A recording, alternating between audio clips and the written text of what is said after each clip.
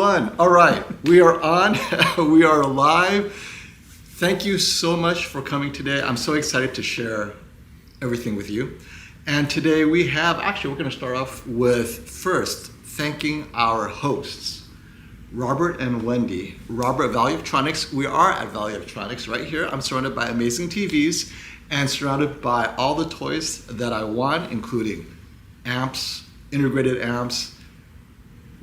It's like a kid at a candy store. Projectors, here, right? Projectors. AV so we definitely need to pay respects to the man who made it possible, letting me come and take over his store. Second weekend in a row. Were we here last weekend or 2 weekends ago? 2 weeks ago, right? Yeah, we've been here every weekend. I'm paying rent now. We just sleep in here. And we definitely want to start off by introducing Robert, the man, and his amazing deals on all of these TVs real quick. So today we're going to have the 77-inch A95L, as well as the 77-inch G5. So you see the 77 inches against 77 inches. And the 77-inch A95L is Sony's 2025 qd-oled 77-inch model. The Bravia 8 Mark II. Many people are complaining I say I too much. The Bravia 8 Mark II only goes up 55-inch to 65-inch. That's also here and available for order. And of course, the Samsung S95F goes from 55-inch up to 77-inch. The 83-inch model has a similar panel technology as the G5, primary RGB OLED. So we'll see how that works later when it arrives. It's not available yet. Yep. So before we move in to content comparisons, the 77-inch A95L is on sale. If you're interested in a Sony at 77-inch this year, it is now, what, Robert, $39.99? Yes, right? With some extra bonuses on top of that. With bonuses, right? He's going to package it, bundled it. Yes. So if you get other things like sound bars, and additionally, 10% store credit if you mention either FOMO or Brian, saying, hey, I want the FOMO deal, the Brian deal. He's going to give you 10% store credit to get whatever accessories you want to match. And wait, let's add the great legend, the Robert, one, the only icon. So, additionally, if you guys need calibration, legend, my friend. Yeah. So let's get the calibration service. Dwayne Davis, you may know him. He's one of the world-renowned calibrators. He is also the one that calibrates all the TVs at a shootout. And QCs them. Yeah. And QC. And QC. So if you want Robert to QC your TV, meaning he will break it in over 100 hours, whatever it takes for Dwayne to then calibrate it. They'll make sure there's no dead pixels. There's DSE, uniformity, all that. They will make sure to get a TV that doesn't have those issues. So you have quality control, you have a full break-in, and calibration. Now, for $650, the calibration involves calibration of all the inputs. It includes calibrating for a bright room, and if you need game mode, one of those settings can be done for game mode if you want that perfect calibration, and Dolby Vision, right? So many of you want perfect Dolby Vision as well. That's all included. So for those of you saying, hey, you know what? I'm spending on an 83-inch. I'm spending like $5,000, more than $5,000 already. Another $650 is going to make it worth it for me. Definitely let Robert know, because Dwayne Davis will spend the weekend calibrating these TVs. I love it.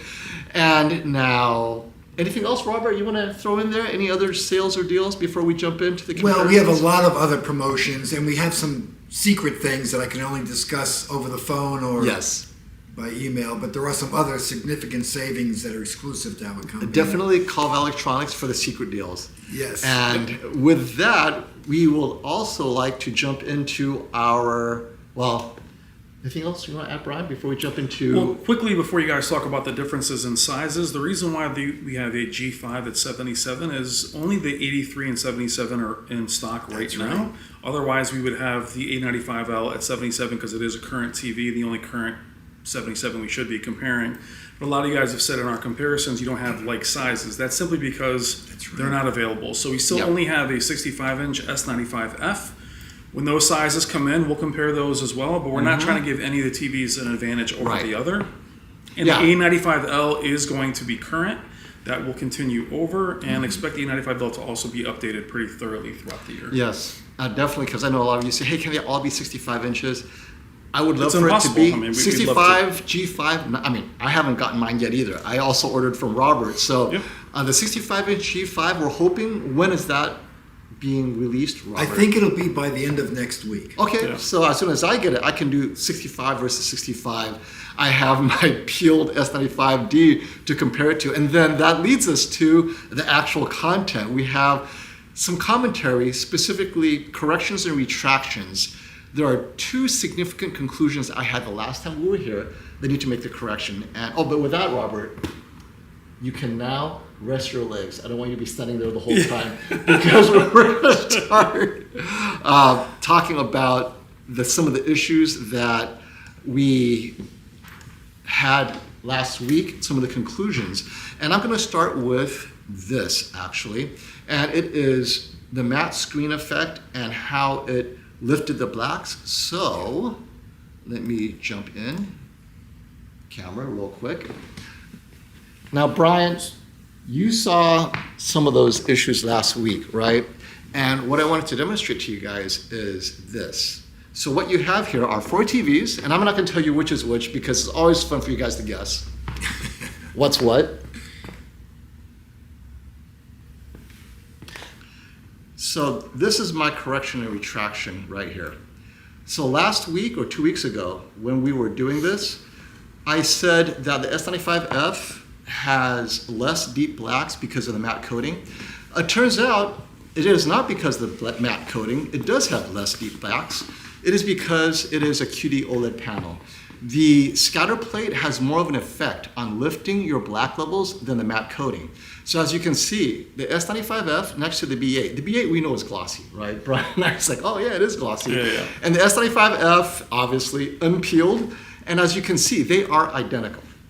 And the A95L, that's here, you're gonna notice in some scenes is slightly darker than the other two, even though it's qd-oled. It's because on the far left, although you have a little bit of glare, it actually has less lighting. It's a little bit darker in that corner, and so it's absorbing less of the ambient light.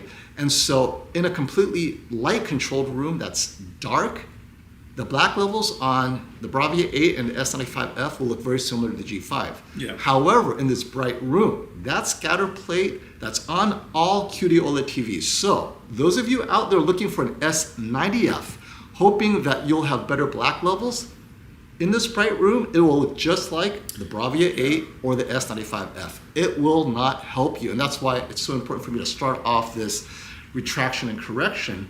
It is a qd-oled problem, and I know, and I see graphically challenged here. This is something that he has an issue with as well with qd-oled.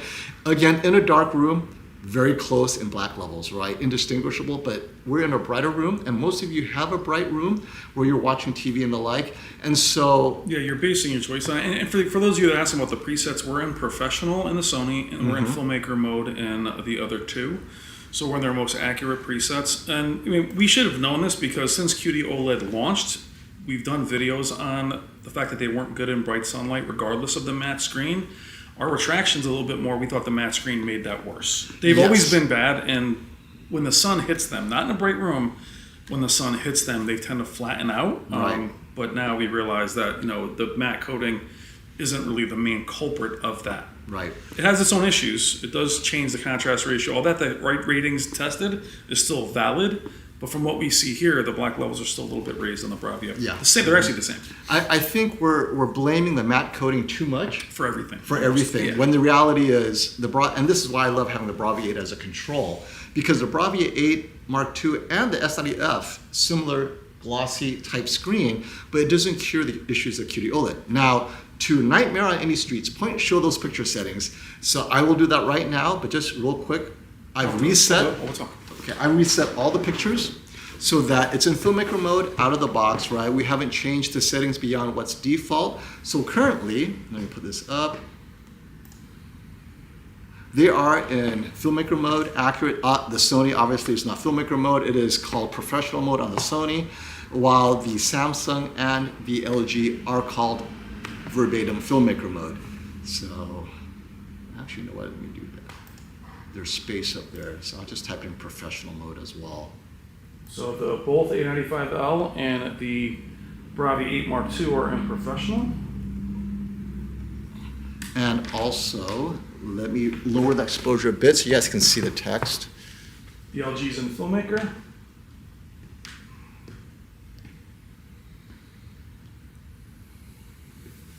Yep, good. So we're in Filmmaker and the wait, so- G5 and the S95F, we're in Filmmaker. The problem with the Sonys is they're kind of sharing the same remote right now. You can see, let me know when you're ready. All right. Good? Yep, we're good. All right, so A95L, we're in Professional. Filmmaker on the G5. And all tone mapping is off except on the Filmmaker. Sonys. It's on Gradation Preferred because Gradation Preferred is the most accurate mode on Sony TVs. Don't turn off Gradation Preferred, keep it on Gradation Preferred. And on both the LG and the Samsung is on static tone mapping. And on the LG, I've turned off dynamic tone mapping to give it its most accurate mode. Now, in a bright room though, to give you that pop, I recommend you put the Samsung and the LG in their dynamic tone mapping modes that give you that brightness pop. On the LG, it would be in active, or not active, it would be on, dynamic tone mapping just on. And on the S95F, in a brighter room, I prefer active, right? But do it to taste, there's no wrong or right answer here. Okay.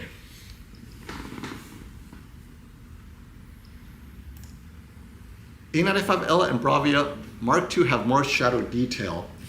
Maybe lifted, but some will prefer that look. So it actually doesn't have more shadow detail per se. The only way you can see if a TV has more shadow detail would be really in a completely dark room, max overdrive. In a bright room, everything looks crushed. And what you see as shadow detail is really, it could be the QD layer in qd-oled kind of lifting everything. So it's not necessarily Sony or Samsung doing anything special. It's just qd-oled doing the qd-oled thing. In full transparency, the A95L is more in darkness and the S95F is more in darkness. The G5 and the Bravia Mark II are closer into the sunlight. Right now they're all in the dark. But when you look at, if you think the A95L pops more and the S95F pops more, it's because they're kind of in the corners and they're both darker. Yep. Thank you, Fran. Now, we have a second retraction and correction, and this one may affect even more of you. So in our live stream with the LG G5 in game mode, we noticed that, wait, did they fix this? SDR gaming is brighter. You have access to peak brightness, and suddenly the G5 was killing it, matching the S95F, if not even brighter possibly, The right? ability to make it brighter. And in talking to Classy and others who couldn't get that brightness mode on, it turns out that the splitter tricked the TV into allowing you to get to brightness mode. I go, wait a minute, Brian, is that a mod? Well, what's interesting is it didn't trick the G4. No, the So G. if you have a G4, this is not going to work. So that's why we thought it was legit, because the G5 was unlocked. Its brightness slider, it was not a slider, it's high, medium, and low and off was enabled. And then we thought it was legit because the G4 was still locked. So the splitter that we FOMO had purchased, we did test it on the G5 that's here at 83, and we were able to mimic it and get around it. So let me put up the splitter that so first of all, the splitter that we were using last week is a very expensive AV Edge Pro. I thought, wait, maybe only the AV Edge Pro gives you this advantage.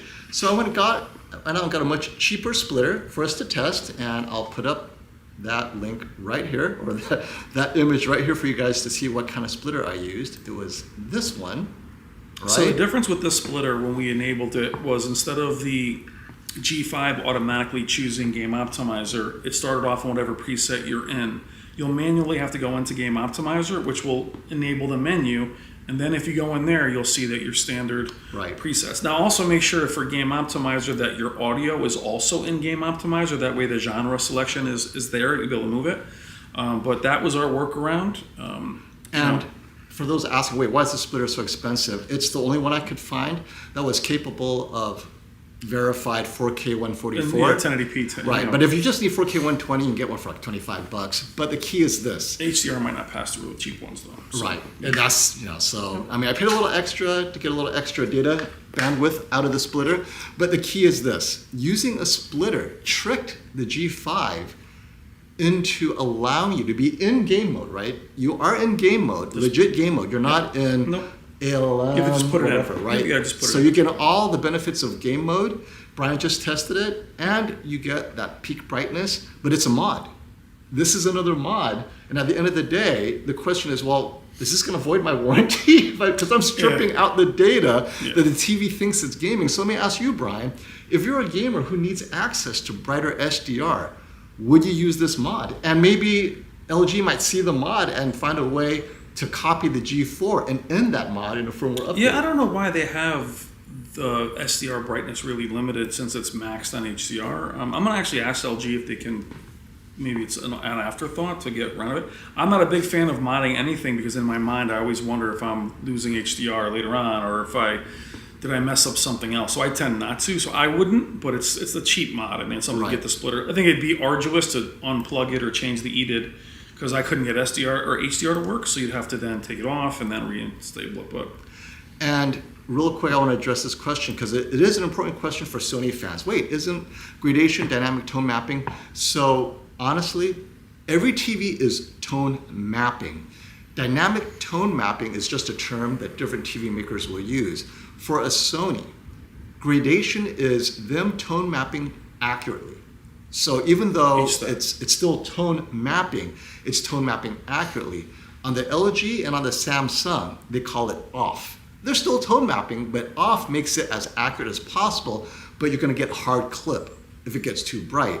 On the Sony, when it gets too bright, that tone mapping becomes more aggressive and brings down that brightness a bit to keep the color, because Sony doesn't want to confuse you.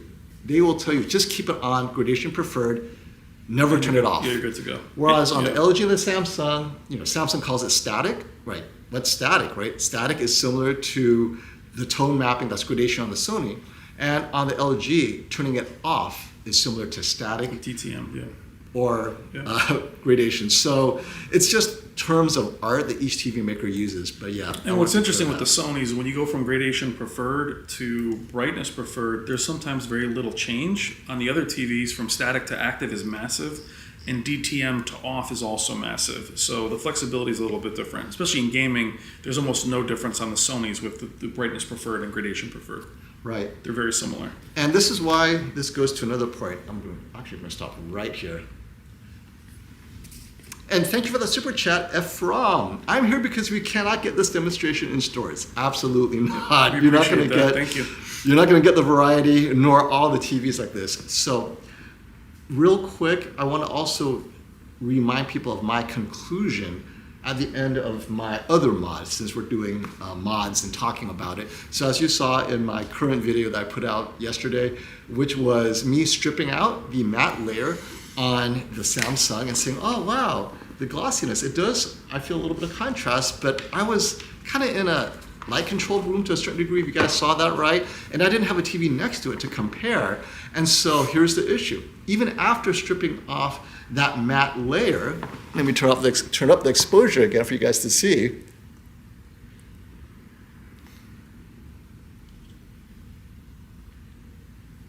I don't think the Bravia Mark II is as glossy as the S95 without the layer on it. Right, that's really right, I would still have this problem. I did not solve my contrast issue per se, or the lifted black issues. So my recommendation at the end, and I will remind people now, is get the G5. If you want deep blacks without any effect on the contrast, because that's more important to you, right? You can't win on everything, but if that is, it's kind of like, which is the poison you can live with, death by a thousand cuts. Reflection, right? Then if you have a bright room, I get the G5, but be mindful that you're gonna see reflections. I had to turn this TV off behind me. You see that TV? It's actually a Bravia 7. That's a Bravia 7. It had a painting. I had to turn that off because otherwise you would see it on the G5. Yeah. And it was very annoying. And for me, if I was in this room, I would put the S95F where the G5 is, because that reflection in this scene was still too bright. I could see it. So it's definitely use case specific, but I wanted those who are planning to remove the matte screen, be mindful that the qd-oled affects your image quality. That scatter plate that's in the qd-oled is gonna have an effect that may be worse than the matte screen depending on your lighting situation. And I don't think I emphasized that enough last time because I didn't have the Bravia. You need to see it. You need to see it. Yeah. Though again, let's let the demo run. So you know, Yeah, we're gonna let the demo run. So it'll be said that when the S95B and C came out before there was the matte screen, we had noticed that they struggled in bright rooms anyway. But we thought that the matte screen emphasized that more, and it's not as big an issue. Though I think those of you that like glossy screens, that's still going to be something that you love. I love glossy screens. I think it does add something to the contrast ratio. The question is it worth pulling the screen off? I mean, obviously I wouldn't do that. I wouldn't. I ended up scuffing. I had a minor scuff. That was just, I don't know what it was. I couldn't even remove it. Like, wait, is that black glove so tough? Did it have dust on it or something? I mean, it was really minor scuff. And then the other thing, I was talking to Robert and Wendy. Oh, hey, Wendy, can you switch the input to 1 now? I'm going to use a Roku and play other content. Thank you guys for joining us on a Sunday. Again, we are here at Value Electronics. Please consider making your next AV purchase through them. Check the description below for all our information. Let them know that Brian or FOMO sent you. They will take amazing care of you. This is actually my 3rd weekend in a row here. I was here during the week shooting the Bravia 8 Mark II. FOMO's been here a couple weeks in a row. It is a big deal for us to take over the entire store. It is. They're actually closed today, so we're all working on Sunday, so we appreciate you guys being here with us today. I love Florian's comment right here because it's important you guys... Is that Florian? No, it's Florian Lavarge. Oh. Thank you. Sorry, Florian. The thing is, what is your preference, right? You have to choose your poison. And he'd rather have a reflection than the purplish elevated blacks. And absolutely, you just choose the TV that fits you. Yeah, and I think more importantly, FOMO, if say the Bravia 8 Mark II was here alone, I wouldn't think it looked like the S95F. It's all about how your mind thinks about how these TVs are when they're alone. Very important to have them alone first to really see how they look. But when you see them together, would you really miss the black level on the Bravia 8 Mark II? Probably not. Mm-hmm. The reflection handling appears to be better than the G5 for that. But the G5 retains the black level regardless of what it's doing. So KG has a good question. FOMO, do you notice much of a difference between the A95L versus the Bravia 8 in professional mode? Some articles saying they were changing its behavior, turning off more processing than before. KG, it's better than that. They've actually, so I don't know if it's Samsung's fault or not, but the Bravia 8 is as bright as the Samsung S95F now, and both are slightly brighter than the A95L when it's a larger, brighter scene. So specular highlights are about the same, but the Bravia 8 Mark II, I want to say II so badly, but the Bravia 8i Mark II, its full screen brightness clearly is a touch brighter, noticeably, matching the S95F, and we're going to have some of that content for you guys to see. But then the larger window brightnesses, when it gets bright enough, the Bravia 8 Mark II will be as bright as the S95F. And so the question is, did Sony really unleash it, or did the Samsung S95F pull back? Because neither are as bright as the G5 when the window brightness is a bit larger, right? Yeah. So 1%, very similar, but as that bright, and we're talking colored windows, not just white. White, the G5 is just dominating. But yellows and blues, as that window gets bigger and bigger, the G5 starts to take over in its HDR impact. And we're going to see some of those scenes. Like I really liked last time what you found, the one with the storm and the rain. Yep. We're going to do that with the Sony and see how the Sony does with that. Mm-hmm. So yeah, I don't know about processing, but definitely brightness, the brightness curve, they're allowing Sony to match the content a bit better. Yeah, and professional has been, since they went from custom to professional has been a bit brighter than other companies' filmmaker. And we've seen Samsung's filmmaker become more like custom used to be. Mm-hmm. They want to have that, Samsung is trying to get their presets tuned to be more accurate and then have the headroom with dynamic and the other presets. So they're not nerfing it, they just want it to remain more accurate. Right. Mozart has a great point, and this is a point of discussion that I bring up all the time. People judging black levels in a bright room. So us being the people, the thing is, if it wasn't noticeable, I wouldn't say anything. Because as you point out, Mozart, in a bright room, black levels are kind of crushed, right? Meaning, as I've said before, you cannot judge shadow detail in a bright room because you're going to miss a lot of that shadow detail. It'll actually look crushed. That's why when it's obvious that the black is lifted, I'm like, wait, they should all look dark, right? No. When you can notice it, then you have to bring it up. Pause it. All right. So regardless of being in a bright room, so Jen's content on this particular shot, regardless of the TV you're in, always has like a lifted black to it, even if it's on a mini LED or an OLED. And you can see that all the QD-OLEDs are lifted. The G5 is not. Right. And I only bring up this shot because this shot is lifted by nature, the way she filmed it, just to show the shadow detail. And even the A95L, which is in the dark, has lifted blacks. The G5 is the only one that has black. Right. So we would not judge black levels if we couldn't see it. And so that's something that... You can make this room pitch black and they will look just like that. And that's to Mozart's point. If this room was pitch black, they would all look indistinguishably black because there's no ambient light.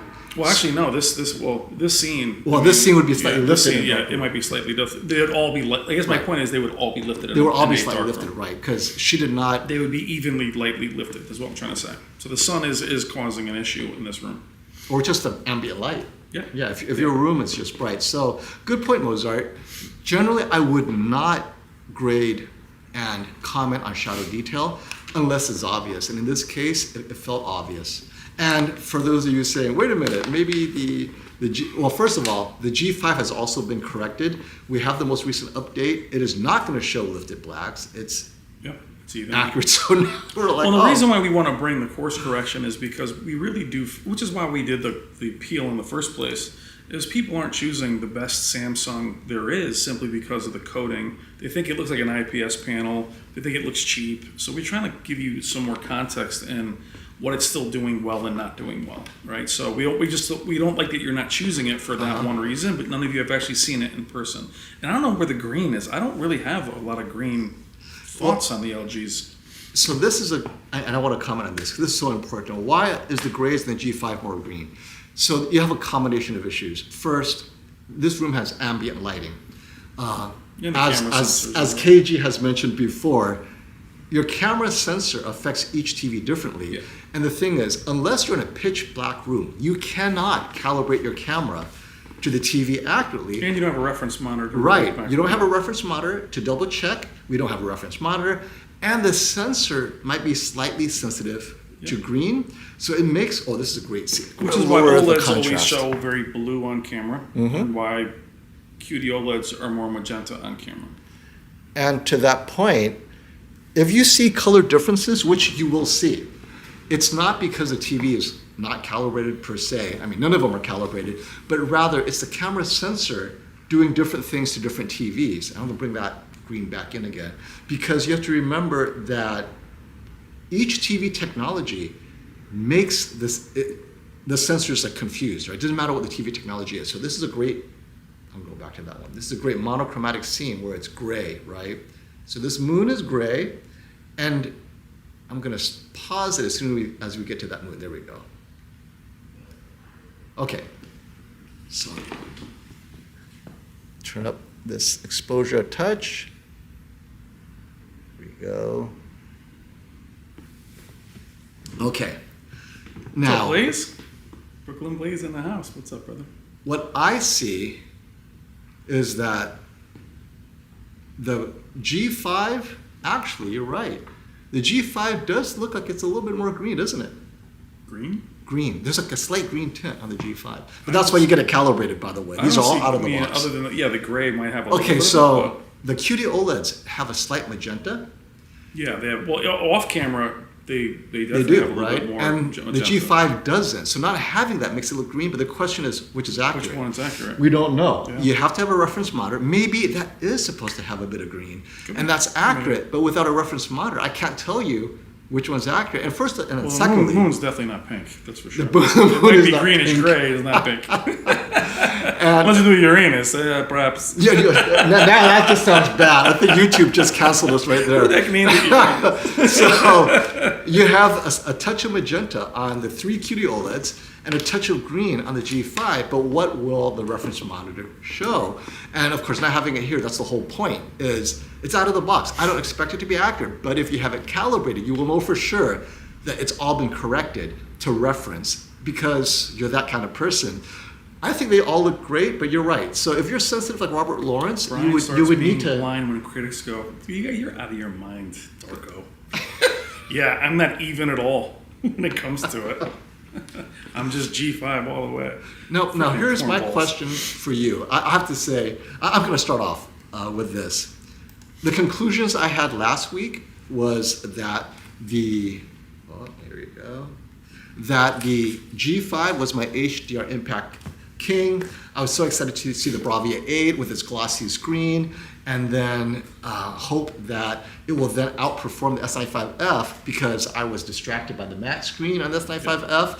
Now, after seeing everything, I am doubling down on the G5. I am so excited to see the G5 at the shootout because I think. Be careful. Are you now a I'm G5 show? Watch out. FOMO. Now he's blind. Wait, no. I have to say it this way. Do you have your LG cup or your hat?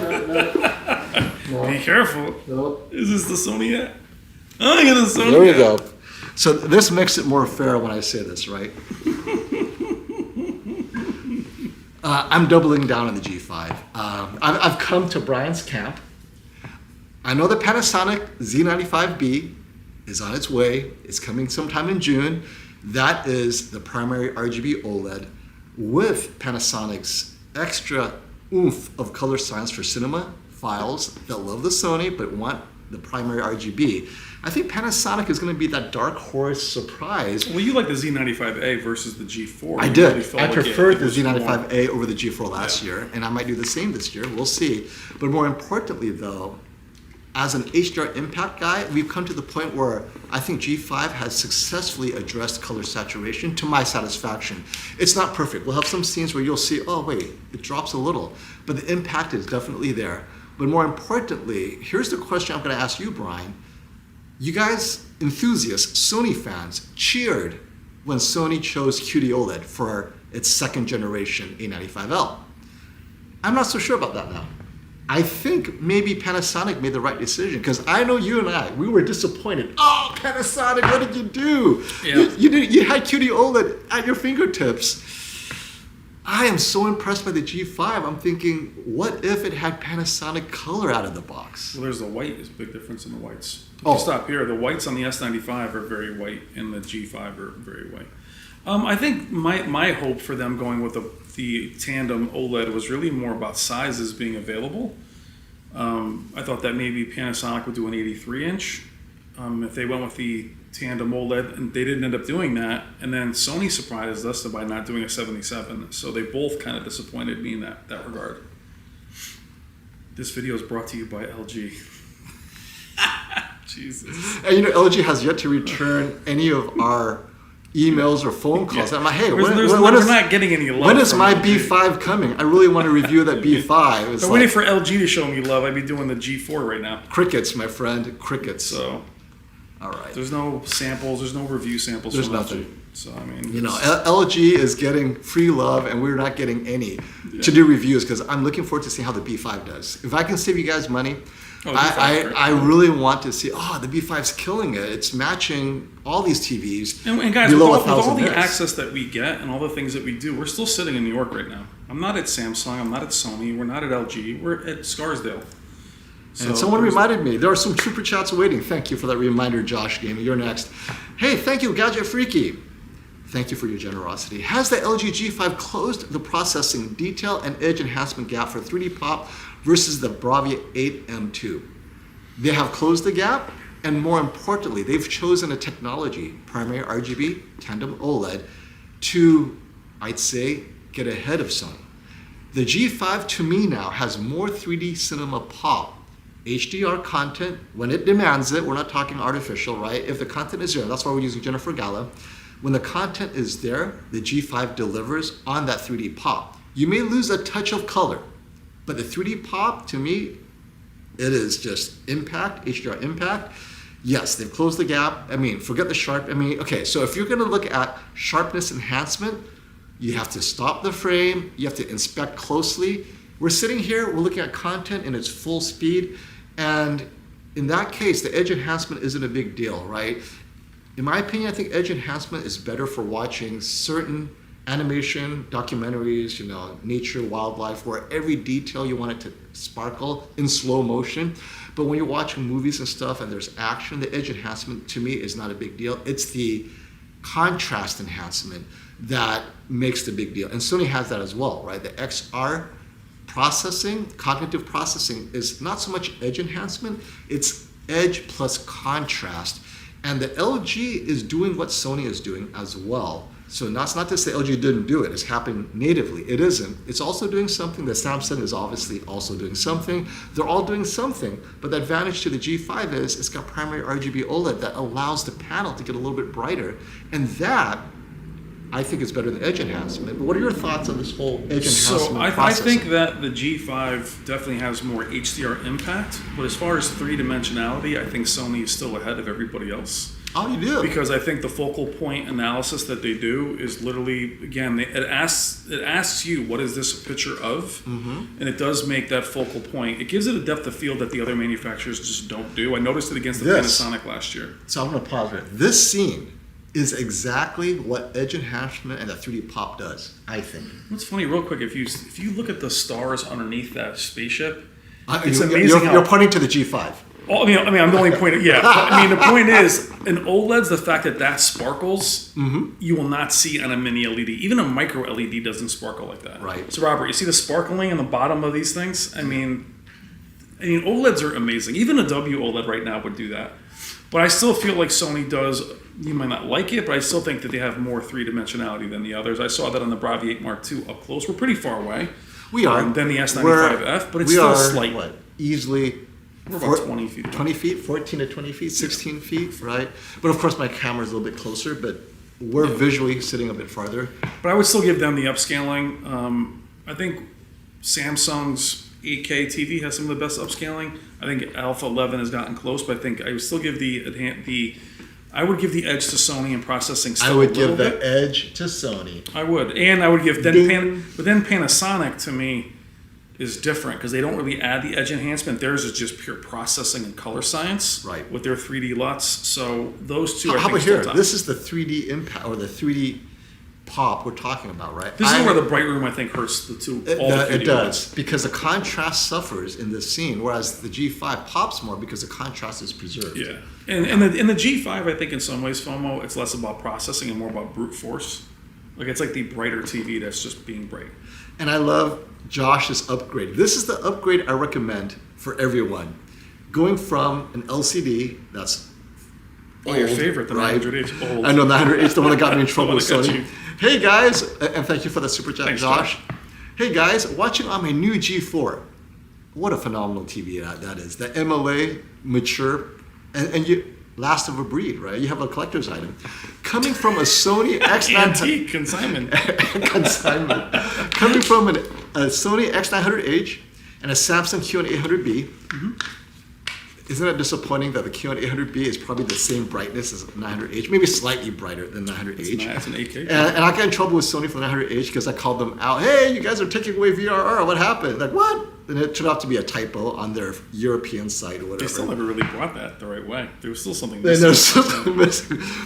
And so you're going from I'd say a low luminance LCD TV, which would be the X900H, for HDR that is. The G4 blows them away, especially in depth, contrast, and out of game. And so for those of you coming from a 5-year-old LCD TV, like Josh is, right? The X900H is about 5 years old. Oh, yeah. Going to OLED, if he went to a B4, he'd notice the pop. He'd be happy. But you go in with a G4, that is an explosive upgrade. I love it. That's where G4 is where micro lens array really came into its own. Yeah. Because they had the processing matched to the MLA. Yep. The G3 had some teething, I'd say, but the G4 nailed it. So that means those of you holding onto your money waiting for the G6, Robert's going to have that in a year, and then you could have the final mature version of primary RGB OLED. Dorian Gray, hey, thank you. Love that name. Thank you for the super chat. What about sound clarity? Any thoughts? Thank you, buddies. So, sound clarity. Generally speaking, Samsung is the worst because of their One Connect box. They wanted the TV to be super thin. There's only so much you could do with a thinner TV, right? Physics being what it is. There is not a lot of acoustic room for the Samsung, and it's using real speakers. It's not using the acoustic glass surface like the Sony and the LG. So, but this year it's a little bit better on the S95F. But I would give the clarity to the Sony and the LG. The larger your TV, if it's OLED, the better, the bigger the sound. But ultimately, it is just good enough for dialogue. If you want movies, if you're watching movies, especially action movies, and you want to go a bit beyond dialogue, you have to get even a simple sound bar that has a subwoofer. It's the subwoofer that brings that cinema feel to the table. So if you get a sound bar with no subwoofer, the only one I would recommend would be the quad. To me, the quad has the lowest full movie-worthy system without a subwoofer. So I choose that one if you don't want to fit a subwoofer in your room. Yep. But if you're able to get a subwoofer, get definitely the Samsung Q900 series. Excellent. The Bar 9 is awesome too. Bar 9 is great with a subwoofer. But for me, the value winner has to be the Samsung Q900, especially the 2024 model. I mean, for under $1,000, all in, it cannot be touched. So yeah, but you got to get something with subwoofer. Even if it's one sound bar, it's that subwoofer that makes the difference. And with a Sony, you could get a larger subwoofer, the SW5, or a smaller room, the SW3. So yeah, there's some options, but without a doubt. Or the Nakamichi, 4 subwoofers. Yeah, that's awesome. 12 with a 12 channel. Yeah. Now, and I assume clarity, Dorian, you mean vocals, dialogue. They actually all do pretty good on dialogue. It's just because they have a voice zoom type of technology on all of them, but you have to go with a soundbar. I mean, it's so hard to say, it's good enough. But yeah, at this distance, it would be barely loud enough for me. Yeah, well, to get that full scale. The LEDs, they have the bigger cabinet. They have the ability to put the subwoofers and different actuators. Yeah. What's up, Matt and Bev? It's the A95L, still king of OLEDs. So to that point, Matt and Bev, thank you, another regular. You notice in these scenes, and this is Jennifer Galla's content, right? Bright, dark, all different types of HDR. The A95L is not falling behind. You're not saying, oh my gosh, that A95L is so 2024. For this content, that size, you get cinema processing, it's the same. Now, we're going to push the brightness a bit in our next set of scenes from Jennifer Galla. Oh, Jennifer Galla, we didn't give her a shout out. Is Jennifer here? She was here earlier. Why not? She hangs out, says hi when she bounces. Right. And let's see here. We can try to capture all your super chats. You guys are so generous. Thank you so much. Oh, here we go. Ben, you're next. Thank you, Ben, for the super chat. I am upgrading from a 55-inch OLED E6. Wow. E6. I think I still was watching plasma during that time. Yeah, well, they were ending, yeah. So that was one of the first. That's when the E's were just a different design. Right. Let's see. To a 55-inch G5. You'll be very happy. You'll be ridiculous. Very. What do you think I will notice most? Okay, motion processing, upscaling. I mean, contrast should be similar, but the HDR impact from the additional brightness, it feels like the G5 will have better contrast. Well, the G5 is like 5 times as bright. I mean, the OLEDs back then were like SDR. It was SDR. It was for 100 nit content. Yeah, they look like plasmas back when wow, you were way back there. They didn't start getting bright until the 8 or 9, C9, C8. They were really bright, bright for the time, but you're going to see a big difference in everything. And for Ben, I want to show Ben something real quick. Ben, did you have burn-in too on that? That's back when it was really hard for OLEDs. There was no HDR impact back then. Okay, so Ben, this is for you. Since you have the G5, and I assume you're going to be in a semi-bright room. So we're in filmmaker mode, and dynamic tone mapping is off, right? In a bright room, I recommend you take your dynamic tone mapping. Instead of using cinema, which I don't think does as good of a job, turn on dynamic tone mapping in a bright room, and you'll see the difference here. So it's off right now. Now it's on. Look at that. right? Yeah, the camera's clipping it now, but it's night and day. Yeah, so let me turn down.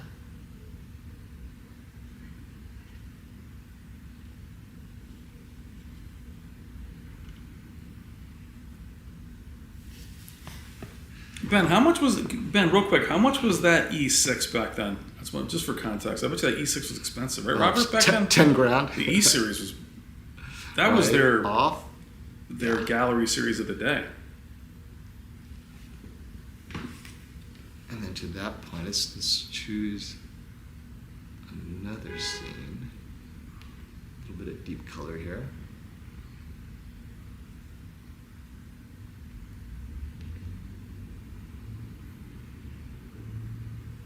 So in camera, the OLED tandem is going to look white just because of the nature of the camera sensor picking it up, and the others won't look as white just because of the camera. So if you see a magenta tint, it's because we're looking at qd-OLEDs.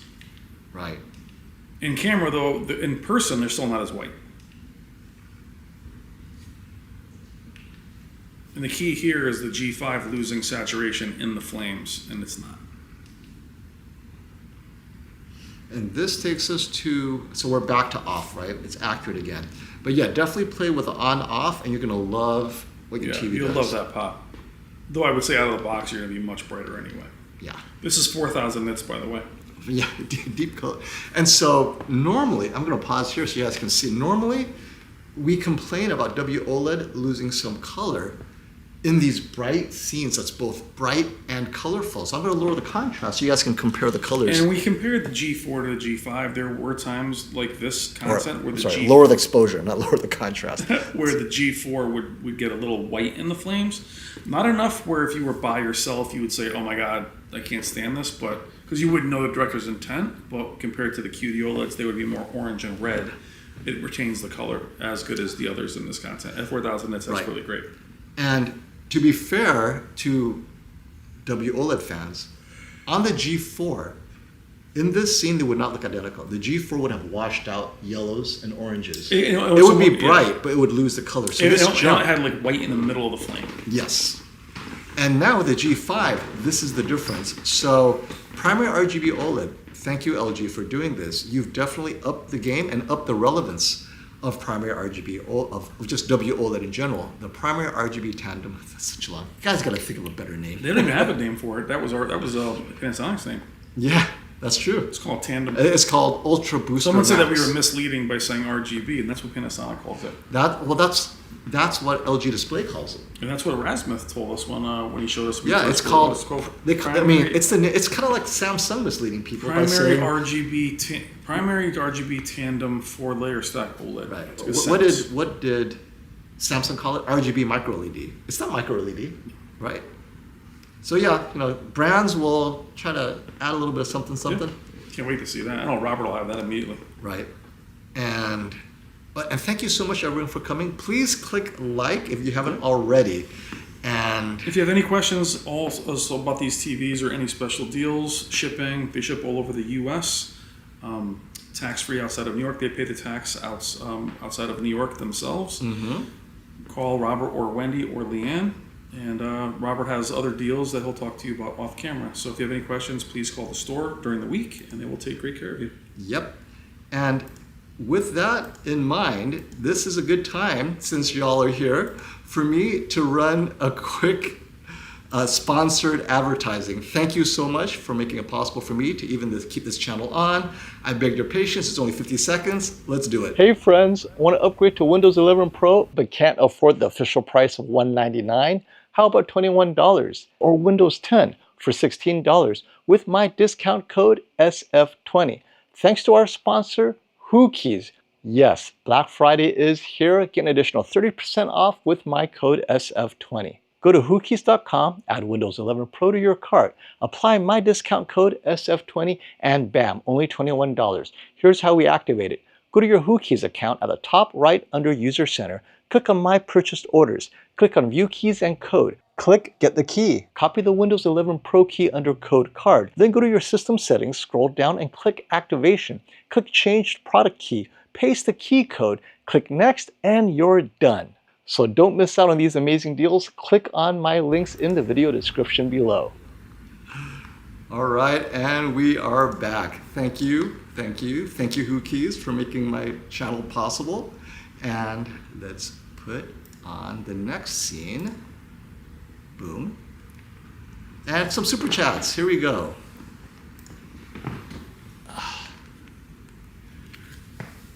Let me turn up the exposure a bit.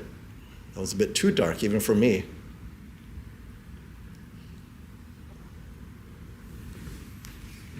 Okay, that's a bit better. Hey, Ben, thank you for that super chat.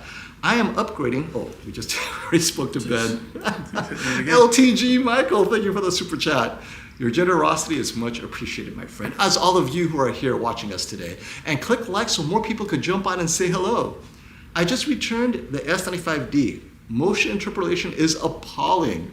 Motion artifacts. Judder is bad. Should not need to fix it by setting judder to 4+1. I find the QD to be hazy, poor resolution. How is 8:2 action soccer G4, G5? Okay, so this is great. Motion is so subjective. And Michael, do you mean that you like having soap opera, or do you just want the judder to go away? Yeah. Because some people are very sensitive to it, others are not. So to me, you have to choose your poison. Do you hate stutter, or do you hate motion interpolation with artifacts, right? The setting the judder on the Samsung to 4 is, or 3 or 4, right? I'm fine with either one. For me, it's the only way to eliminate stutter, but it does introduce a little bit of soap opera. Unfortunately, the motion artifacts are also there at 4. You have to go even higher to get rid of it, but now you have too much soap opera. Sony has that best combination of everything to get rid of the stutter, but then at high motion settings that many people like, Sony doesn't do as well. And the G series, I think, has the best combination of both. So for those of you who like playing with motion on either side, anti-stutter, anti-soap, I think the G5 and G4, they do a better job giving you settings that are a little bit more expansive. But I'm mostly an anti-stutter guy. I don't focus as much on quality, high motion interpolation, but gamers do. And on the Samsung, the Game Motion Plus, which is very much motion interpolation, to me, that's just genius, how well they implemented that. They've been doing it longer, just with OLEDs. I mean, they've been... So Samsung, I think, is great for high motion interpolation, where you max everything out at 10. It's the slow panning that there's challenges. It's the slow pan static that they struggle with. Sony, that's their specialty, but it's the high motion interpolation gaming that they struggle with. I think LG kind of does both well enough. So I'd take the G5 if you are sensitive to motion. It gives you more settings to play with that work very well. Hopefully that helps. And next up, this is an interesting one because they want to make sure it's the same size. Malum, thank you for that super chat. At the shootout, which is happening on July 12th at All Electronics. They're all the same size. All the same size. And all calibrated and broken. 65 inch, what do you think the professional filmmakers will choose? Okay, so my understanding, since I am not organizing the shootout, we're just commentators, right? We know what we love. And we're not judges either, but we are directly involved in understanding what's happening so we can make sure our content matches what's happening. Dwayne Davis will be handling the production this year completely to make sure that everything is perfect. 65 inches. So more importantly, will they all be the same size? Yes. Whether it's all 55, whether it's all 65, whatever it is. Dwayne wants to make sure that the judges are judging TVs that are the same, and they'll have a reference monitor, multiple, if it takes that to make it easy for the judges to separate the differences between the TVs and what reference is. And what will the professional filmmakers choose? So it's a collection of people, and this is something that, I don't think you realize you open a can of worms here. There is a difference between a professional filmmaker. I'm sorry, I have to lower this exposure. And only because a cinematographer and a color grader and a calibrator, they all have different specialties. And real quick, the reason why I'm lowering exposure is so you can see the brightness difference when it's all white. What the G5, this is why hockey fans. Yeah, it's night and day. And this is just what the G5 can do. I'm not doing anything. You guys noticed, we didn't change the settings. Yeah, there's no tone mapping will make it even more just, right, it cannot deliver the brightness that Jennifer wants in this scene, except for primary RGB OLED. And the MLA G4 can do it, but then you lose some of that red. The red here is preserved. It just looks like the red is less saturated because it's so bright, right? But okay, back to your question. And judges, right? You don't want all filmmakers, and this is why. The filmmakers only know one TV. That's a reference monitor.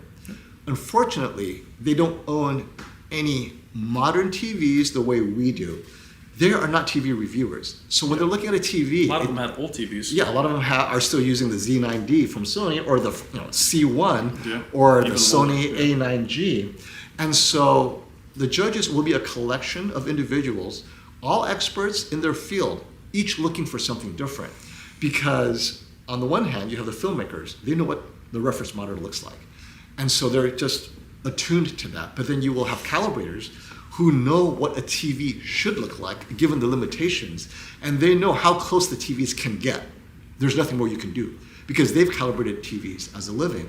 So you'll have filmmakers, calibrators, and TV reviewers. They know what they're looking for as a reviewer. What is the impact that they think that they want to get from the TVs? How accurate is it? Because you still have the reference monitor, and then you will have what we call enthusiasts who love buying TVs. That's what they do. They love TVs. I would argue that they may know as much about TVs as we do because they literally buy the next best thing after watching us, and they buy the latest thing every year and just give the old one to their friends or whatnot. And so it'll be a collection of different people from different walks You of have life. to have it that way. Right. Because if you had all just filmmakers or we had cinematographers, they have different, and it's really about who has the eye for what is the most accurate. And I think this also neutralizes this, they're all biased because filmmakers, they only love Sony, Sony Venice, Sony reference monitors, Sony TVs, right? This is people who have all different types of TVs, right? Samsungs, Sonys, it doesn't matter.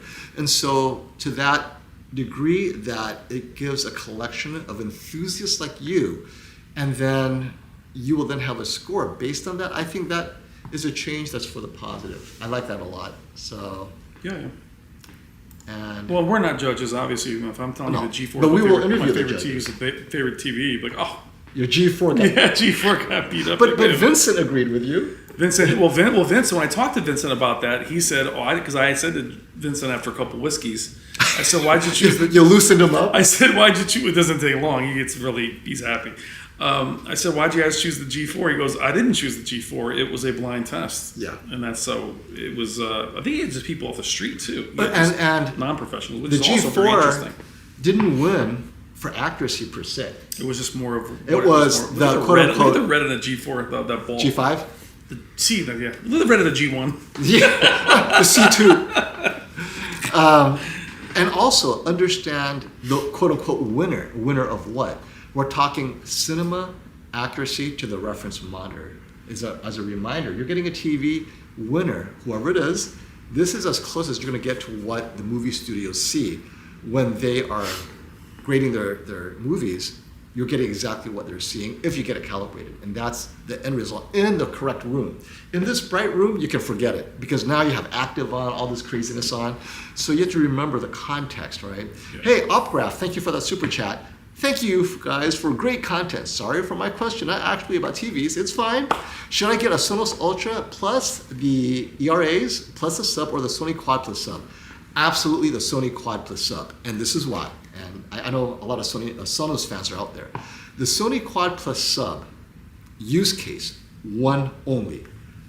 Perfect immersion that matches what the creator, we're talking about the audio mixers now, what they intended for you to feel in a movie space. The Quad is designed from the ground up to be that. The Sonos, on the other hand, they have a couple of bosses to answer to. They want music, they want whole house music, they want this, they want that. Their focus is not 100% movie immersion. Translating 5.1 DTS Dolby into surround. That's not what they're intending. Sonos is the best at giving it to you throughout your home, your outside. The ecosystem is what Sonos is best at, and they're unbeatable in that regard. But as far as home theater, the Quad, like the Sonos does everything pretty well, but I think lacks home theater wise, even their home theater type stuff. The dynamic voices are hard, but the Quad's excellent. In the Bar 9, so I would go for a dedicated home theater. If you want your whole house to have music, then you can't go wrong with the Sonos and the whole ecosystem. But the Quad is definitely the way to go for, especially if you're matching it with Sony TV. I match it with any TV, and it's great with the ARC. The Sony Quad goes with every TV. Yep, HD. And, you know, throw in the sub. Now, I will give Sonos the edge on the subwoofer power because you get multiple subs. We've been talking to Sony. They're designing the ability to add more subs in the near future, but the Sonos Arc Ultra, it has the capacity to add multiple subs. So if it's more important you get that bass oomph, Sonos, more bass. But if you want immersion and surround, I think the Quad balances that better. But again, both are premium. And if you're already committed to the Sonos ecosystem, just add it. Yeah. Just get the Sonos. Yeah, because I think the Sony's is tuned for home theater versus, though they did have some pretty good music presets that they showed us in Japan. Okay, this to me is a little drama for the day. I gotta find out what happened. Did you see that Digital Trends, I assume DT means Digital Trends, copyright strike Caleb rated, let the battles begin. Yeah, I don't know how he would do that considering that unless he played a... No, his face has been copyrighted, did you know? Really? They copyrighted Caleb's face. No. Why not? What did Caleb say? They own everything I do. Wow, and so that would they be own his terrible. face. Now, I might be tongue in cheek, but think right, about I gotta check out this think channel. about the algorithm. You should text Caleb and see what he text him and says. say, "What's up?" Okay, so I'm talking algorithm. I don't know if Digital Trends did it intentionally. Let's give him the benefit of the Well, how doubt. did you guys find that out? Was it on his channel or what Maybe was his channel disappeared. No, that would be terrible. So think algorithm, right?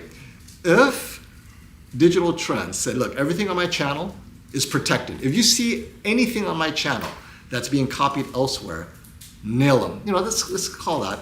And with AI being what it is, they are looking at other channels who are lifting the content from Digital Trends and putting it on their own without permission. hold on a second. I can't And find- Caleb's face Hold on, I can't in find all this. sizes, right? Wait, does that mean I'm going to get a copyright strike from Digital Caleb Trends? Because rated. his face is all over my last 3 videos. He was on my live stream.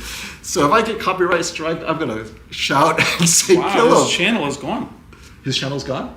It's gone. And so I guess maybe Wow. things did not happen in a way that we had hoped, which was... Because if you put in Caleb Dennison, it used to come up as Digital Trends, and then Caleb Rated was underneath it, and now it's just wow, that would be heartless. Now, not to derail our live stream, but Caleb is a here friend. it is. Okay, Caleb is a friend. right there it is. Okay, everything is there. But his face is gone. His face is gone. Are his videos there? Any videos? There is Caleb. But No, where's his videos?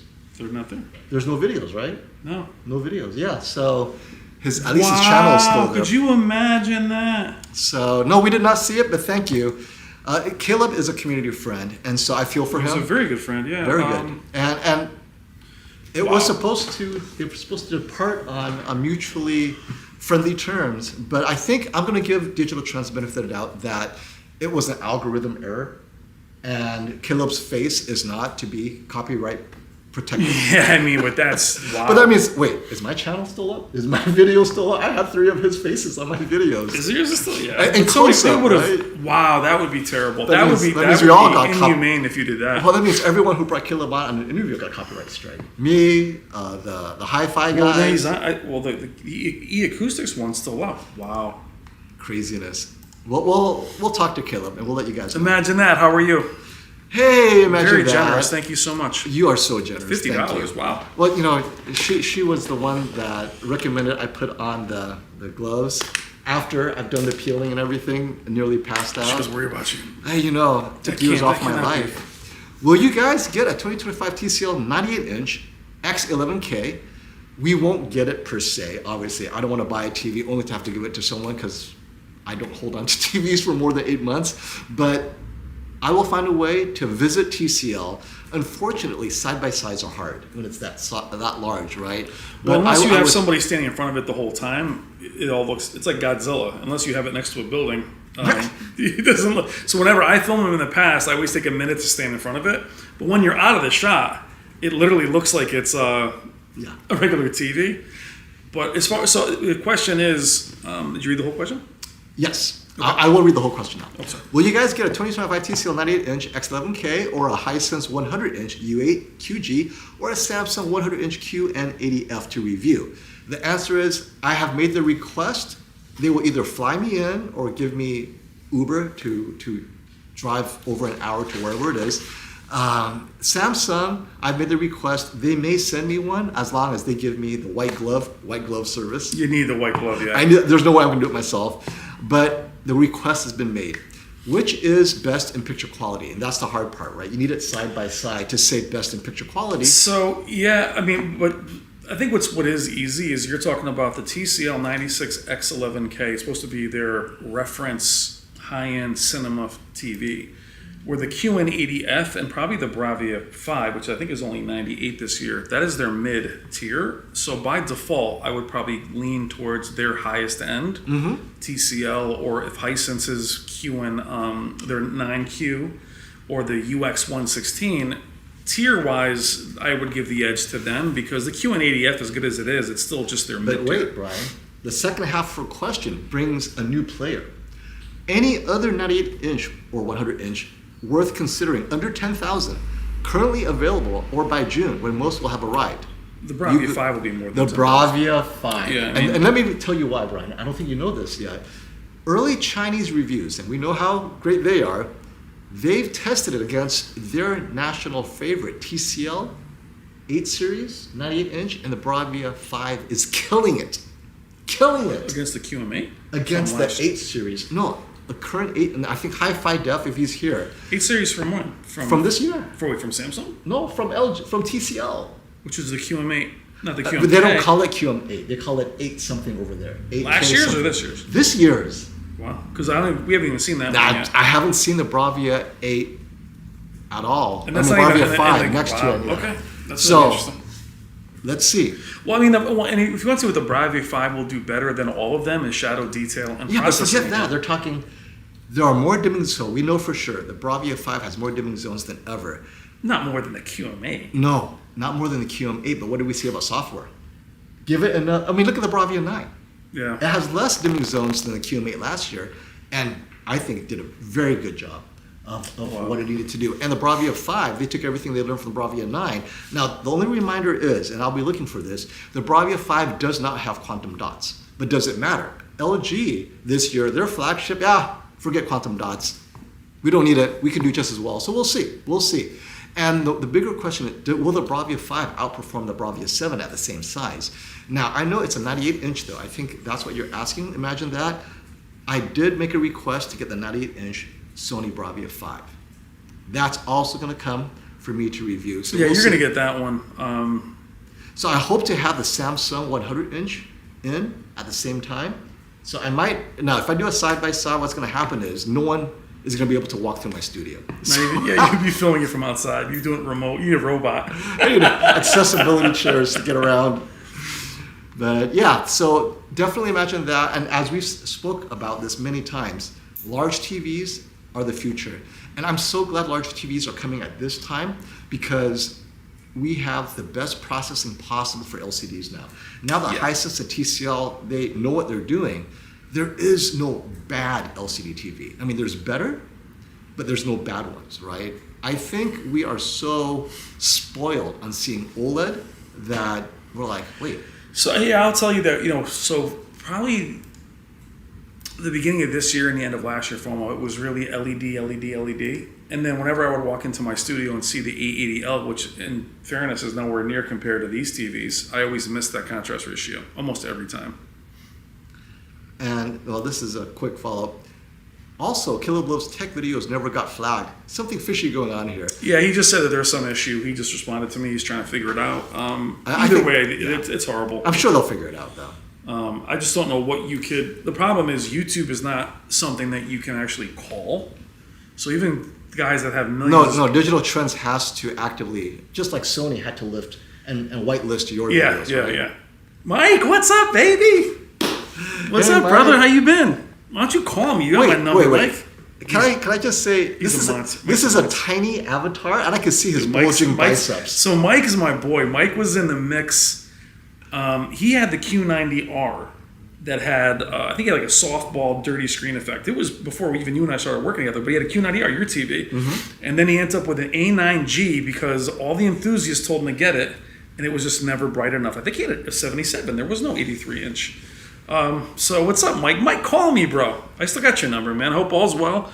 Got any advice on how to get away with buying the G5 without being strangled by my girlfriend? No, I don't have any advice. No, I do. You can blame me like you always Mike, like. this is what I do. Maybe you might want to follow my advice.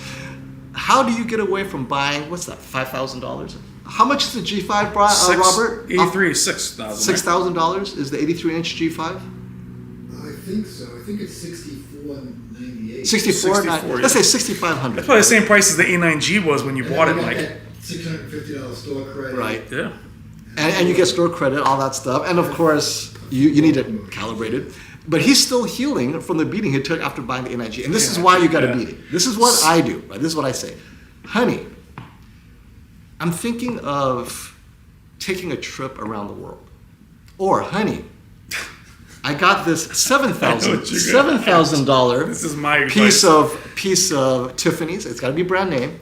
Tiffany's jewelry, or name her favorite jeweler. It doesn't matter. It doesn't matter what it is, as long as it costs similar, or she thinks it costs similar.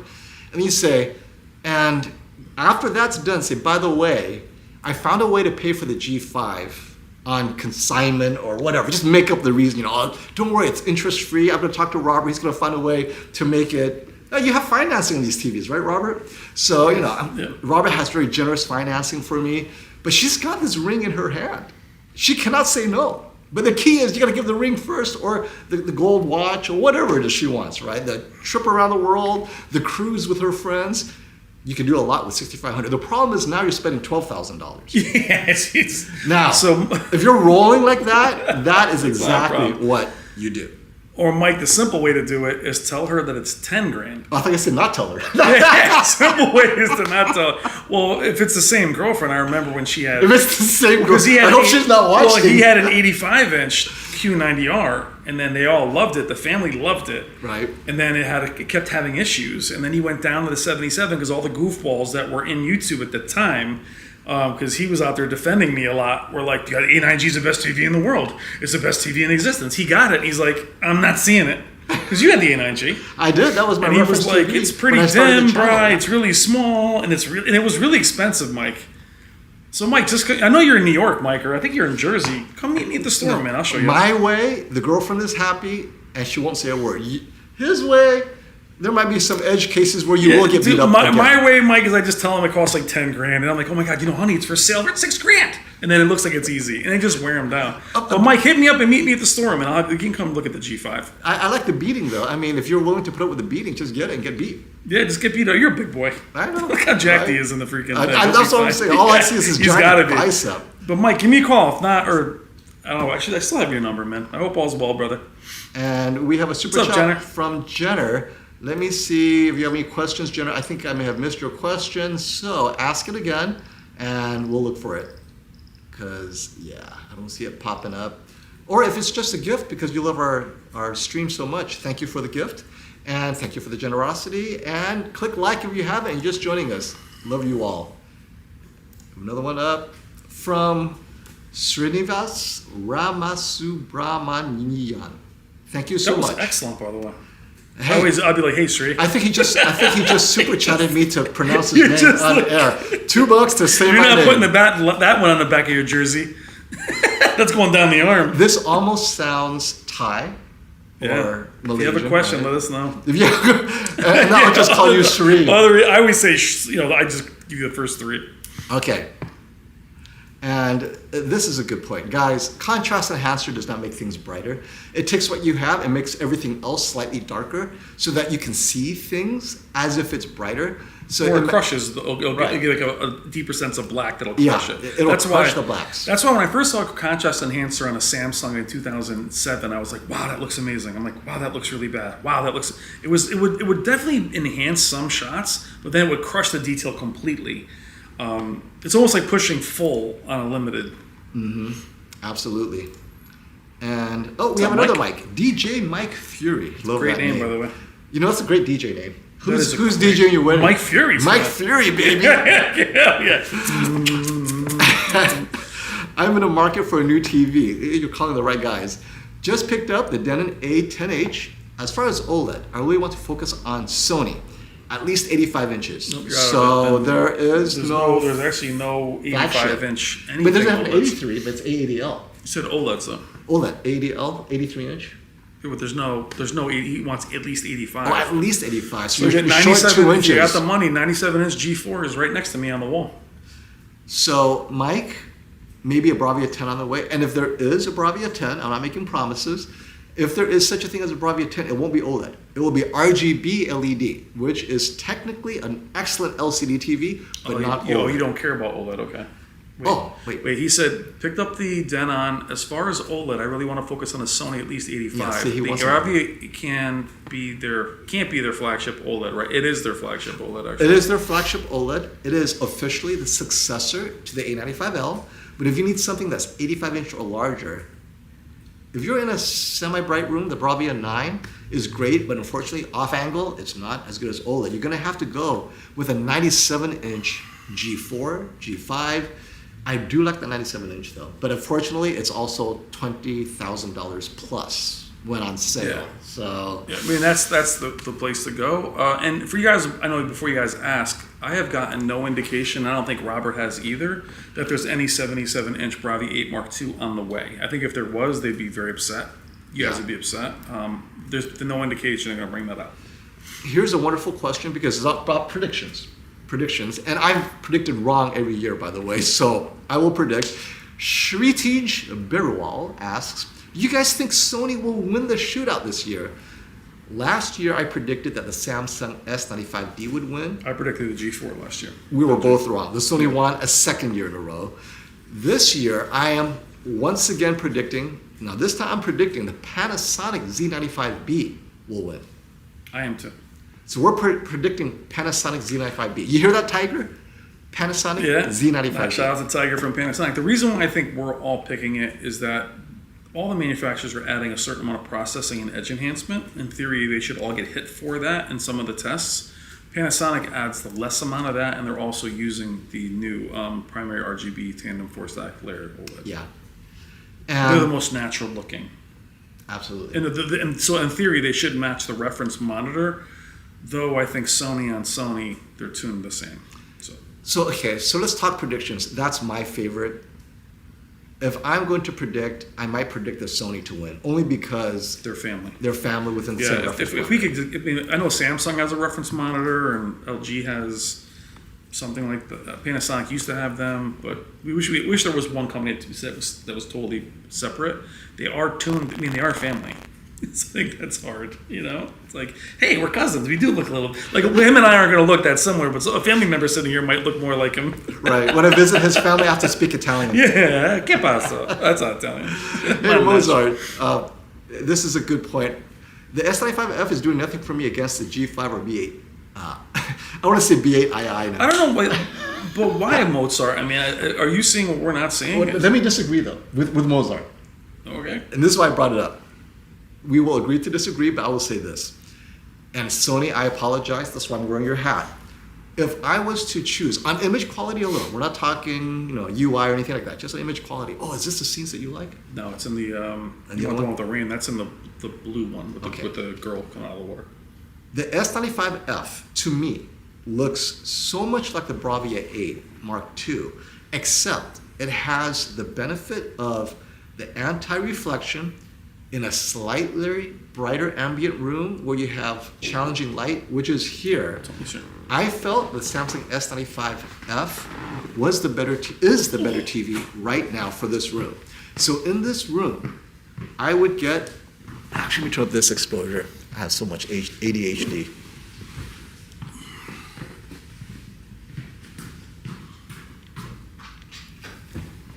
So in this room where you have glare and all that stuff, the S95F is the better TV in this room. Now, in my room at home, I would choose the Bravia 8 II, Mark II, because I know in a light-controlled room, I do enjoy Sony's processing slightly more. I have more to play with than the Samsung allows me. But for gaming, I would choose the Samsung.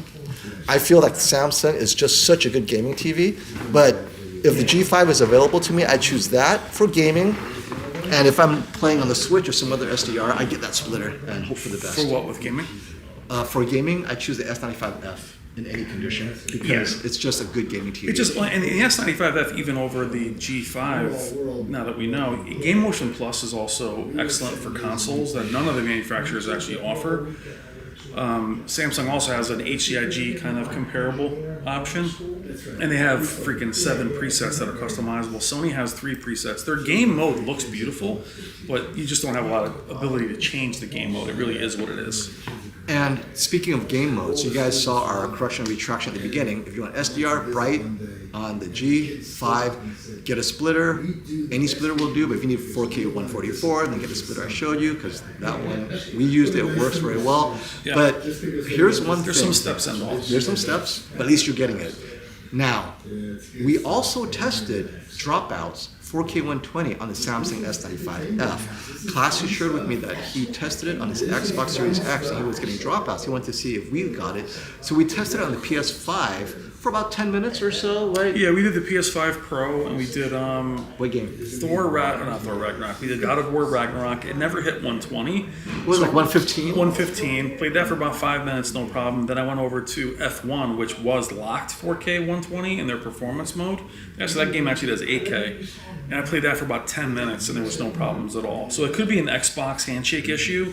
I didn't experience anything on PC. I was at 144. Right. So I'm confident they can work it out. I had no problems with dropouts on the PC. Yeah, and there was no dropouts on the PC. Graphically Challenged did the same. He tested 144 for like 30 minutes or more, and he reported back it's fine. So it could be a Series X issue only. Yeah. Or I told Classy, maybe you need to buy new cables. Yeah. That's another sponsor. Put a sponsor up right now. I know. Wait, 2 for 1, let me baby. bring my Rui Pro. All right. Absolute has a great comment, and we see some super chats. We'll get to it real quick. It seems like technology got stuck on A95L 2 years ago. When do you expect revolution, not evolution? So this is why we're showing the A95L here. Yeah. I have not seen that much of a difference between the A95L 77-inch and the Bravia 8 Mark II. Now we're going to get brighter content to push the A95L. You will see the difference as the entire screen gets brighter. The A95L cannot keep up. So that's where the evolution is, right? Is that bigger window. The older qd-oled can't keep up, but on the specular highlights, it's right there. I think you're right. This is very much an evolution, and qd-oled is an evolution of OLED. Yeah. I mean, it's hard for me because the last evolution we saw was the S95B. When you first got that thing against the A90J, that was like jaw on the That was floor. jaw dropping. That was the jump. I mean, that was the big jump. Even we'll see soon with Hisense and their RGB mini LED and Sony's.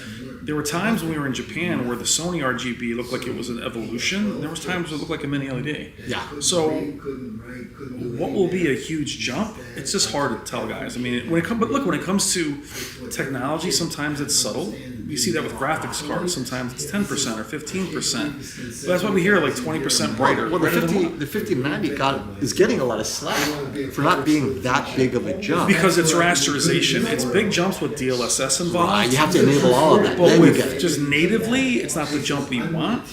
But they're probably saying too, like, what do you want? And the thing is, they've trained everybody to think 50%. TVs have never been twice as bright or 3 times as bright. Well, So. and to this point specifically, and this is not just a qd-oled, this is why I recommend the B4 over the C4, the B5 over the C5, because same technology, same panel, slight processing difference, but the jump between the two isn't enough unless you're this dedicated gamer, you know the features you want, I get it. But if you're just watching streaming Netflix and all that stuff, get the B5 at a larger size. That's the big jump, immersion. So, you know, I want to bring this up, guys, because you're talking about the B5. Mm-hmm. I had a guy that had the A80L, and then he bought the G5, and he wasn't happy. He said there's something about it. And I think to your point, FOMO, when you see the TVs not try to push too bright, they look more filmic. We had the B3 at Emily. Was it B3? B3, it was only the B3. The B3 was one of the best looking TVs that we had, but it was never brighter than 400 nits, so it always looked the most filmic.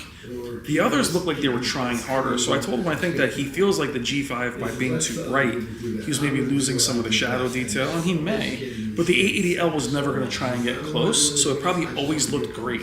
That's an interesting point, isn't it? And also, he probably has the wrong settings. I mean, Could be, yeah, If you're in vivid yeah. mode, everything looks terrible, right? And I think out of the box probably, Out of the but I think box. if you put it in filmmaker mode, it'd be fine. But I think something to think about is that sometimes when you push these really bright mini LEDs, we lost a little bit of the nuance. Yeah. And that's something to know. If you're really happy with the image you have, you really don't want to upgrade unless you feel like you're lacking something. Like for me, my C1 right now is clearly too dim.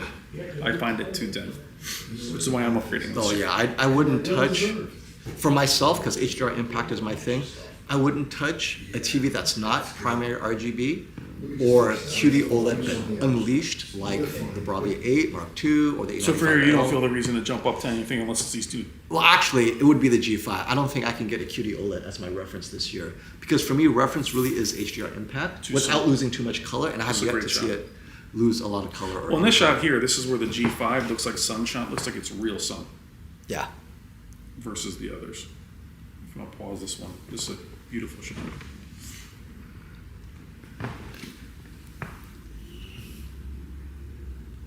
There we go.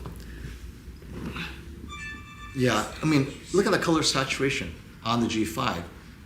And now this is not challenging, by the way. It's not like this deep color, but in the past, to get that bright, you lost some It color. would be white. You do not lose any color here when you get that bright. So, But it's definitely the brightest. and this is that closing the gap. So, Kenneth Williams, And the this is S95D. this or scene F- is for you. Yeah. One, thank you for the super chat. One thing for certain, two for sure. The G5 has closed the gap with quantum dot considerably. And then I'm going to give you the second thing, which is the OLED technology in general. Because it doesn't use a scatter plate, you will never have an issue with ambient light affecting your image quality. Whereas qd-oled is almost, to me, designed for light-controlled room. Yeah. If you're not in a light-controlled room, do not get qd-oled, meaning you will see the slightly, now if it doesn't bother you, you're always watching sports anyway, then get the G5 or G4 even. But if you are a stickler for pure color, and I know the qd-oled has better color purity at the higher luminances, you gotta turn off the lights, you gotta have that control room, then it will deliver what you want. Otherwise, you'll now be distracted because you're losing it on the low end meaning the less bright scenes. So you're compromising, right? In the bright scenes, you're winning, in the less bright scenes, you're like, because why have perfect luminance when you're losing shadow detail to the ambient light?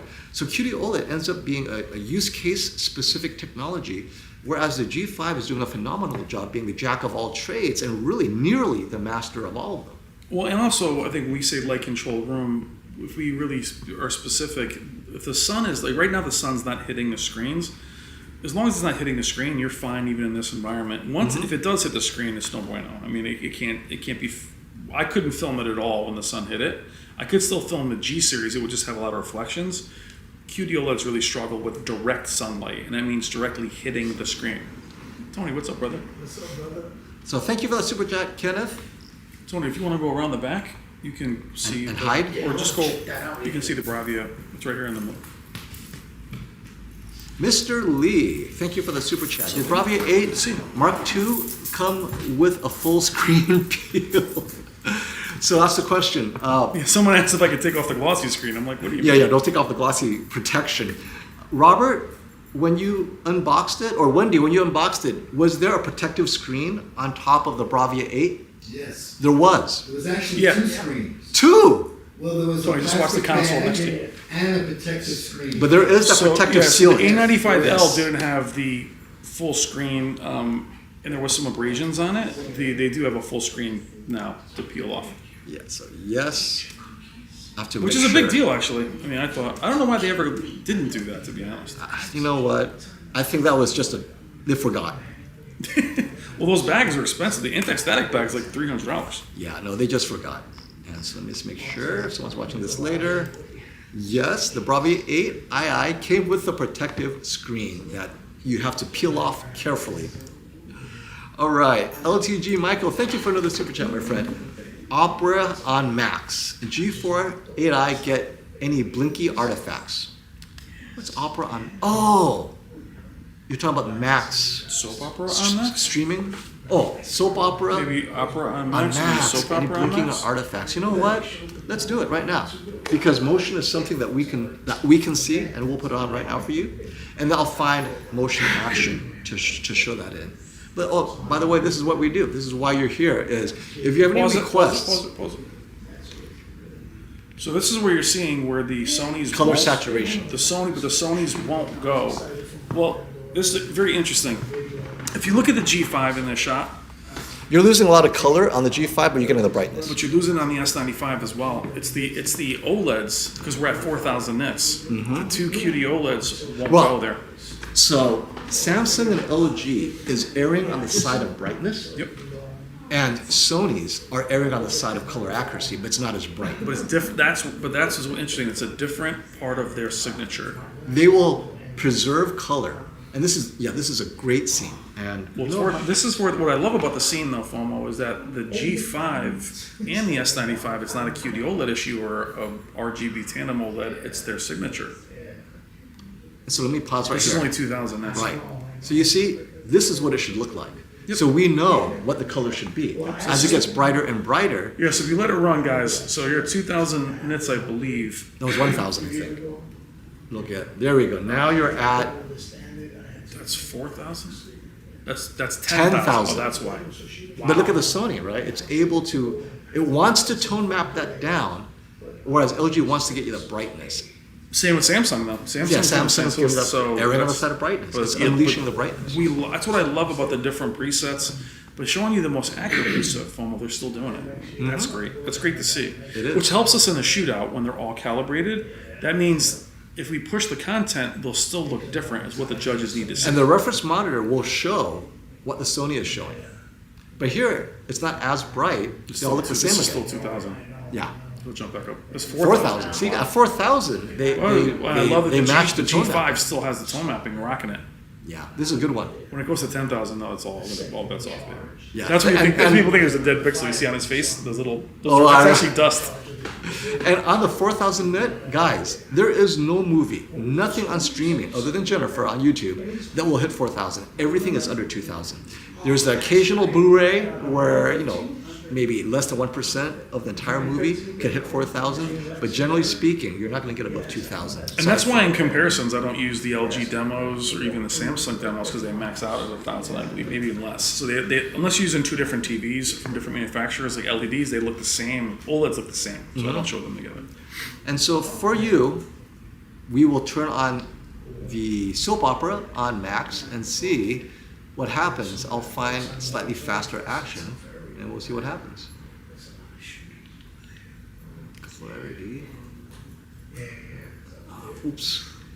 Wrong one. Wait, it is clarity, right? It's under clarity. You're a filmmaker, so it's not going to let you enable over the cinema. Oh, there you go. There we Okay. go. Here, user selection. So we're going to max everything. Hey, demo is off. It's got like the wheel on it now. The wheel doesn't work. Yeah, the wheel's only good for up and down, not for side to side.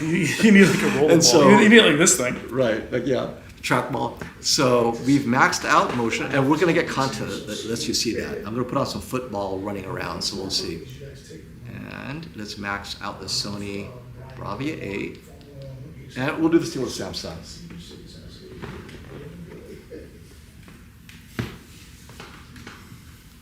They do look Here, can you give me the max motion on the Samsung? I'll do that on the Bravia 8.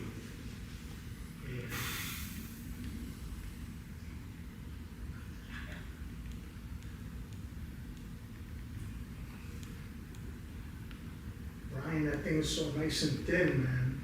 Which one, the Bravia 8 Mark II? Yeah, it's beautiful. Wow.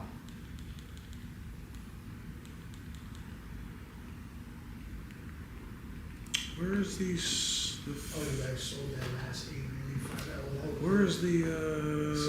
You have to go to, oh, you have to go down. No, it's in expert settings. Oh, you got a 77. Down. Wait, up, up, up. One more. One more. Oh, okay, down. Sorry. I think it's like clarity. The color. Shadow detail, gamma. No. Color space, color booster, warm, white balance. Pitch There you go, clarity. that's it. There it is. Custom. You want judder up? You want everything maxed? Everything maxed. Not Yeah. clear motion, though, right? No, not clear motion. That's that Noise black. reduction. No, keep that off. Here we go. Right. Middletown, New York. All that fell through it was, they're gonna take $10,000 and all that. Put speed on normal. Yeah. Oh, okay. That's what. Right. Well, wait, I'm trying to pay off. There we go. Here we go. No way to pay off a third. You see any motion? This is Oh, can you take? Oh, Look at the darkness on the SDR. One second. For the A95L. It's so dark in SDR. yeah, I'm gonna have to put it on dynamic mode now. Yeah, but that's a big difference right there. If you look at, they're all in filmmaker and professional. And the A95L is that dark Yeah, the A95L filmmaker mode, not as bright for sure. in SDR. Yeah. Not an HDR, but an SDR. This one works. Just aim it at it. Let me just change it. Yeah, at filmmaker mode, it's just not bright enough. Put it on vivid, and we'll just match them all on vivid. That'll be fine. So that's vivid.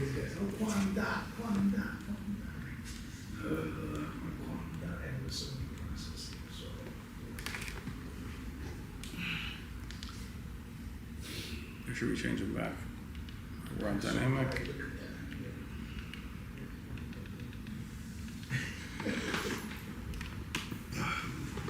Use the bathroom quick. Just gonna double check.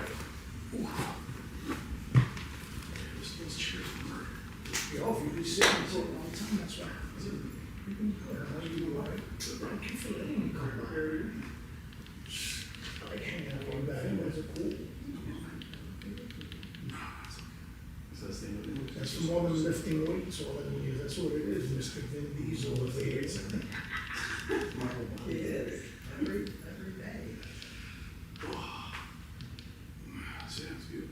It's gorgeous, bro. Is it? I saw it. So we're putting all of the TVs in vivid and motion maxed out. Oh, cause you. If you're watching sports and stuff, you want motion resolution to be as high as possible. Okay, so that's maxed out. But no BFI. Brian, you have the remote?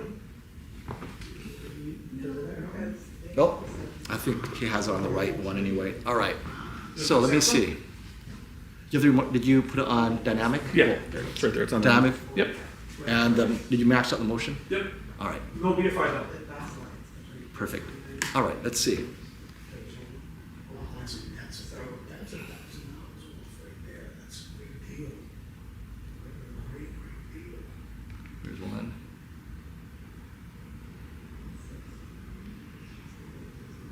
I live in an apartment, so 65 is perfect for me, I'm like maybe 5.5 feet away. from Yeah, each the other. football has artifacts on both the Sony and the LG. Let me look at the Samsung real quick. Let's see if they clean up the artifact. And this is very difficult. This is a lower resolution, lower bit rate. But hey, if the Samsung could clean it up, we'll see. So football goes flying. Yeah, they all have similar artifacts. There's no way around it. Maybe the qd-990F would do better. So it's the source. If the source is introducing artifacts, the TV cannot clean it up. But I'm watching just a regular motion of the players. They all look very clean. So definitely it's probably content specific.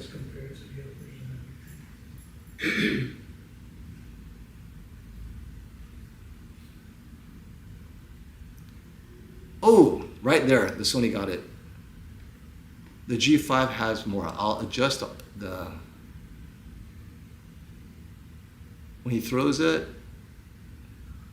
okay, there's slightly more artifacting on the G5 in that setting. I'll take down, I'll just keep it on motion blur. The heck? Here we go. Let's try that again. That's a really good scene. These guys are calibrators and everything, so they know all that stuff. And the Samsung is slightly cleaner as well. So I could have.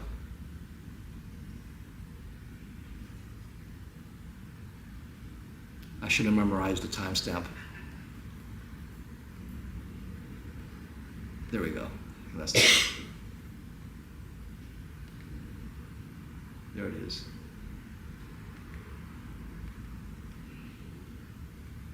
Okay, right there. I'm going to try to capture it.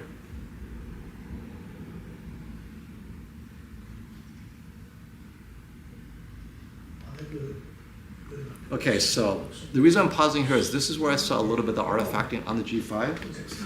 So let me take down, and this is the problem, right? There's so much adjusting to be done to get it right, and oftentimes like, man, do I really have to do this? Like, what do I do? And so we have it all maxed out. The best thing to do is maybe take motion interpolation down a little bit.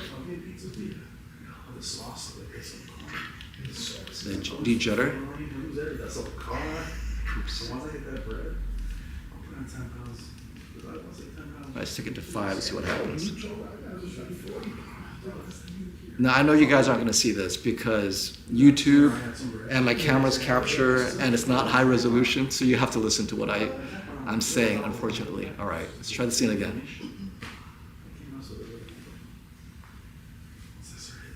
I don't miss it after a few weeks. Chinatown's right next to it. Passes. Yep, that cleaned it up. So don't max it out. Yo, I'll take your place. So It's down. put it on 5, you go to 10, you're gonna have a little bit of artifact around the football. On the Sonys, when they're maxed out, no artifact. But in this scene specific, SDR, right, low bit rate, and a Samsung. But you have one setting for the G5 that nails it. So there you go. Hopefully that answered your question. We get back to other content. Thank you for that super chat, my friend. Oh, is that San for one? Let's take you back to your regularly scheduled content. Yeah, Oh, actually, this is a great one. Go back up. Oh, did you want to do this one, the geisha? No, go up. You want a motion? Is the motion still there? Oh, the motion. I'm done with the motion. Oh, but they're still all dynamic in motion. Yeah, we'll have to put it so back. Go up to the whale one. The whale. You'll Just tell see me it. when. Which one? Keep going.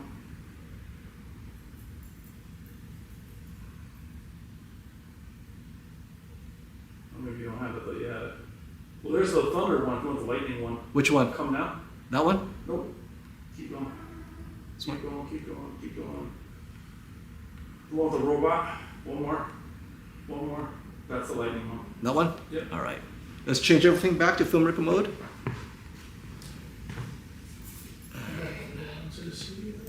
But you can leave the motion on as is because they can't see the artifacts anywhere. There's no motion resolution. It will go out of this when we change it. Yeah. Ah, it's back in filmmaker again. Was it automatic? It's probably. I bet you it's filmmaker automatic. Yeah, I think it's automatic. It found. Oh, look, filmmaker. You see the other Sony? Here. It's a factory, the big one. Oh.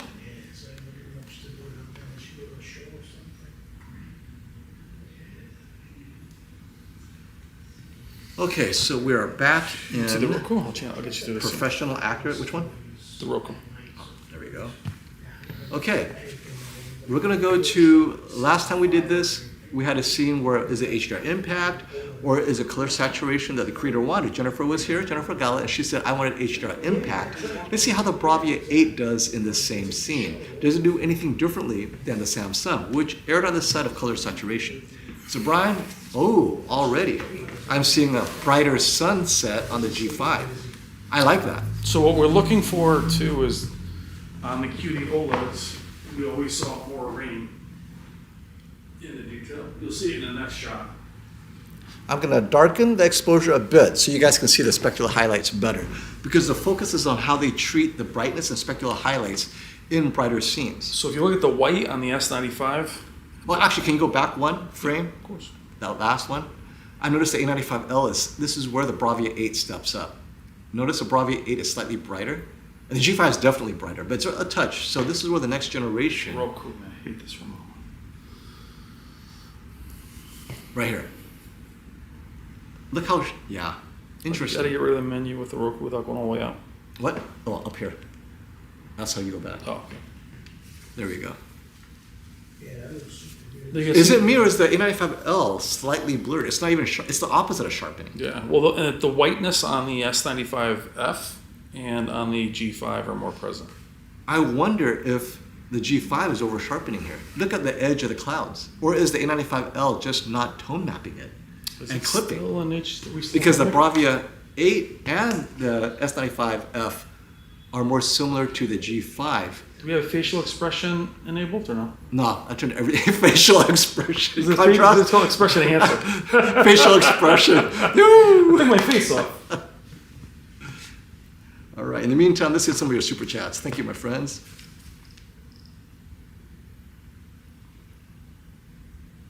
All right, we're gonna get some of these super chats out of the way. It's piling up. Noah Gilner, thank you. What is the best 98-inch TV to buy this year under $14,000? It is probably the X11K, arguably. We need it next to the Hisense U8Q that comes in 100-inch, I believe. It'll be between the X11K, the U8Q. Both of those will be under $14,000. And maybe the UX one is 116-inch, could be at around 14,000. We'll see. But at around 98 inches, it'll be the X11K from TCL and the U8Q from Hisense. Samsung has the QN90F out. 98 inches, the Q90F, right? 98 inches this year? 100 inch too. 100 inch. It's They have 100 actually a inches, and it's 115. around 14,000 MSRP, so it'll be under 14,000 by September. So that's one I definitely want to look at. But those are the three best ones, if you're going to talk about best. And who knows where the Bravia 5 98-inch ends up in that group, though. I'll be curious to see. Oh, there it is. So thank you for the super chat, my friend. Night of Cypher, welcome back. With the exceedingly bad hype on the S95 series, bad hype, Samsung may as well end their qd-oled technology now rather than later. So, and this is the thing. In full screen content, like what you're seeing here, there's no difference, right? The issue is in dark scenes, in a bright room. That's when qd-oled's like, wait, what happened? And every reviewer, although they mention it, right, they don't know what your viewing environment is. So it's like a balance. How much do you emphasize that when you know most of your audience is watching full screen content and nothing side by side? It looks great, right? So I think qd-oled definitely has a place, but on the other hand, primary RGB OLED is so good. I would go with the cheaper technology. Brian, what are your thoughts? If primary RGB and qd-oled end up being exact same price a year from now, would you make a selection based because it's qd-oled or primary RGB? The question will be, what sizes are they? Yes, an 83 Because there will be size, no right? there will be no RGB mini LEDs at anything smaller than 85. There'll probably be 100 initially. So No, not RGB LED. We're talking tandem qd-oled. Yeah, versus what? RGB. primary RGB. Is there a reason to get Oh. qd-oled? Oh, He's over- saying, why not just end with all what we're seeing in terms of darker content? Only because in I the still bright room? think QD-OLED has an advantage in terms of color saturation. I think they still have better colors. Well, it let's might start right be- here. This is that scene. So here, well, first of all, the G5 is destroying everything right now. I don't know why. So I'm waiting for you to say QD-OLED, but and the S95F is brighter than the Sony. So yeah. So I mean, the G5 is smoking everything in terms of detail as well. Let me turn down the exposure so you guys can see that. The G5 is doing something extra though because it's got more detail and it's brighter, but I'm not sure it's supposed to be. Without a reference monitor, we can't No, tell. but look how much brighter it is. I mean, that's Let ridiculous. me run this scene again. Oh, darn it. I should have memorized that timestamp. Not go through the whole thing again. Screen uniformity still big. The QD-OLED is still better. Screen uniformity, let's say that, yeah. This is where the size could be playing a little bit of tricks on us. But Wait, it's let me smoking the pause. 95L. So the A95L, you can't even see There's no the detail. that little sun. So the S95F and the It's the G5. G5, If you both told of me, them. if you told me that the S95F was a tandem OLED, I'd believe you yeah. because they look. And Now, then they might be pushing it more, but that's why it's good having a QD-OLED in the room for them. The lightning is jumping off the screen on both of those too. Oh, you like how I captured that lightning? It's Okay, well, let's just pause. You know how many times you rehearsed that? We did it all night doing that. Boom! I nailed it. The pause game is on point, baby. And so the lightning is blinding, relatively speaking, and the sun is popping. Those And pause just like that. for me, this is creator's intent. Right, Just the like that. entire scene perfectly captured right here. And this is to your point, Night of Cypher. This is why I showed this scene. For those of you who are a fan of HDR impact to the creator's intent, that is HDR impact. In this case, Jennifer Gala came on to answer the question. Jennifer, did you want HDR impact in the scene, or did you want them to see all the color that is a little bit richer in the Bravia 8 Mark II and the S95F? Well, S95F is a little bit brighter, losing some of that color, or the A95L. A95L definitely falls behind the Bravia 8, which gave you both color saturation and a little bit brighter than the A95L. It's very subtle. What is it you want, Jennifer? That extra color gradient on the Bravia 8 Mark II, and last week was the S95F, or that absolute impact with some color on the G5? And Jennifer quickly said HDR impact. Impact is what I intended for this scene. And not all creators are the same. Other creators might say, you know what? The impact is there, but I really want you to see the color, right? So, you know, it changes from creator to creator, obviously, but then for you as a viewer, what is it you want? I think in this scene, with the lightning and the sun and the G5, to me, everything, that bright window on the left, it's not white. There's a little color in there. This is how the G5 wins my heart. But it doesn't mean it'll win the film. It doesn't mean it'll win the shootout, though. Unless the reference monitor looks just like the G5, which is another thing. What if the reference monitor looks just like the G5? I don't know. I mean, it's... All right, we saw that. I mean, I would agree with that if the S95 wasn't doing it. But last year, when we had the Japanese samurai scene, when the G5 looked the best, but it didn't look like the reference. Mm-hmm. The S95D did look like the others. Yeah. Hey, Justin, thank you for showing up, and thank you for your generosity, and thank you for your patience. I have a 65-inch LG C9. I was thinking about getting the 83-inch G5. Y'all think Sony's RGB mini LED 85-inch next year will be around the same price as the G5 is? Also, y'all think the Sony's RGB will be better than OLED? Wow, so many predictions and speculations. No, it will not be the same price, and no, it won't be 100% better than OLED. It'll have different strengths, but I don't think it'll be anywhere near the same price. $6,000. RGB's, I mean, it will be substantially more expensive. We're guessing like 10 to 15 if it even comes out, if anything under than 100 inches. So I'm going to disagree with Brian, so I can put the pressure on Sony. I think the Sony 85-inch, oh yeah, that's another good one. I think the Sony 85-inch RGB LED will be under $10,000, slightly more expensive than next year's G6, right? So it's not fair to compare street price G5 next year, which will be significantly cheaper than at launch. But currently the G5 at launch is around $6,500.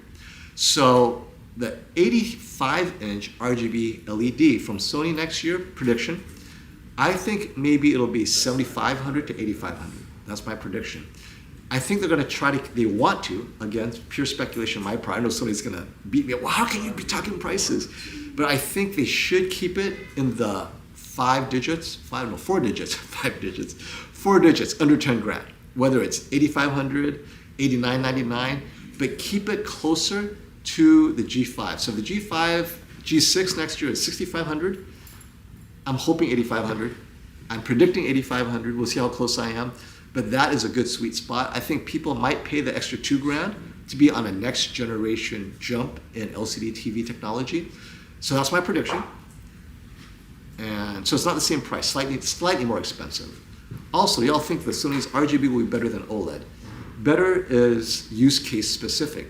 In a bright room like this, if I am playing this kind of content, if the Sony can hit the reference levels that Jennifer Gala demands in this content, let's say 2,000, 3,000 nits, 4,000 nits, and the G5 cannot keep up, the RGB is better than the OLED because it's hitting the reference that Jennifer wants. Now, shadow detail in a dark room, can it match OLED? Well, it doesn't have infinite contrast. It'll be hard. So then it's up to you, which content do you watch? If you watch mostly streaming in this environment, the RGB LED is going to be amazing. Sports, it doesn't matter what it is. But then if you're more of a critical watcher, you want absolute accuracy and darker detail. We won't know until we see the TVs. This will be harder, but I can predict the RGB LED will be bright. And if the content demands it, it'll blow you away. But then... And it won't have the drawback of blooming. It won't At have least blooming. white. And off angle will be better. But I think the key is that 98 inches. So 85 is too easy. There is no 98-inch OLED under 20 grand next year, right? There's none, period. So if they can sell this at 100 inches, I'm going to round it up. Sony, please do 100 inches. Do not do 98. That's Yeah, such it's a too small random. now. Do 100, get the 3 digits, triple digits in there. 100 inches, RGB LED, and then make it 15 grand, 14.99. Then you've nailed it. Then TCL has to. Also, we're at this scene paused. What is it we're looking at? Oh, I just paused to look at it. Oh, Nothing special. nothing special. Actually, they all look very similar to me in this one. It's the rain shot you like coming up. At Yes, this. the rain shot's coming up. But it's the G5, the white sun is brighter on The the G5 left. doesn't lose any detail on any of the shots, though. I'm surprised. I thought it would lose it pushing the brightness. And Amir, thank you for that super chat, but I don't see your question. So if it's gifting me without a question, great. If there is a question, keep on asking. I hope I find it. But I'm going to run through these super chats real quick. Oh, there it is. I see your super chat now. So you get to the front of the line because of that. Thank you, Amir. Hi, what do you guys think of the X955 or QM891G 115-inch? I found it on sale for 13 grand. I have space for it. Do not pay 13 grand because that technology is trickling down. It'll be under 10 grand. Right now, you're paying for being the first with that level of technology. And I mean, if you have 13 grand, I mean, it's bright. You're paying for brightness, but I don't know if you're getting all the benefits that... I'm going to stop this one. Wow. Only the Samsung comes close on that very edge of that brightness right here.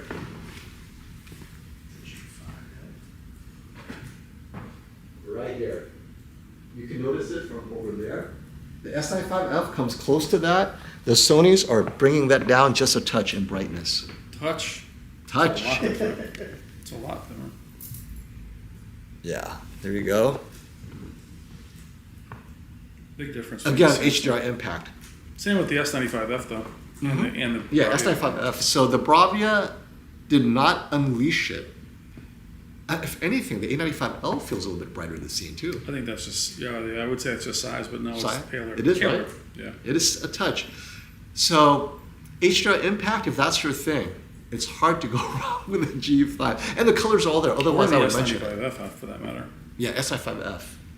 Yeah, And for sure. Granted, guys, we're all professional and filmmaker. We're not pushing anything with vivid or dynamic glare. Yeah. So, Amir, to finish your question, you have space for it. 14 to 15 feet away, or wide, and 14 feet away, you definitely need a larger TV, so you nailed that size.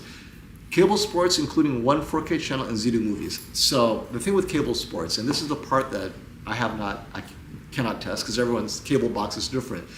How does TCL, the QM891G, process sports motion and lower resolution, right? Cable sports. One day it's 720p, the next day it's 1080p. I don't know what kind of resolution you're getting. Is it 30 frame rates? A frame rate of 30? Is it 60, right? 4K, you should be okay on the resolution end. The TV does a good job of going from 1080p to 4K. Z2 movies should be good. That's high bitrate content, right? Because you're using your server. My biggest concern is cable sports. That's a hard one. So Samsung has a 115, no, not 115. Samsung has a 100-inch. Within the 115 size range, you only have the QM7K, which is about that price right now, 14,000. When it's on sale, it'll go to 10,000. Then you have the Hisense 116 UX. I would not choose that one yet because first generation, we don't know how the motion is going to be. Yeah, I don't know how your cable sports is going to turn out because you have two things working against you: motion, resolution, and processing of cable feeds. I'd hold off on Amir. I really would, because that's a good chunk of money. But because no one tests that stuff specifically, but I will get one of these TCLs, and I have a over-the-air antenna. Maybe that's equivalent to a cable box. But thank you so much for your super chat. Yeah, it's hard testing cable boxes, by the way, because everyone has a different cable box. All right, let's move on. 83-inch S95F has the same panel as the G5, correct? How do you think that will change the 83-inch recommendations for a bright room? We won't know until we get that 83-inch S95F. Everything is on paper in theory. I love that the Samsung is unleashing its qd-oled. I expect them to do the same with a primary RGB 83-inch. It will come to Value Electronics. Robert, when are you getting the 83-inch Samsung S95F? Should be the end of next week. End of next week. So let's say This week. in 2 weeks. Brian, in 2 weeks, the 83-inch S95F is going to be here. Will you come down to make that comparison? Of course. Yes. It's a deal. So when Brian comes on, he'll do his I'm thing. not changing my order though. The G5, no matter what. Oh, he's not changing his order. What? He says that now, and he's going to see, goes, you know what? It's on the way. Brian will show you the truth in 2 weeks. So I cannot wait for that. Excellent question, Ben. And Dillis, thinking of upgrading S95B to Sony Bravia 8 2. Thoughts? Size. If you're going same size, 55 to 55, 65 to 65, you're really going Samsung to Sony. So, unless specifically, if both are calibrated, right? If they're not calibrated, your Sony will be more skin tone accurate out of the box than the Samsung. So you're going for quality of life features. You'll have ambient light adjustment that's auto adjust to your brightness. You're giving up some game modes on the S95B, but then the Sony, just color in general, skin tones, more natural, more organic. If that's something you don't like about the S95B, right, you feel the colors are kind of off, you'll get that in the Sony. But I prefer, if you do get the Sony, you're going from a 55-inch S95B, hopefully you get a 65-inch Sony Bravia 8, because I want a little bit more immersion for you. But I don't know if it's worth the trade-off. If your S95B is still working, hold on to it. I think you're okay. If you're okay with the color, you're okay with everything about it, there's no reason to upgrade. Let's wait until next year and see if Sony goes with primary RGB OLED. Then maybe, right? Thank you for that. Next up, Genetech. Do you guys have ETA for the LG G5 55-inch? ETA for the G5 55-inch, Robert? When's that coming? That's coming the end of next week also. So end of next week, both the 65-inch and 55-inch G5 will be available for you to purchase. Give Robert a call and you'll be on his first allocation because everyone here is buying a 77-inch G5. But if you want a 55, let Robert know. And don't forget 10% store credit, so you can add that to your shopping list and get yourself a nice sound bar with it. Like, when will they be in stock? They will be in stock in a week. So they're in stock everywhere, it's just they're not releasing it for some reason. But Robert will officially have it in stock. And if you want to be the first on your block, pre-order, have it on its way, go to Value Electronics, give him an email, give him a call, and he will have it. I have a 65-inch coming next week as well, so I am also holding my breath. Thank you, Thurival7561 for the super chat. X93L, $1,200 versus S90D $1,800. Worth the extra. If it's the same size, I don't like that price premium for the S90D. I just don't. S90D will give you a better contrast and all that. But if you're watching streaming, you're in a bright room anyway. Basic, $600. If they were within $200, I'd go for it. But I don't know if you'll benefit from that if it's mostly what most people watch. Netflix, YouTube, old TV shows, HDR content. You're really going to have to hit dark room, full light control, and then you'll see that infinite contrast benefit. The X93L is a good TV. And sports on the X93L will be brighter. So if you watch a lot of sports, on axis, right? Off axis, OLED will be better. So if you have it in a kitchen where you're like this, off angle all the time, the S90D, that $600 is worth it now because you're off angle watching. But if you're sitting in front of the TV by yourself, X93L should look very similar. So I'd save the money. Right, we're almost caught up with all the super chats. Culture of Ghosts, thank you for your generosity. With the 65-inch A80L, give exciting HDR pop in a dark room. Brian, you have the A80L. I would say if you're coming from an LCD TV, yes, an older one. So tell us what TV you'd come from. But What are your thoughts, Brian, on his Yeah, question? I mean, A80L was awesome. It's a great WOLED. It's they're not known for HDR impact, but any OLED's got the micro contrast. It'll be HDR impact depending on what you're coming from. If you're coming from a very bright LED, I still think you'll enjoy it if you haven't had an OLED before. It's not a TV I'd choose for HDR impact specifically, but I think it's very good. I have it. I love mine. Going to an OLED from an LCD TV, you will feel HDR impact, even if it's a B4, by the way. All right. And Isa Al-Shamsi, thank you for that super chat. FOMO, what is the best for overall HDR with most? Let me say, wow. I want your honest opinion. For 4,000, it's HDR high grade. You saw it here, folks. G5. G5. It's G5's untouchable right now. Well, G5 is going to be untouchable among mini LEDs too. Yeah. And the G4 was that way last year. I mean, it was as bright as any of the best mini LEDs with the contrast ratio. Definitely. Like last year, I would have chosen the Bravia 9, but it just feels like, oops, wrong one. Let's see, here we go. It just feels like this year, the G5 has definitely caught up. G5 looks awesome. Yeah, it's a beast. Right? It is such a beast. This is a filmmaker, by the way. Oh, yeah? Wow. And so you see these larger windows. The A95L cuts back on the brightness just a touch. It's It's a brighter window. This is what we're talking about. But 4,000 at content. I mean, look at that G5. Well, I mean, the more importantly, actually, let me go back to that. Go back to that shot film. Yeah. So in this shot here, in your mind, push away the G5, then compare the Bravia 8 Mark II to the A95L. That's what you should be looking at. It's brighter. It's a lot brighter. Yep. The G5 is just skewing it. But I'd say the G5 and the S95F look pretty similar, but it's the B8 that really pulls away here after the A95L. This is the real difference. Mm-hmm. Definitely. Next up, N21.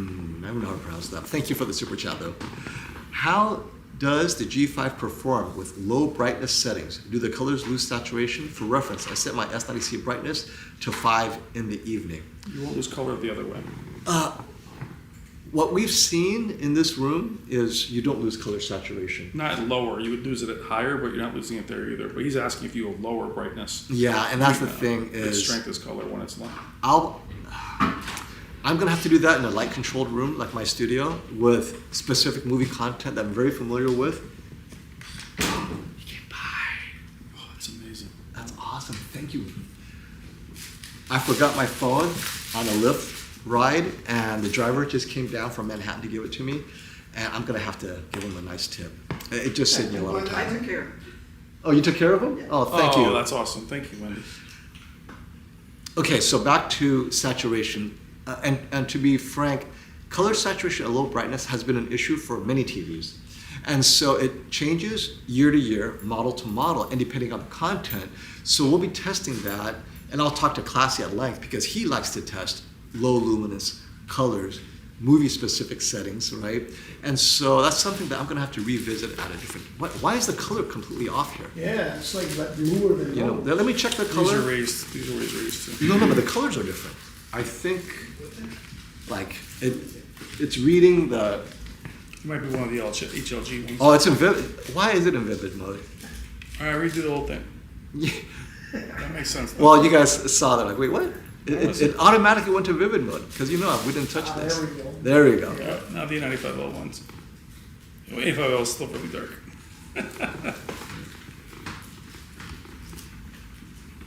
Like, it literally just happened when I changed the content here. Let me see. It was,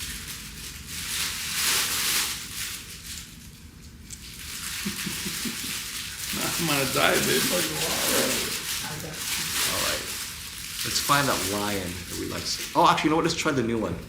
The Japanese Geisha girl. That's a good one. Thank you, Jennifer, again, for making content for us. Oh, by the way, Jennifer, if you're watching, we're going to ask you to make content for us during the shootout. So we're going to tell you what movies we're using to distinguish the differences, and we're going to let you recreate similar scenes looking for similar differences so that we can show this to the channel so that they can see what the judges are looking for without violating any copyright issues by actually showing the movie. So we'll talk about that later. Jennifer's amazing. She produces her own content, and I love that we can give her ideas on what to shoot. This is so good with the black levels. This is the end of the video. This is the end of the video? Mm-hmm. The middle point. You want to see the geisha and stuff going Yeah, on. let's go from the beginning. This one's amazing. It has reel, has Yeah, snakes. this one's awesome. There we go. It's amazing. Oh, wow, look at that. All the TVs look great. Okay, so thank you for that super chat. All right, now we're caught up. Ask your questions. We will try to answer and then play with the settings. And we'll also have gaming shortly, right, Brian? And again, if you just joined us, SDR gaming on the G5, you can't get peak brightness if you use a splitter. And if you're SDR gaming and you need anything above 120, then you have to choose one that's capable of 144, which is the one I showed in my link. But that's a little bit more expensive because it's capable of 144. If you only need up to 4K 120 or less, a lot of splitters can do that easily. And make sure you can play with the EDID so that you can strip away the information. But that's a TV mod. Specifically, you're tricking the G5 into doing full brightness SDR in game mode. And whether or not LG approves it is another matter. So just giving you a warning, it's a mod. All right, let's see what you guys have here. Questions. LG 3D pop technology is unmatched. Guess what's coming with that same pop technology? Panasonic is using the same panel, the Z95V. Can the Panasonic match or beat the G5? I cannot wait for that comparison. And yes, the Panasonic Z95V does come in a 77-inch this year. 77 inches on the Panasonic. So that's going to be a fun one at the shootout.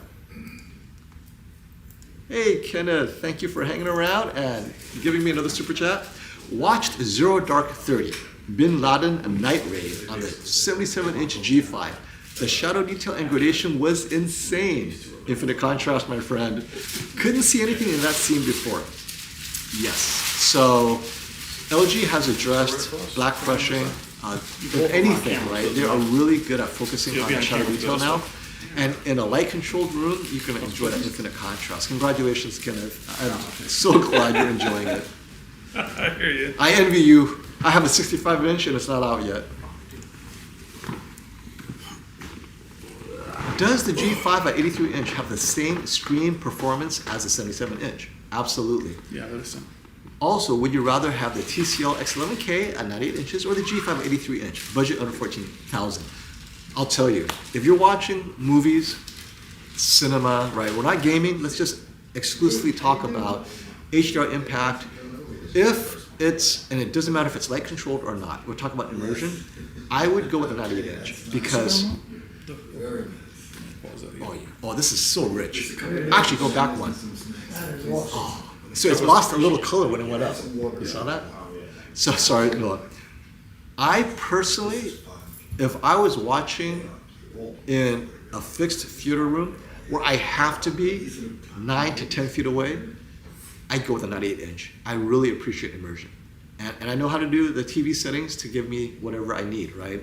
Because I believe that most TVs are there. For normal films, they nail it. Now, my only question, and this is the part I don't know about the X11K. How does it do near black shadow detail, like on 1917, right? The staircase scene where the guy's going up the stairs with a bright watch. If it cannot do that as well as the Bravia 9, because I think the Bravia 9 does it well enough for me, then I'd go with the 83-inch G5, because as a movie enthusiast, I do want to see all of that accurately. However, if the X11K could do it at least as well as the Bravia 9, I'll take it, because I don't watch that many scenes where I need that perfect shadow detail that only OLED can give me. So that's my only hang-up.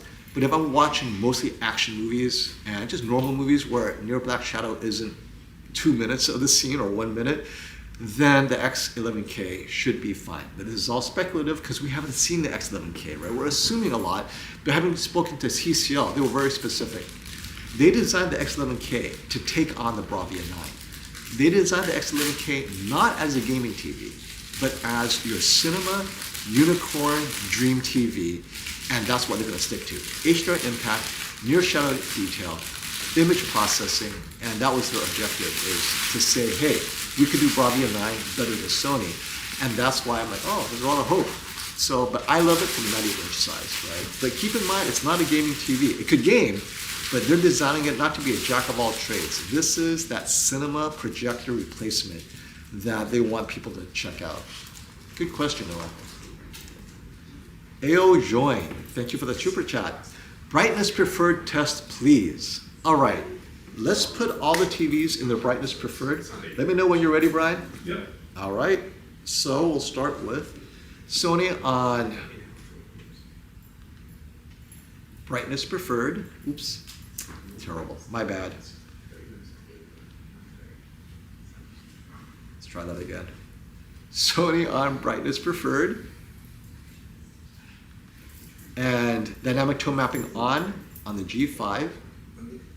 Here we are, so we're on brightness preferred now.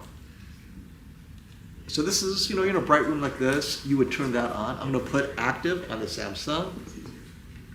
Yeah, see, dynamic tone mapping is in. Oh, yeah. Okay. That's on filmmaker?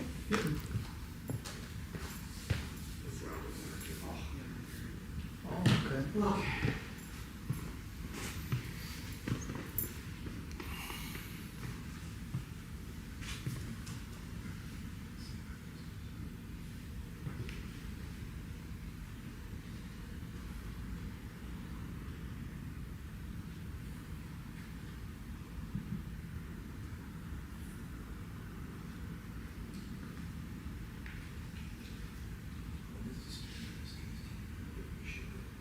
Now the sun's coming out too from it. I know. Yeah. That's all right, active.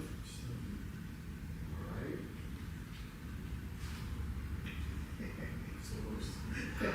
Tell you.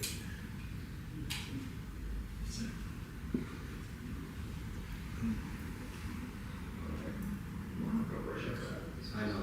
I love active, by the way. In a bright room, this active kills it. We are tone mapping, and we are active. Okay. So all the TVs are in their slightly brighter room mode. Menu phone. Just back out of the menu. You still up. Phone. Just back out of the menu. What's that? Menu still up. What's still up? The menu's still up. What's 99? What? The menu's on S95. Oh. I was like, wait, what's happening over there? All right. Okay. So, to your point, A-Joint, we are all on brightness preferred equivalent. The Sony A95L and the Bravia 8 Mark II are on brightness preferred in professional mode. The G5 is in filmmaker mode with dynamic tone mapping on, which is my favorite setting for a bright room like this. I think it's better than Cinema Home, in my opinion. And the Samsung S95F is filmmaker mode with tone mapping on active. So what I'm gonna do is run through this set of scenes one more time for you guys, because I think this is, Brian's right when he said this is just one of Jen's best content that she recently uploaded. And I'm gonna turn down the exposure so you can see brightness differences, because they all look so good right now.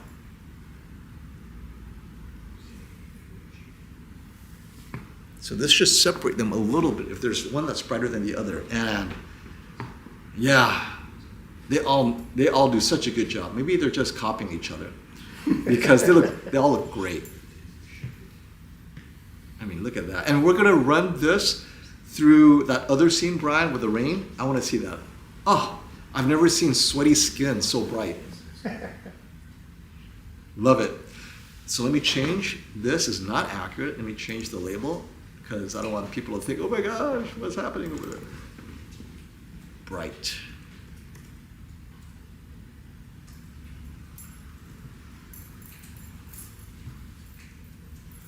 There we go. Boom.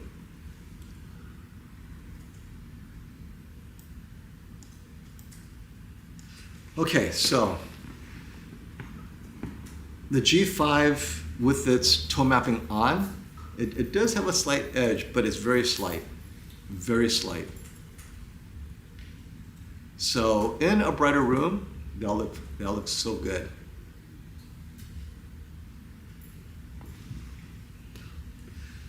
So thank you for that. We take requests, and that was a great request.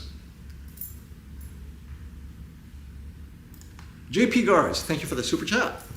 77-inch A95L is $3,600, or the 77-inch G5 $4,500. I will not pay $1,100 more for the G5. Look at how similar they are. Yes, the G5 nails an HDR impact, but that's a lot of money for content that you're not going to see. Remember, I'm only seeing this in Jennifer's amazing content, right? So if you're buying the TV to be a screensaver and you're running Jennifer Gala HDR content all day long, sure, the G5 now makes its case. But if you're watching, well, you know what I'll put on Netflix right now. So this is what your super chat gets you, Gars. Let's say you're just streaming normal movies. And in this case, let's watch a little bit of that Netflix action, The Witcher. I think that's a popular one. It's good HDR, no complaints, skin tones, right? A little bit of everything. And I have this one scene ready to go anyway. So we'll do that. And I'll adjust exposure to make sure all the TVs look pretty good and matched. All right, oh, look at that. Witcher is ready to go. And of course, we can't do it too long because we don't want to get nailed.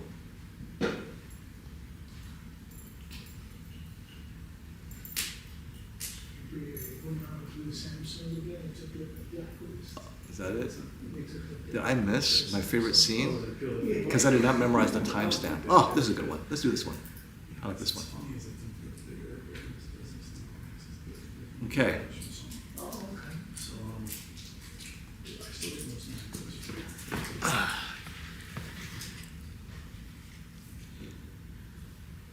I'm going to turn down the exposure just a touch more so you guys can see more of that color detail.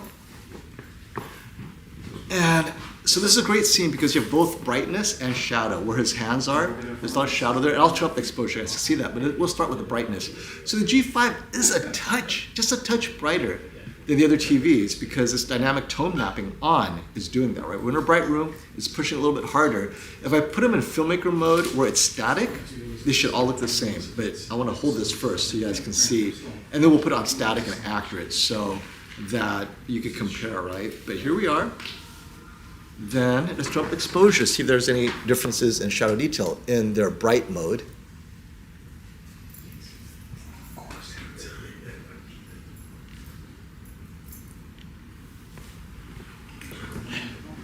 And the shadow detail on the G5s is a touch more lifted again. We're dynamic tone mapping on.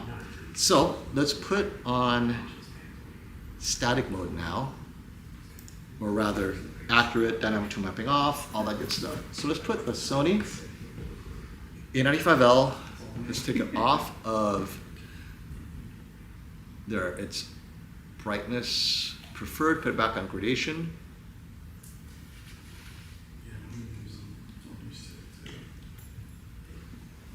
And the G5.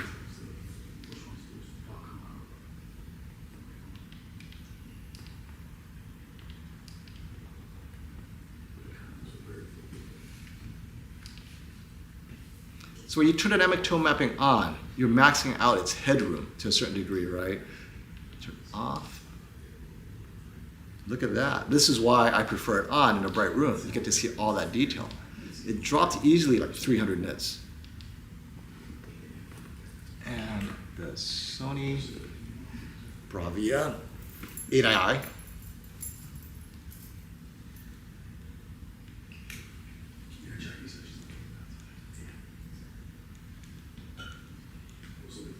Oh, it's already on gradation preferred. Yeah, that's why it didn't look as bright.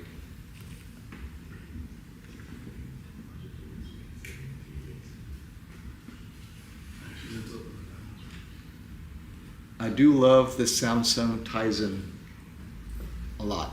So much faster. Okay. Okay. Let's roll it back a second and we'll see how it looks. The brightness literally matched. So we'll get to this bright scene in a second.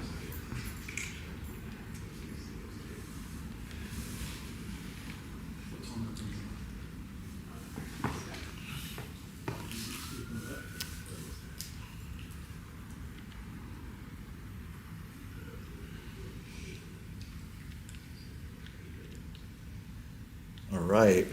So turning down the exposure, you can see the brightness differences.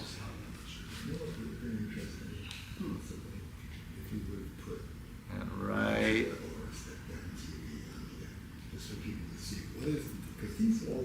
Which one you want to sacrifice? So, Yeah, if you're watching most of the Netflix, you're not taking advantage of the G5 brightness. And this is what we always say. Know your use case. And I suspect the B5 would be very close. So for the price of a 77-inch G5, you can get, actually for the price of a 65-inch G5, you could get an 83-inch B4. I would go with the 83-inch B4 if I have light control and I don't need it to max out. Now for sports, you might want to go, the 83 inch is 83 inches. Beautiful OLED. And in a Netflix scene where this is supposed to be bright, this is why I tell you that they don't grade it bright. They grade it so all TVs look good. In this case, it doesn't matter if you get the G5, the A95L, or the Samsung or the Sony Bravia 8 II, it doesn't matter. And I'll increase exposure so you guys can see the shadow detail. Good. Yeah, the microphone's been really good.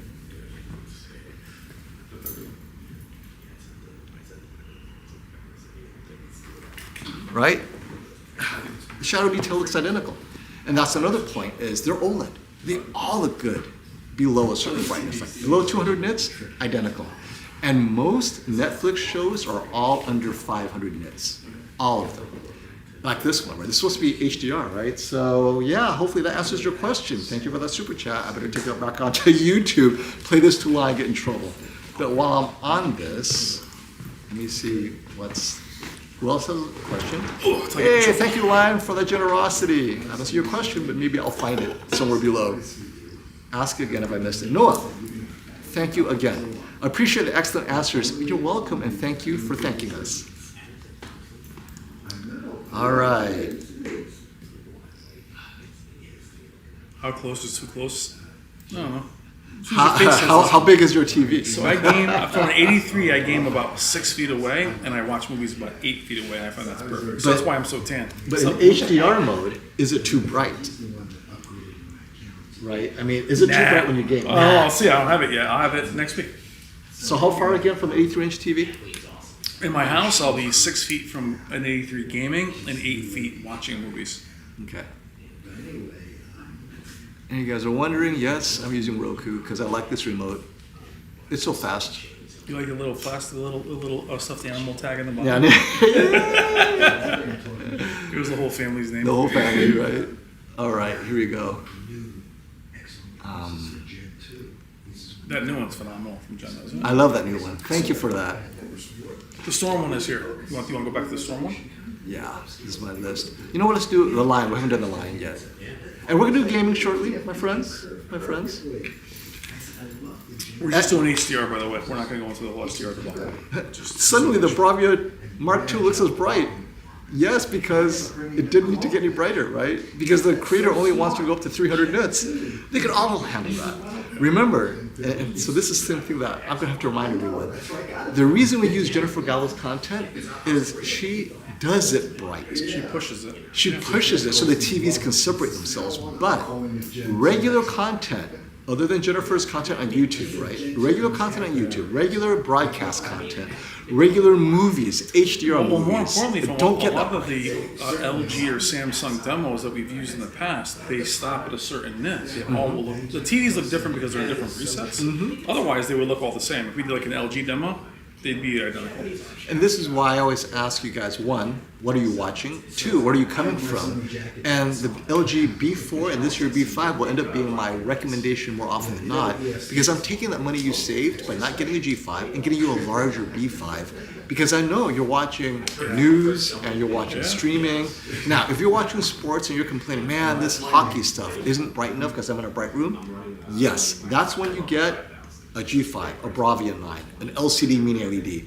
But, oh, what a great scene. And all the TVs for you guys look the that ask about, should you get a 98 versus an 83, if you have the size, if you have the room for the 98, always go larger. If they're not in the room together, you'll be very impressed. The problem is when you try to go smaller for the superior TV, that the size You guys just really missed the size.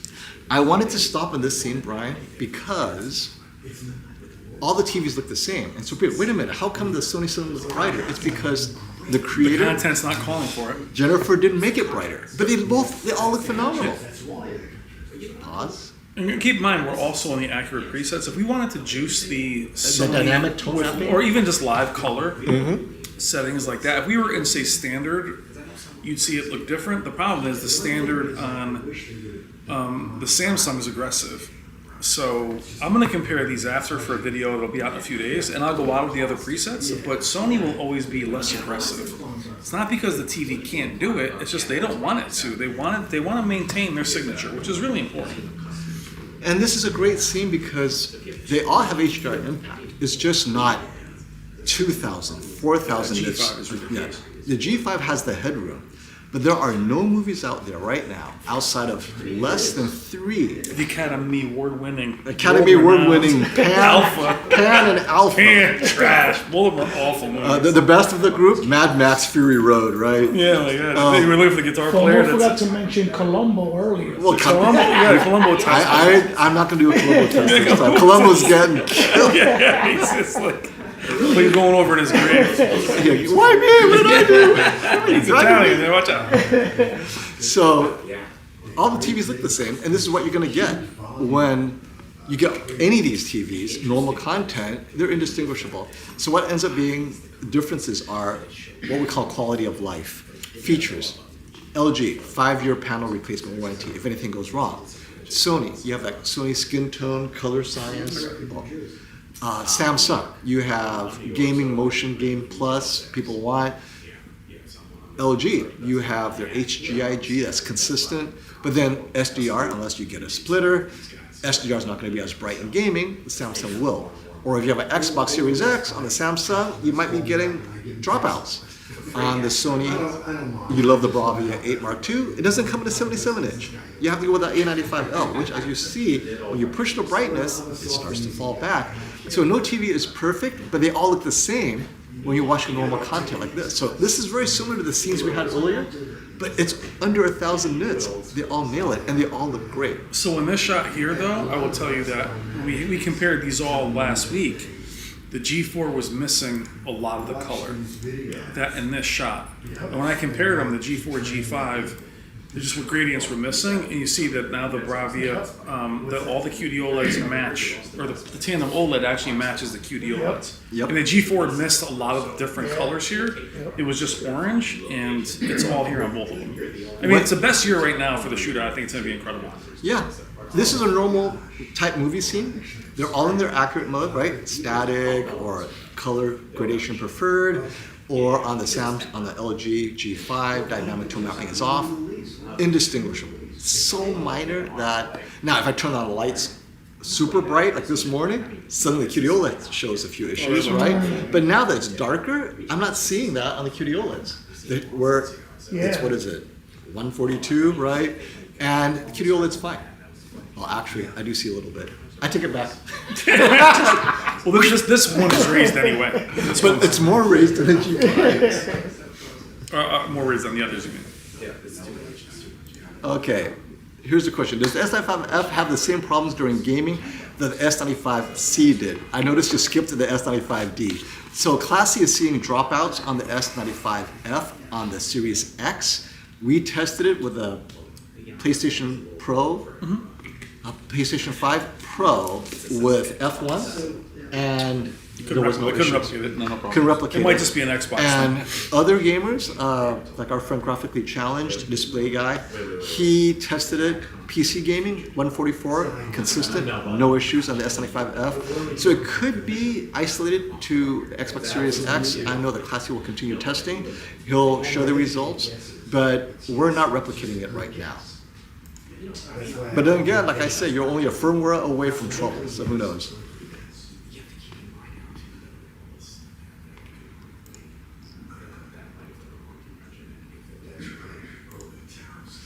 And Joe Gars, thank you, FOMO. That was awesome. I just got the A95L because of you. Well, you're welcome, and I hope you enjoy it. I have the A95L as my reference for a year. before I moved on to the S95D, and the A95L was great. And they continue to improve it year to year with firmware updates. So yeah, if you're watching just normal content like this, yeah, all the Well, phenomenal. the A95L is awesome still. I mean, it's still incredible. It's an incredible TV. Right, we would never say don't get it. Great qd-oled. I love this comment. I have to put this up. With Microsoft, you're only a firmware away from disaster. Specifically, with Windows, this is why I moved away from Windows, right? I grew up on OS, right? I learned how to use a computer on the original PC way back when. I was on DOS forever. Then Windows came, and I tell you, they should never have left DOS. I never had the blue screen of death. Everything was keyboard, right? But ever since Windows was introduced, it's only gotten heavier and heavier. And Windows 10 is fine, but now moving to 11. So anyway, yeah, no, enough of a rant. I've completely moved over to Mac because I use it for productivity. Now, as a gamer, I'm seeing so many issues with 5090. And no viruses. Yeah, the 5090 firmware is causing so many crashes now, and they're keeping getting the firmware wrong. I hate about PC gaming. I mean, is you're it's how to paying set it and forget it. $3,000, and that's assuming you didn't get marked up. You're paying $2,000 to $3,000 for a 5090, and Microsoft is the weak link, and the firmware, right? So they can't match the firmware to the hardware to the operating system. So I'm sorry, but gamers, I feel for you. Just get a console. I understand, you know, the PC gaming community, but come on. You know, The PC balancing firmware. I mean, PC gaming, I mean, even just the other day at Call of Duty, I'm waiting for shaders to compile, and I had a problem with Indiana Jones. I haven't played that game in a while. It was screen tearing. It's always something with PC gaming. right. Oh, I think Dwayne just joined. Hey, Dwayne. Dwayne, what's up, brother? Hey, bud. Yes. And just so you guys know, Shootout is being organized and produced by Dwayne this year. He's going to make sure everything is perfect. Thank you, Dwayne. Dwayne is not playing around. Nope. He's I taking mean, control. it's God's Too work. many cooks in the kitchen, Dwayne. You need to take care of Yeah, it. you need to take care of it. Like, you know what? Give it to the professionals. No open to interpretation. None. Yep. Then with Dwayne doesn't play. He'll be like, nope, thanks for recommending. Hey, yo. We're rocking it, right, Dwayne? Hey, but Cypher wants to add balance. No way, my gaming PCs run great. Do you have a 5090? That's all I'm going to I mean, ask I'm you. sure game PCs run away. I mean, but PC gaming, with all the freedom it gives you, there are issues with firmware and different games not being compatible. I mean, Is the G4 still good? It's awesome. Of course it's awesome. it's a beast. What we're showing you is content that is specifically pushing beyond what you normally see in normal content, which is normal content, anything under 500 nits. All these TVs will look the same. Yeah, Fizzy, check out my G4 versus G5 video. It came out a couple days ago. You'll be. It made a lot of G4 people very happy. Yeah. You know, G5 was better in some ways, but you know, But unless you're watching sports like hockey in a bright room, you're in vivid mode, you're not going to see those and it's half the differences. price. I mean, it's Oh, jeez. you know, right now the G4 at 83 is the same price as the G5 at 77. I mean, so Hey, Powell Cat, am I stupid for getting the A95L for $4,000 instead of the G5 for $4,500? Just because I didn't want WebOS? Not at all. So let's talk about quality of life. You're using WebOS literally every hour. You know, changing this, changing that, and if it annoys you, you like cool TV that much though? you're I don't like it saving. that much. I mean, You're saving some emotional distress, right? No TV is perfect, right? Some TVs have dropouts. Some TVs have have, Wes up in the remote me like pointing out the window. right. Some TV has the funky remote. I'm like pointing over here and I'm watching the arrow go outside. I'm like, what the fuck? And this new LG That's the remote, freaking updated remote. Yeah, I got the round one. it doesn't have Better than that one. it doesn't have the input. So now you're gonna go an extra click to get to the input, right? Because it's That not on the remote, I mean, remote. they were like, got a new remote. I was like, cool. And they showed to him like, And really? it's not backlit, It's not anything. right? At least Sony's backlit. No, it doesn't So, do anything. It looks like a TCL basic remote. Their remotes are backlit. Wait, no. Wait, where's my other one? I think my Roku remote's backlit. You got an LG one over here. That's the factory one. Yeah, that's the factory one. You have the Roku? Oh, there we go. See, is this backlit? No, it's just No, purple. it's just You're purple. shaking it? I'm paying extra for purple. You have this cute So- little tag at the bottom. $500 is all about what is the value proposition for you. Yeah. And for some people, $100, they want better speakers, so they get a Panasonic. And for others, they want that extra bit of brightness because they're in a bright room, they watch hockey. Well, a lot of people told us with the Panasonics that they weren't going to pay the extra money for the speakers because they had a huge audio system. They never used them. I never used the speakers to the TV. Yeah. I would never judge you about choosing because, as a matter of fact, this is how seriously Samsung's taking this. I mean, they have focus groups to study their OS, right? They have focus groups that try to explain to them why they should have certain features, why they shouldn't, for the sake of user experience. That's money, and that adds to the cost of the TV. And some TV makers are like, you know what, we'll just use standard Google OS, and we're done. So yeah, definitely choose a TV based, like, why do I like Roku? Sometimes I buy a Roku TV for my parents or other people's parents because it's easier for them to use. You can't even turn on the TV. What does it matter? Yeah, they need a Where's the damn volume? I Right? don't want to block it out. Yeah. People are tech savvy.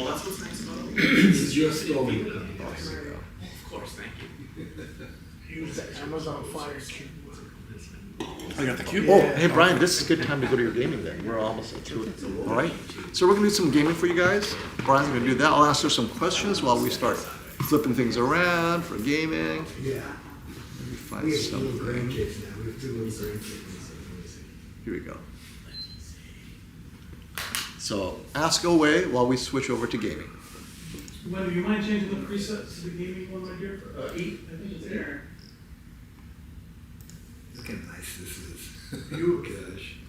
Night of Cypher, thank you for staying, hanging around, and sharing your super chats. And hey, this is a great time to stop and say, if you like this stream and you like what we're doing here, please click like so other people can find this stream. We'll still be going for at least another hour. Why only another hour? My flight leaves. So I'll go until 3 o'clock Eastern time, maybe 3:30, right? So you guys have another 90 minutes of questions with me. I need a new technology. RIP qd-oled. Soon as we discussed for gaming. Dead technology rarely supported. Staying clear of Mark II and S95 from now on. So Cyber brings up a good point I'm going to address, which is primary RGB OLED, WOLED, as what we see today, has definitely caught up to qd-oled in terms of what is important, which is all content that you're going to see 99.9% of the time will look identical in a normally lit room, right? Some lighting here and there in filmmaker mode. Why are you paying for qd-oled? Now, if you are a color grader, you are in a perfectly light controlled room, you need to see that perfect luminance, and you're getting Flanders qd-oled because you need that, and you're not going to suffer from any issues of ambient light affecting your TV image because it's hitting the scatter plate that's on qd-oled. That's a use case I can stand behind. But for most users, I dare you to see the difference. In a normally lit room, we have a light here, a window over there, right? Nothing crazy. We're there. And so the question is, well, why should I get qd-oled? Why shouldn't I? Either one's going to work for you, actually. You should really be choosing between a Sony, what it brings to the table, its own color processing, its unique twist on sharpening or a contrast enhancement or ambient room optimization, right? Only Sony has that. Or the LG, its unique take on gaming features or motion, or the Samsung. You love the UI. You love Tizen. I love Tizen. And so the minor differences between qd-oled and WOLED, primary RGB, they are so minor that it's the other stuff that's important. Now, as far as support, you can't support a panel technology. So this is what I wanted to address. Whether it's qd-oled or WRGB, if your panel dies, they're not going to replace the panel. They're just going to give you a new TV, whatever that means, right? It could be a new current generation if it's not available. So if it's under warranty anyway, you'll either get a new TV or they'll be able to repair it. It doesn't matter if it's not supported, quote unquote. Now, if you're thinking firmware updates, there's not much that a firmware update can do. At least you'll be supported as far as the operating system features are concerned. So I think you're okay. You don't have to stay away from qd-oled per se. especially if you're planning to replace your TV every 4 years anyway. But I don't know if your TV will last a lot, realistically, right? Get an extended warranty. But yes, I see a lot of people say, you know what? Why don't I just get WOLED? It's not like a car. With a car, you can replace the spark plugs, you can replace valves, you can replace a lot of stuff in your car. It'll last 30 years, 50 years. You keep on replacing parts. TVs are not like that. I don't think there's a TV repair shop anywhere anymore, right? So don't worry about qd-oled, quote unquote, being obsolete in the coming years. I think you're okay. But thank you for that point. So we're entering game mode. Brian's making sure all the TVs are capable of it. And we're going to be doing HDR. And you remember how to do the accurate mode on the Samsung S95F, Brian? Yes. Okay, so we're going to go in game mode. And I'm going to make sure I change our setting up here. Game mode. And when I say accurate, it'll be HGIG. Now, Sony doesn't technically have an HGIG mode. So what will HGIG be on the Sony? Just standard? Gradation preferred. Gradation? I don't know. I'll just put standard. I have no idea what the Sony is. Basic, standard, whatever. So we're going to attempt to make the Sony as quote-unquote HGIG accurate as possible without the actual label. But yeah, game mode, HGIG standard. This year, I noticed the Samsung, in its correct setting, basic static, it looks very similar to the LG. I think they've addressed some of their calibration issues, out of the box at least.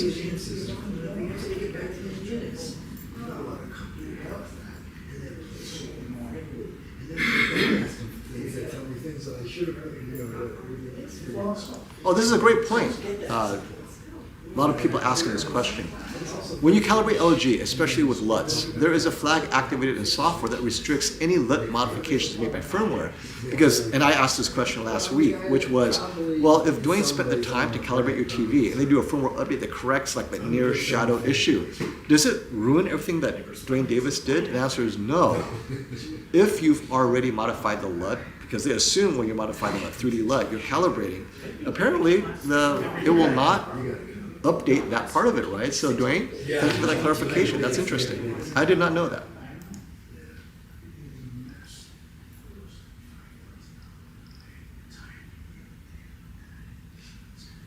And this is interesting because a lot of people prefer Google OS. Paul says, I dislike Google TV operating system, which is one reason why I wouldn't go with Sony. And this goes to, really, you only have a few options out there now. Google TV, which is on the Sony, the TCL, and the Hisense. Roku TV, which is on different TVs, including its own Roku TV. Then you have WebOS, unique to LG, and Tizen, unique to Samsung. There is no right answer. And you have Fire TV, right? If you buy a Fire TV from Amazon. It's very subjective. People of different age groups will prefer different operating systems. Maybe you have a hang-up with how WebOS does things or how Tizen does things. Definitely very personal. And when we review TVs, it's really hard for me to give you any mention of what I think of the OS, because I personally like Tizen for me. But then for my parents, I would rather they use Roku, because I could just answer the phone. Oh, you want this, Mom? Do this. I'm done. I don't have to walk them through any settings. So definitely, it's so subjective. But I mean, I think there are certain best practices that all TV makers should follow when it comes to user interface. They don't all do it, but for sure, yeah.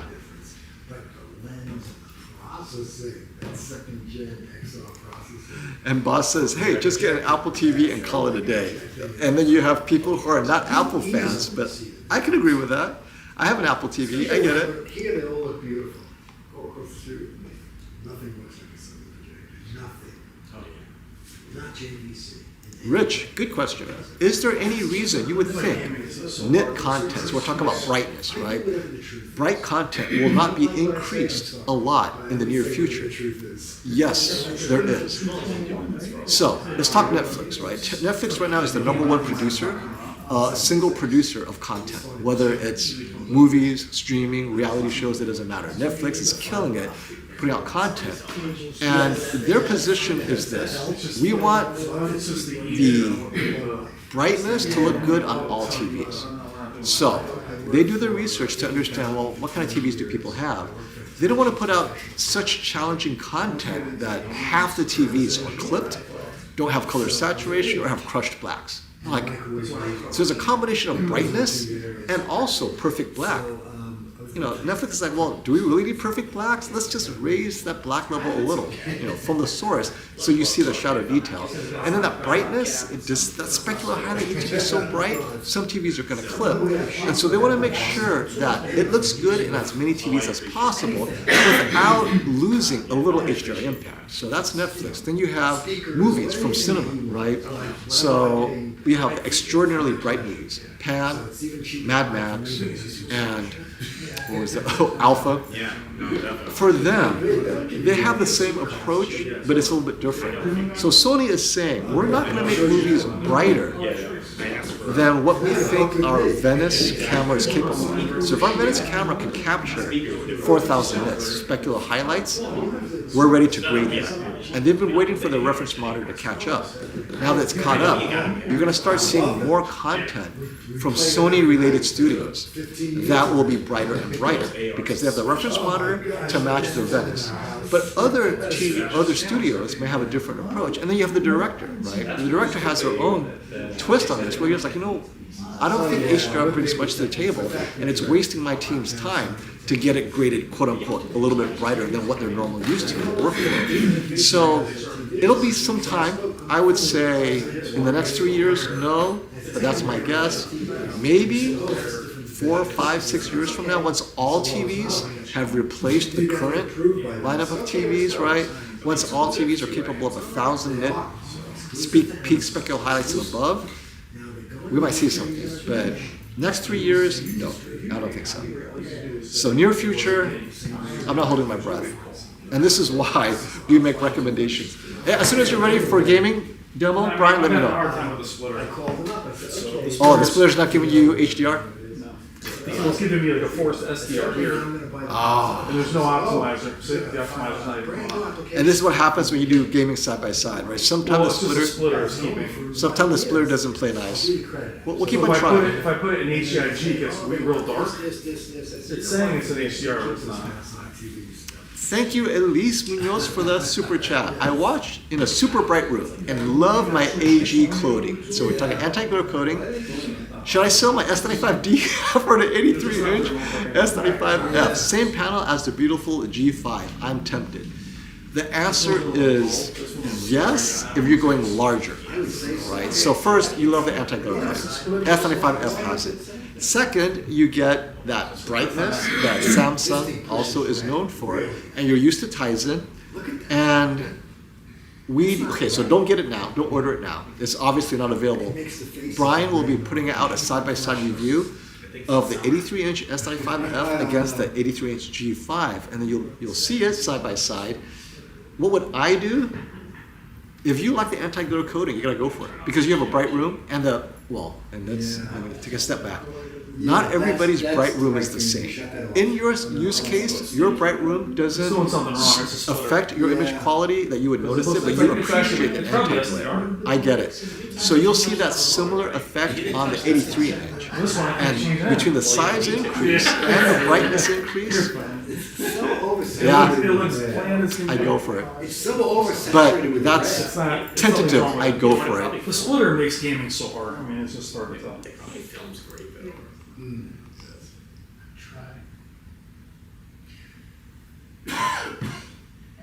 Calibration service info. So if you buy the TV at Val Electronics, so we have Dwayne also does in-home calibrations, right? Hopefully, he's done a couple of people in your neighborhood to lower the price a bit. But if you want Dan Davis to do it at a fair price, that because he comes here to do it and he does a whole bunch of them, Val Electronics charges $650 on average, depending on the size of your TV. But he'll do all the different picture modes and even games if you need it, and it'll be QC'd here as well. So if you buy the TV from Val Electronics, they will quality control the TV to make sure you don't have dead pixels or you don't have bad uniformity issues. They'll replace the TV before they send it out, and they'll break it in with enough hours so that Dwayne can properly calibrate it. And then at that point, they'll send it to you with a full calibration report. So reach out to Probably turn the Electronics. S95F back on now. If you're interested in calibration, calibrating the TV, once you buy it from here. Otherwise, Dwayne does do in-home calibration in-home calibration services, which he will share. You love it.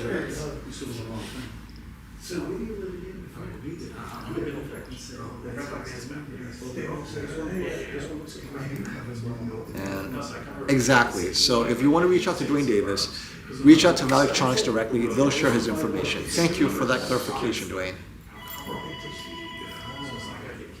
Hey, Brian, they're wondering if you're a linebacker? Tight end? He was a tight end. I got it. Electronics, hi. You're not a wide receiver. I think they heard that. You're not a wide receiver. Oh, I know. Get that mic from Sony. Sony picks up everything. And SD is back to OLED. Can't wait to get my G5 HDR10 filmmaker mode calibrated. Yeah, I think we're back on the OLED bandwagon now for sure. Oh, there it goes. And Random Brain says, hit the like button, everyone. Yes, please do. What are we watching in? What mode are we in now? This is just back to filmmaker. Man. The game. We're back to filmmaker? The splitter is just making. Splitter's not working? Okay. So I'm going to change this.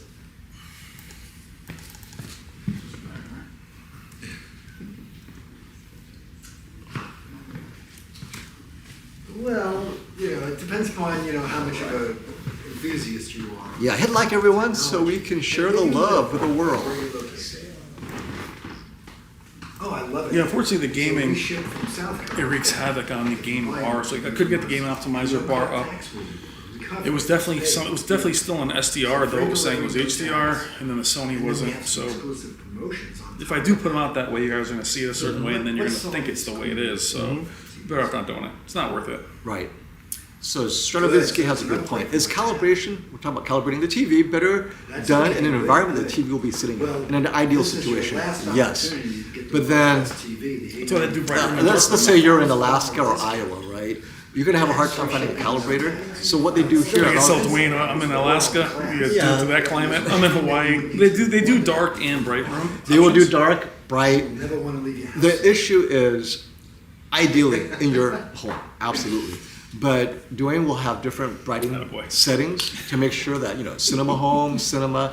So you have options that are all calibrated to your room. Well, not your room, but to brightness levels. It's a bright in your TV. room. It'll work So fine. for sure, ideally yes, Yeah, but it's this is a very, good very second good. But option all TVs where are Dwayne will do a dark room, bright So window room, treatments are good. whatever you need. This is when he's going to talk to you over the phone. It's world class. It really, really is. You're going to watch all your favorite shows again. You're going to see them so differently. I'm saying room lighting. Yeah, get your mind out of the gutter. So this is a good point. Good reminder. Nobody is going to win here, as this isn't a legit shootout. They're just showing off the TV. So I will tell you what the win here is, because the shootout will not do this. The shootout cannot do this. The shootout is 100% to reference monitor. They do not do HDR impact. HDR impact is 100% subjective. And it's 100% what the TV is capable of to content that will not be in the shootout. So in this case, there is a winner for HDR impact, which is the LG G5. The shootout, on the other hand, depending on the content, if you choose content that doesn't have that extra bit of brightness that the TVs are capable of, or would need the headroom, it's not going to look at it, because HDR impact is relative to the content you're using. So if it's 500 nit content, HDR, there's no impact. All the TVs look identical, right? The impact is there, but so what? So with Jennifer Gallow's content, where I push it beyond the ability of any of these TVs, that's when one TV will stand out HDR impact, and no amount of I guess, calibration changes the top headroom of the TVs. Now, you look at B65, obviously, right? But this is out of the box in filmmaker mode. Yeah, And that's all the the TVs are last out of the thing. box in It's filmmaker like mode. So the question is, will the G5 be pulled down out of the And, box it's once it's also- calibrated. it's Well, also that's what you'll flying. find out at the shootout. So at the shootout, Dwayne will calibrate the TVs, and we'll have the TVs set to D65 in our room as well. And we'll see, does the G5 still maintain the HDR impact after calibration in a bright room? And at that point, we could finally say yes or no, but I'm gonna just put We have a lot of bundled I'm gonna put it out there. I think the promotions. G5 will win HDR impact even after D65 set on all the TVs. It's brute forcing it. It's brute forcing it. It's nothing new. The technology is just so some good. extra edge Well, enhancements that's too. world in the shots. class. Now, Yeah. if it's way Oh, over but all of budget, them how have. much you spend Yeah. more. You can't turn off any of the edge enhancements anymore. The Bravia 8 is on a very aggressive sale for $24. All right. $1,500. Why are the G5 Blues so different from the others? The W It's because it's OLED technology on my camera. So my camera sensor, all camera And that's sensors great are hypersensitive TV, to but it's blue. not nearly as They will bright. exaggerate the amount of blue that we're seeing.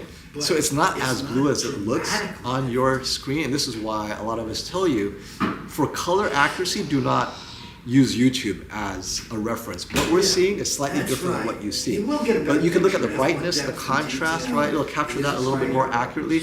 But color will be changed by my camera sensor. OLED will look slightly more blue on my camera sensor, and the magenta on the qd-oled, right, look slightly more magenta on my camera. So they're all shifting a little bit on the camera. And no, you cannot calibrate it off, because what are we calibrating it to? I don't have a reference monitor to make sure my camera matches it. You would have to literally get 4 different cameras, right? According to Jen too, you can buy the best. You can buy an IMAX camera without a reference monitor of equal wouldn't matter. quality. It doesn't matter. I would have to get 4 cameras, turn off all the lights, because the lighting in the room affects the camera's white point as well. And then make sure that it then matches to the reference monitor, which is, come on, right? And that's what the shootout is for. The shootout, and that's why there's no camera at the actual TVs in the dark room. We'll have it here on our side. But in a dark room, the camera's going to be off completely. So we'll show what we will show with Jen's content, but yeah, you cannot accurately shoot what we see ever if it's one camera. You might try with 4 cameras and 4 cameras all to a reference TV, which is not possible. Well, it is possible. It's not worth it. It's not worth it. No, It's not worth it. But each of those reference monitors are what, $30,000? Yeah. So we have 3 payment methods. You calibrate all those. I'll just call in Dwayne. One sitting, he'll do it for a price. Hey, Mr. Lee, thank you for that super chat follow-up. I'm torn between the 77-inch A95L and the G5 use case. 4K Blu-ray discs, YouTube, Love this TV. SDR, HDR console gaming, watch in the dark, have a 50-inch Pioneer. You can't go wrong. Console gaming. The Pioneer Elite. Yeah, it was a Is that a Curo? And he had a 65-inch A95L. Okay. And I want you to get the So, very best picture. I'm kind of, I like new things. I'd go with the G5 only because it's something different and something new for you to try. And once you calibrate the G5, it's very similar to the A95L anyway, but it gives you an extra pop for HDR console gaming that you're not going to get with the A95L. I like that. We're in New York, in Scarsdale, West. I just think that HDR gaming, I'm pushing you towards the G5 for that reason. HDR anything. And if you buy it here, Dwayne Davis will be here and he'll calibrate your G5 to look just like the A95L. So you're not losing anything. Yeah. Gaming, go for it. And if you're gaming in SDR, I mean, it would be a different That's conversation if the better. Bravia 8 Mark II was This is my 77. passion. in oh, life. it would be It's been slightly It would different. be slightly different. It's still gonna have more HDR impact, but Yeah. it's Thank too you. bad the's not a 77-inch. Oh, wait a minute. He's in England because I see, or he's in Europe. I don't know if Dwayne Davis will fly to Europe then. Nor can Robert ship it to you. One of the guys from the shooter, I think, in East What's your career, by the way? Yeah. I'm just in curious. England. I think. Right. Oh, that's a tough job. Actually, we had a female super chat in there. Did you see that? Okay. What Go back to the super chats. Did I miss it? That's good. what resolution are you playing now, FOMO? You know, 4K 60. it changes all the time, right? YouTube will change it because of a drop in Because I bitrate. change inputs in my. Yeah. It should be 4K. I have to say, if it's 1080p, Jimmy, you win the eyeball sharpness contest. You lose. It's What is it? Oh, yeah. Yep. 4K. Excellent. Here we go. Oh, so here's a little rant, because we caught this last week. So the auto scan where it zooms in, zooms out, FYI, on the LG, you have to turn on scan, over scan, to get the native without the zoom in. On the Samsung, you have to turn it off for the same effect, which is no zooming in. And that's what annoys me. Is like, why can't they standardize the same setting, but one is on to get there, which is the LG, and one is off to get there, which is the Samsung. So, but to answer your question, Jimmy, we're all in 4K streaming right now. Peel the FOMO. Thank you, Jay. What's up, Jay? I like that. Hope you guys enjoyed. Wish I never did that video now. I know. This is what we do, right? Brian, I told Brian, what do you do? He goes, hell no. Hell no, I got a better chance of getting pregnant. I got to take it for the team, man. Now I'm going to have to bring it home. And Wendy's like, you sure your family will handle the UV exposure from the TV, the radiation? Robert's like, back in my day, that radiation will kill you. Because he had the CRT. I'm like, wait, radiation? The heck?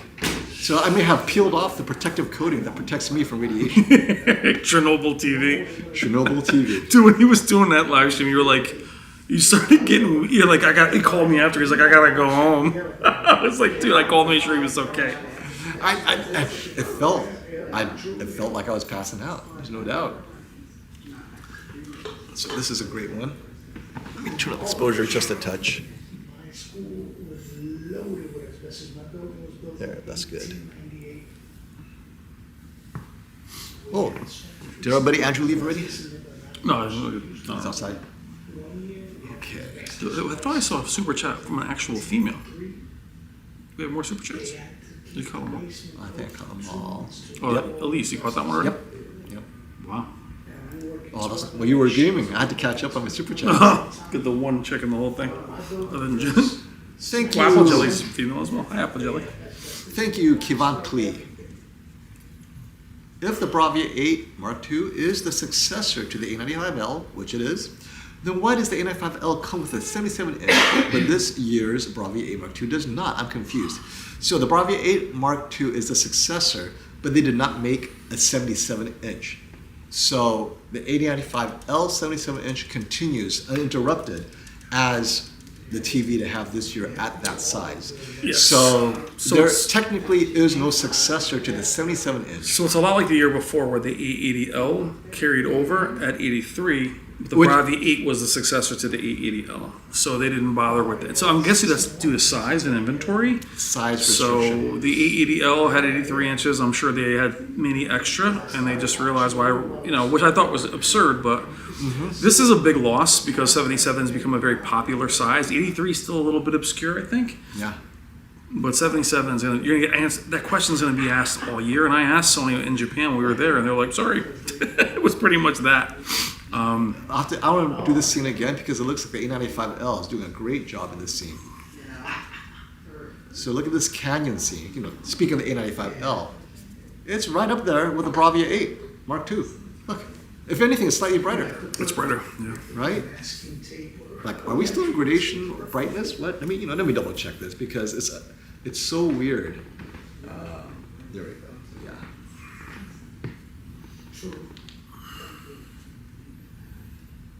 Oh, I see what you Nope. I just broke something. It's the battery compartment. Stay professional. Brightness is max. Settings. Yeah, make sure it's on brightness or gradation preferred, not brightness preferred. Yep, We are gradation preferred. And we either the ambient mode's off, right? Oh, it's on game mode.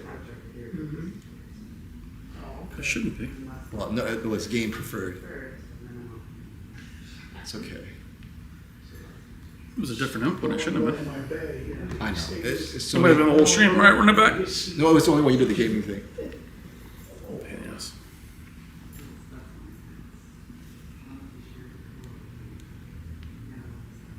Yep, gradation preferred.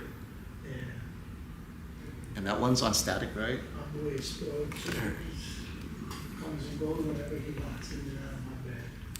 And then if he's- So, as you can see, there's a reason why they didn't update the A95L 77-inch.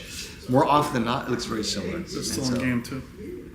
Oh, that's still in game? I don't know why they're in game. That was a different preset. I know. That's the problem with the splitters. He's like my my son. The splitter confuses the TVs. Getting the best food and Yeah, everything. turn that off. Now it should be okay. Don't know why it's in dynamic. What we got, filmmaker? Filmmaker, and make sure it's on static. Oh, okay. Yeah. Oh yeah, just hit tone mapping. Break you up, you know. Shortcut. I love shortcuts. Well, it's on. Okay, so all the TVs are matched. They're all professional accurate. We double checked. And the G4 is slightly brighter, but the A95L is actually in second place. in The this scene. G5, yeah, the G4, if she's not I'm here, sorry, the G5. The G5. We have her here on the floor. So those of you considering the A95L, it's there. That's probably why they didn't see a big difference at Sony. Yeah, I mean, it's So gonna come down close. to sales, and I imagine they thought it was just not, it was pointless, which I disagree with 100% because we're gonna be answering that. Because again, Samsung's gonna have the 83-inch S95F. It's interesting. Hi, Apple Jelly, how are you?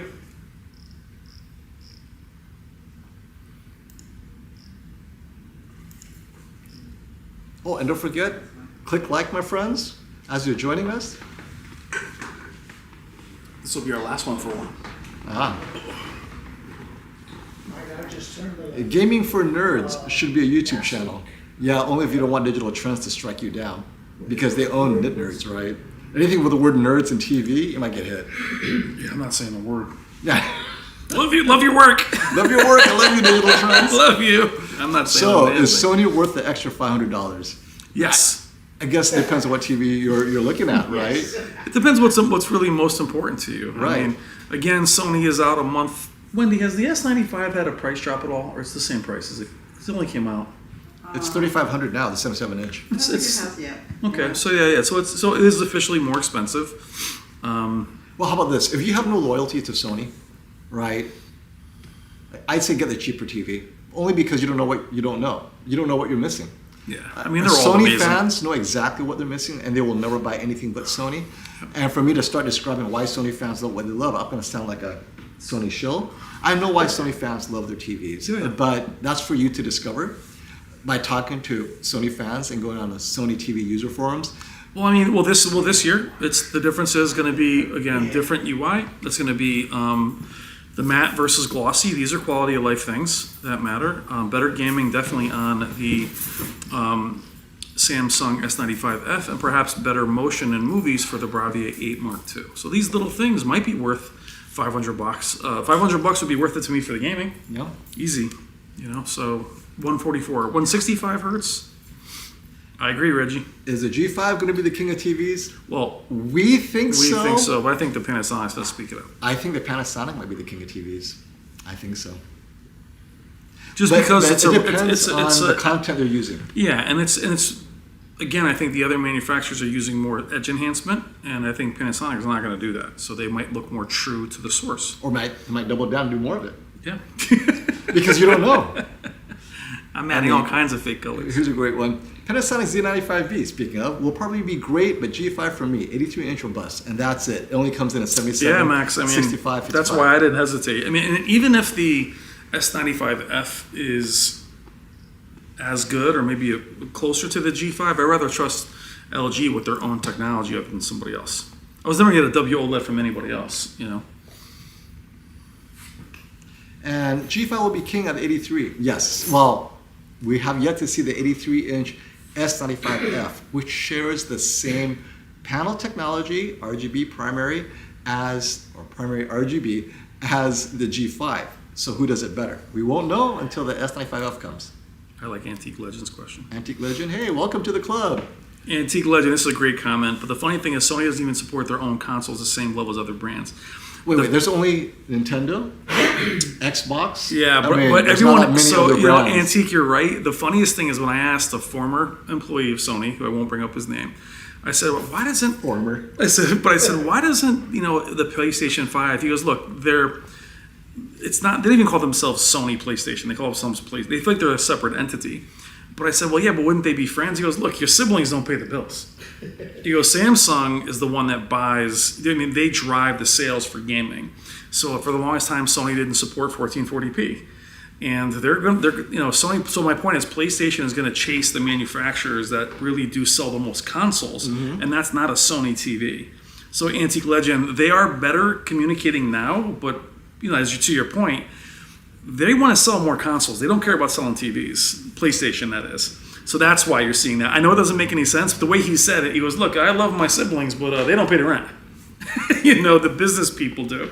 So they want to push as many as those 1440p, VRR, all those things that Sony didn't have. HDMI 2.1 for a while. Mm-hmm. They want to do that more so than Sony does itself. This is a great comment. Waterfalls 2000. Does the G5 still generally have that WOLED look, or does it look new? I think it looks absolutely new, but it has to be primary RGB OLED. And the one new thing is color saturation is better. Second, but the DSC uniformity, I'm hearing, because I don't get that many TVs, obviously, I'm hearing that it's similar. So uniformity hasn't changed much, but definitely the color saturation is better at the brighter luminances. And the blue sensitivity is still WOLED, so my camera will pick up that still looks blue. like an OLED. I mean, it's not going to look like another being, but it definitely is another level. I mean, you guys notice. I mean, I'm getting comments. Why does the G5 look so blue? It's because my camera is sensitive to WOLED blue. Yep. You cannot see the extra blue in person, but the camera, any camera, will make that WOLED look a little bit bluer. All right, Night Cypher still around. Thank you for the super chat. We should not recommend dead technology. G5 is the one. G5 is dead, or the G5 is the qd-oled is the dead technology. That's what he meant. Well, the Knights of Cypher has an S95C, I believe, no? Well, he's not happy that it's a dead technology. Doesn't mean he's How is it dead? It's right in front of me. No, what he's saying is this, and this goes to our theme. How can it be current technology if it's losing out to the G5? I mean, you and I have chosen the G5. How does that make it a better technology? Oh, I don't know. I mean, and he's seeing what we're seeing, like with in a bright room. it has a scatter plate issue. So Knights of Cypher, did you throw your S95? He has an S95D, I believe. It's out on the curb. No, S95C. Oh, yeah, S95C would have this issue, right? So yeah, it's out on the curb. So tell us, when's that G5 83-inch coming, my friend? And we should not recommend dead tech. G5 is the one. I don't think I need to recommend. What have you done for me lately, Eddie? I want half your shit. What have you done for me lately? FOMO, what do you think of Kanye's latest song? Kanye, I am so out of the loop with Kanye's latest. I was not a big fan. This is what I've heard a little bit of sound about that song, and that's something makes me want to listen to it. So on my I would say, no playlist, thanks. my playlist is mostly, we're talking rock, classic rock. The Who. Well, John Cougar, Rolling Stones, not John Cougar. He's not classic enough for me. Rolling Stones, The Who, Rush is a little bit of progressive 80s, Van Halen, old school. Oh heck yeah, we're the same age. That's why. So White Line. yeah, Kanye. I'm just not in. No, I never liked him. I will listen to rap because my daughter makes me. He's a little crazy right I now. mean, but if I don't know, Two Live Crew. No. Like, how old am I? Oh, so anything you want. Well, you're. I know, girl, but I'm not no Kanye, baby. No thank you. Hey, Felix, thank you for the super chat. From Dubai. Hey. Nice. I saw Love is Blind Habibi, because that is a Middle Eastern show. You watch some random things. You Netflix, Korean soap operas. I thought of Dubai. What Netflix do you have? You have that Shark VPN? I don't see that on my recommended. Stand out when gaming with PS5 Pro. So with the PS5, so it depends. If you're HDR gaming, PS5 Pro looks great. They match up well. I mean, now the G5, if you're on a PS5 Pro doing SDR gaming, it's going to be dimmer. You have to do mods to get it brighter. The S95 will be brighter in SDR gaming, but you're the gamer. You tell me. Yeah, Felix, that's a tough one because the S95B was the first gen. Yes, that was first gen. You know what's funny, Felix? I know the S95B was hit with several firmware updates from when we saw it. I would say it's probably still going to be brighter than the Bravia 8 Mark II in gaming, and you're going to lose a lot of those presets that Samsung had. It's hard to recommend going from a Samsung qd-oled to a Sony qd-oled for gaming. You only have 3 presets on the Sony, so they do play well, but it's hard to recommend. I would go with Samsung again if you want the best gaming qd-oled. You're just going to limit yourself the immediately. S95F is really good. Yeah, the S95F is excellent. Unless you don't want Samsung, then I would go with the Sony. But they do play nicely together, Felix. But they just don't.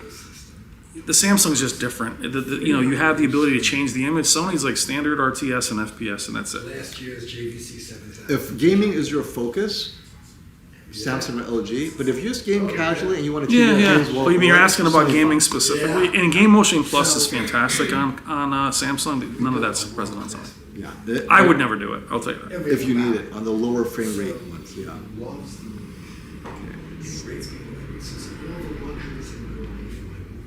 It's nice. Safe says LG is safe. Nothing at LG is safe right now. Nothing is safe. Nothing is safe. Your one firmware update from trouble. Yeah, take that thing offline, baby. If you're happy with it, just leave it. And pick just cable. one more time, because many people notice this. What is G5 Team bluer? Camera sensor, my friend. It makes everything look slightly bluer. Yeah. And the G5 is slightly brighter. And his camera's doing a great job. Typically, it'll be blue and Gementa. I said Gementa. Just make sure it's still in filmmaker mode. Game optimizer. What the heck? Did that make it better? It's brighter in filmmaker. So why does LG do that? I didn't touch. It's a splitter. The splitter. It's a splitter, right? Every time it changes content, it switches over. So That's why I didn't bother with the gaming, because if we do gaming next time, we'll just bring a separate splitter that we can go into, because TVs are flush against the wall. I can't get behind them. all right. Thoros is waiting for the S95F versus G5, both 83-inch size. No one connect box or matte screen on the S90F. The problem is we don't know if the S90F is going to be a RGB tandem. Yeah, it's going to be a The WOLED. S90 or S95? S90F S95. has to be WOLED because it's 83-inch. And it's not primary RGB. There's no way it's going to be a primary RGB. So it's a regular WOLED. Yeah, G5 will destroy it. Yeah. Now the S95F is going to be a primary. So I guess what you're thinking, what he's asking, he thinks that's going to be a Primary RGB. It's not. I don't think it is. So. Wait, we don't know? We don't know. We don't think so. We don't think so. Our guess is no. If the answer is it is, It's a great. that will be value. amazing. That will be cheaper than the G5. But if it's a standard WOLED, the G5 will annihilate it. Yeah. And it won't even be. It won't be pretty at all. And I'm very friendly there. The problem is, and if you're not in the country, it's even worse. We have no idea. This is what I love about global trade. The Bravia 8 Mark II is surprisingly 300 pounds cheaper. That's about $500 than the 65-inch G5. So here you're paying a $500 premium. In the UK, you're going the other way, and you're getting the Sony to save money. I love it. Yeah, the Canada's got some crazy prices. Oh, with certain Canada's just manufacturers. crazy. I know. Jen's here to tell you. They buy the same products. One is the ultra wealthy buys only the best. So, Othman, I understand your question. FOMO, Brian, which one's better? Shadow details and your black colors. In this bright room, it's impossible to make that comparison. It'll have to be in controlled lighting in my studio or in Brian where we turn off all the lights. Then I can examine near black shadow detail. So here it's more of a bright room, which is what most people, most consumers, when they buy a TV, this is what affects them the most. But yeah, you'll have to wait for our side-by-side in-studio reviews. And typically Sony would be, that is going to be their strength no matter what, with typically with mini LEDs, but it's hard with OLEDs to think they're going to do that. Shadow detail is one of their favorite things to continue. I'm going to pause here. The minute it goes up, I'm going to pause again because I noticed this is where the color saturation difference is. I think some of you may want to see that.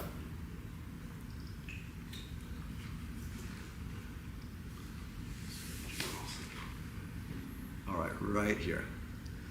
Okay, so here I'm going to turn down the exposure so you can see the differences. I think that'll do it. Okay, so as you can see, the G5 is a touch brighter in this scene. And they're all set to the most accurate mode, but it's losing a touch of that color saturation. Let me double check to make on sure. the high end. And Brian's gonna double check to make sure. Make sure we're not everything- freaking dynamic. dynamic, right? But Oh, we're assuming- vivid. That's good. So it's in filmmaker mode, static, not static, tone mapping should be off. And if it is, we're gonna double check.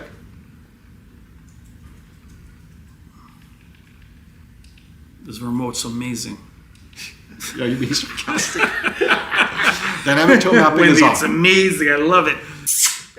So the dynamic tone mapping is off. I just sprained my wrist with a little And wheel. what you're getting, notice that? What you're getting is slightly more impact, but in this case, the color, you're losing a bit of color saturation. But subjectively, it's your call. right? If you want a little bit of that extra color pop, the G5 did it, but you're losing a touch of color, whereas on the Bravia 8 Mark II and the S95F and the A95L, they all look the same, a little bit more color saturation. And so this is something that maybe all three TVs on the qd-oled side, I don't even know if it's less bright. Maybe it's the same brightness, and it's just that G5 can't preserve color in that brightness. Now we'll keep on moving on with this content. And this is why you need a reference monitor. And definitely the bigger screen, I think, plays a little bit of a role. Yeah, but the A95, that's why the A95L is there. It's the same size. Use some mind magic. It's your imagination. She's in the corner. Don't put baby in the corner. This is why you need a reference monitor. We don't know which one is actually accurate to the brightness. So I'll do this comparison when I get the G5 into my room, and we'll see for sure. It's got a little about us. By the time we get our review samples, we'll be double dipping. It'll be like Christmas. We'll be double dipping. It'll be the holidays. When they're coming in, baby. On the way at FedEx. Round 2. That's right. Oh, wait. And Knight just wants to follow up on his comment. Oh, actually, let's start with Man. I missed this. Hey, Man Kite. Thank you for the super chat. When does the Panasonic arrive for comparison? So, I'm hoping June, right? For sure, the shootout's July 12th. I know for a fact that the Panasonic will be released before July 12th, so it'll be available for the shootout. The question is, how much before July 12th? I'm hoping sometime beginning to mid-June. Yeah, we're hoping mid-June. Right, mid-June. So around there, it'll be released. We're in touch with Panasonic, so we'll know for sure. I'm hoping I get it before the release date, so I can give you guys a sneak peek. Thank you for that super chat. Knight wants to follow up with his comment about why qd-oled is dead. When Samsung stops producing the panels, so qd-oled is exclusively produced by Samsung Display. Support will go with it. The G5 is the only safe TV. The rest are in trouble. All right. Why did Samsung Display shut down? No, they will stop producing qd-oled. It's a matter of when will they stop producing Even qd-oled. Samsung Electronics, unless they tell them to stop, Samsung Display is doing it. Yeah, they're gonna be fine. Well, He they said will, it was dead. they will continue producing it for monitors. I think monitors are Yeah. killing it. But for TVs, Helicopter helmets. but for TVs, Yeah, phones. I mean, they have a million how about applications. this? If Sony goes with primary RGB next year, It's over. it's over. And that's what we said. If I think they Sony will. went with RGB this year, primary RGB, it's over. I think they will.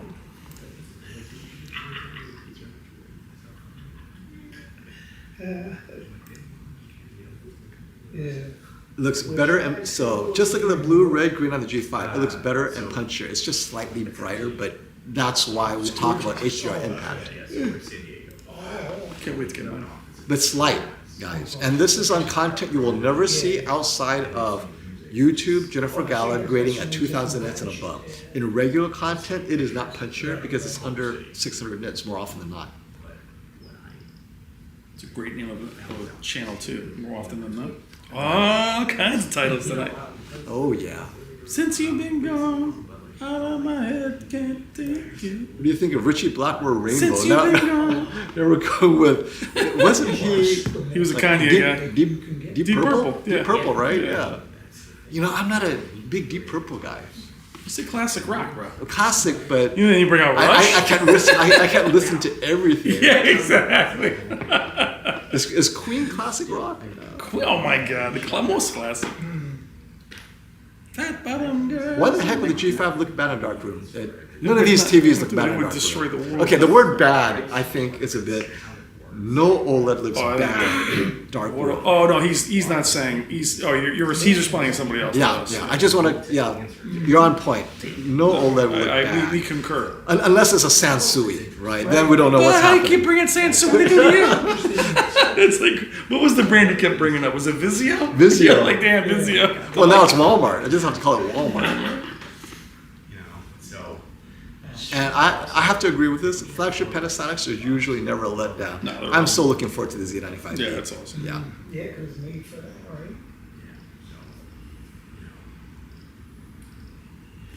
Okay, this is a good one.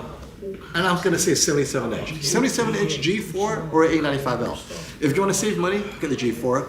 If you want bright sports, get the G4. But the A95L did handily beat the G4 last year when it comes to color accuracy, color saturation. If that's your thing, But which, the brightness differences would be similar to what you're seeing today. yeah.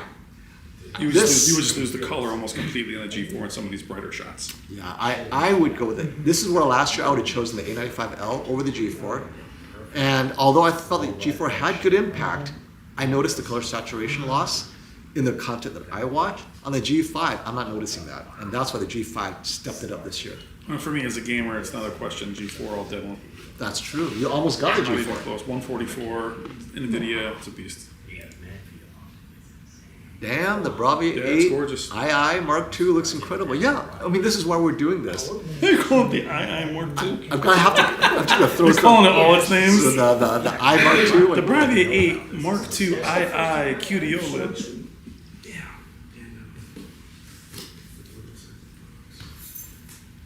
Okay, get a good HDMI switch.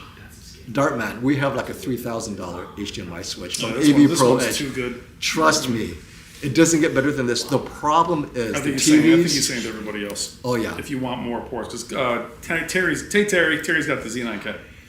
but then again, well yeah, we have a splitter. Sorry, splitters are an issue. Yeah. Switches are good. Switches. Are good. Switches do well. My bad. Because they're just passing through. Just passing through. So you do the cameras and those. S95F looks more natural, more mature. They all look good. You have to be. Yeah, they look awesome. They all look great. They really do. They would look different if we started jumping out of the presets into other presets. The problem is their interpretation of what. So like right now, Samsung standard is much brighter than LG standard. So LG Cinema Home is closer to Samsung standard.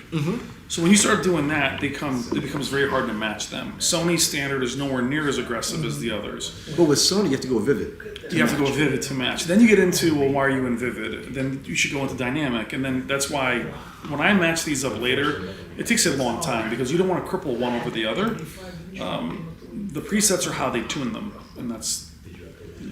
This What's up, is this is an ongoing theme. Night of Cypher asks, and thank you for the super chat. Primary RGB, whether it's Sony's primary RGB LED or Hisense or Samsung micro LED RGB, is it an upgrade from OLED? I would have to say the answer is technologically no. It is still using an LCD panel. It will not have infinite contrast. It is definitely an improvement over current Mini LED. So it is the next innovation for Mini LED, but off angle, you're still not going to have perfect contrast that you have on an OLED. And the black levels will still not match OLED consistently, right? So it is getting closer to OLED. However, it will be brighter than OLED, even qd-oled, and it will provide more color saturation than what current Mini LED is capable of, beyond what is contained in your content, right? So now all the TVs, RGB LED, qd-oled, and even the primary RGB OLED, it is going beyond what content is given you. So even though, oh, there's BT.2020 out there, no. The container says BT.2020. The actual colors, good luck finding true BT.2020 outside of gaming in real content. It is very unusual to have scenes that's consistently, oh look, I have BT.2020 here, right? It's a container that says BT.2020, but the colors, mostly DCI P3, if not 709, right? So you're talking about the edge colors that you're rarely gonna see, and yet these TVs are all capable of that now to a certain degree. So I don't think it's an upgrade over OLED unless brightness and size is your concern. At the 115-inch size, no OLED. At the 98-inch size, definitely brighter. But infinite contrast, I don't think it's there yet.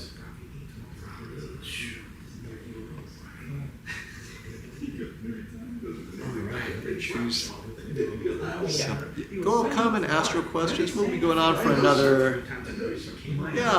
least another 30 minutes. Welcome everyone that just joined us. I'm just looking for content that I haven't tried yet. And this is content that's not super bright. I mean, it's brighter than what you'll see in regular content, but for sure, it is not content that you regularly see. I'm gonna go for slightly brighter so you can see the separation between the TVs. I got some clips in my house. And the splitter is coughing up blood. Here we go, here we go. All right. Let's go up here.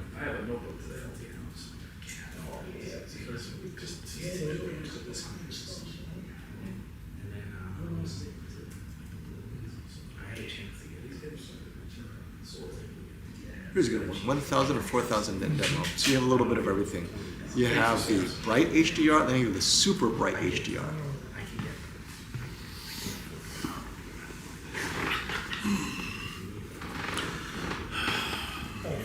And I have my exposure correct to demonstrate the slight differences in the somewhat bright HDR.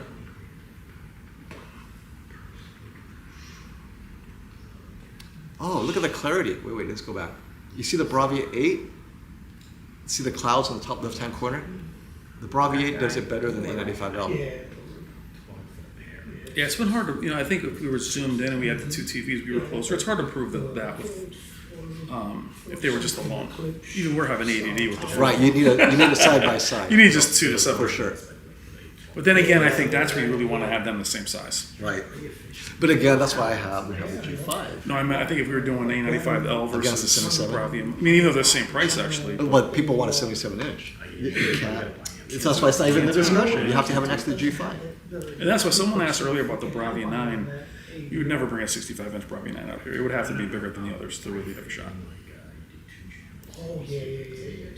And I'm going to have to emphasize, all these TVs will do fine with console gaming. I agree. Absolutely. Hardcore PC gamer, which is Brian. This is why he gets a G5, or alternatively, possibly the S95F. But yeah, I mean, hardcore, we're talking 165 hertz gaming.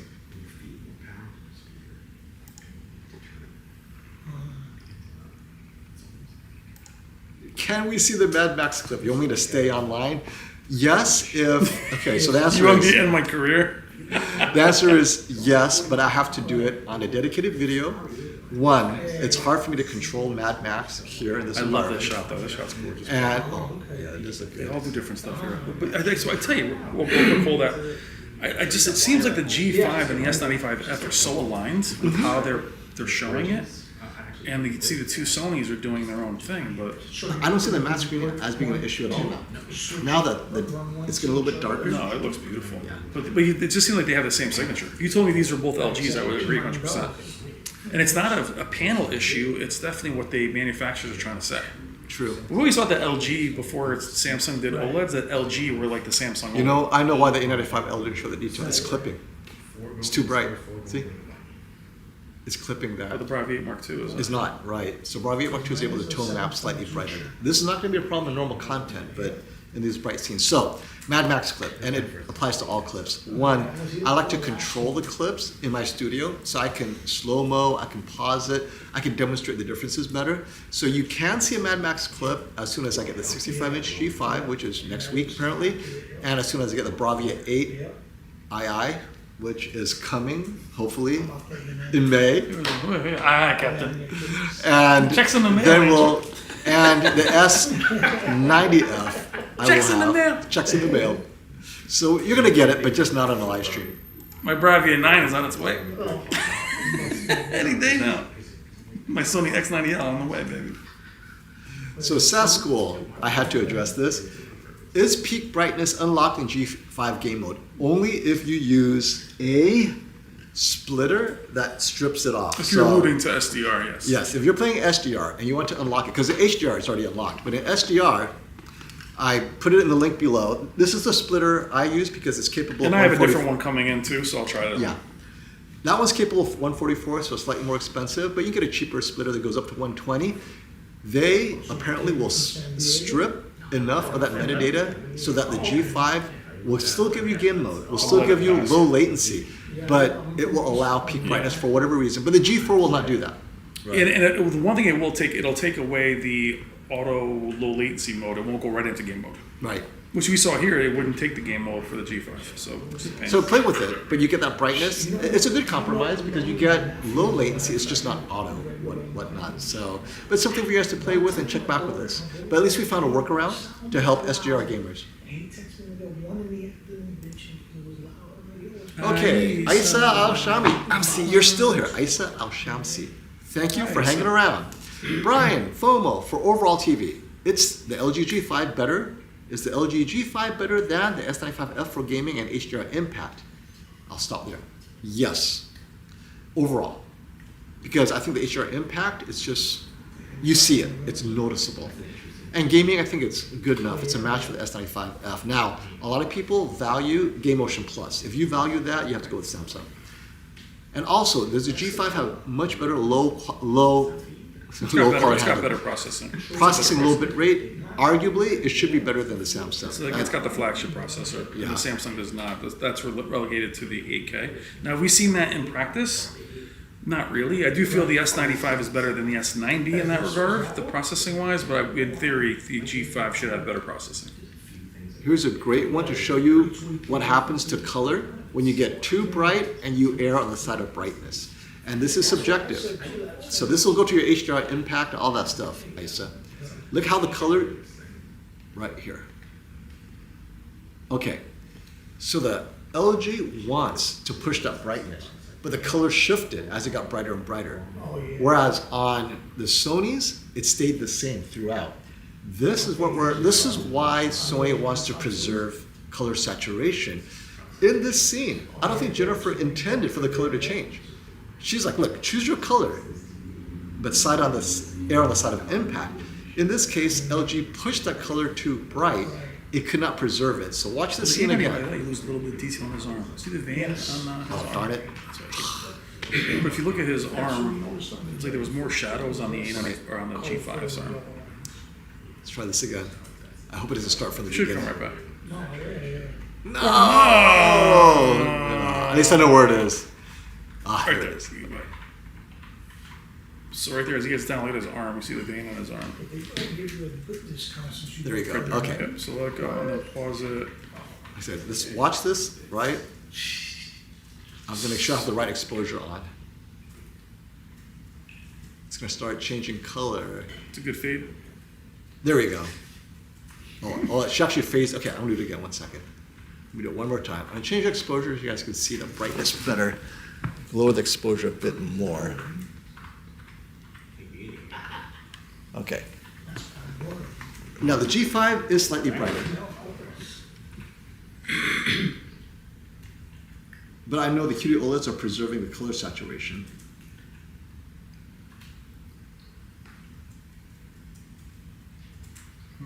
See, when it's white, it's fine. It's when it's the deeper colors.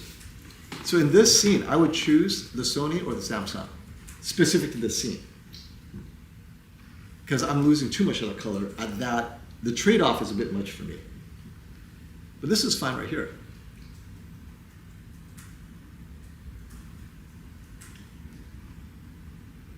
And the G5 doesn't look that tough. 4,000 nits. You can't tell the G5 is brighter. Because it's a smaller window, so the qd-OLEDs are actually keeping up.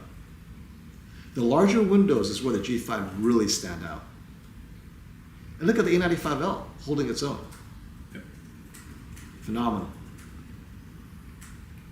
So those of you ordering the 77-inch A95L, you're not losing much. And this is Jennifer Gala's bright content between 1,000 and 4,000 nits. And look at 4,000 nits, very similar. And the shadow detail is the same. Well, in a bright room, what we can see. Yeah, sure.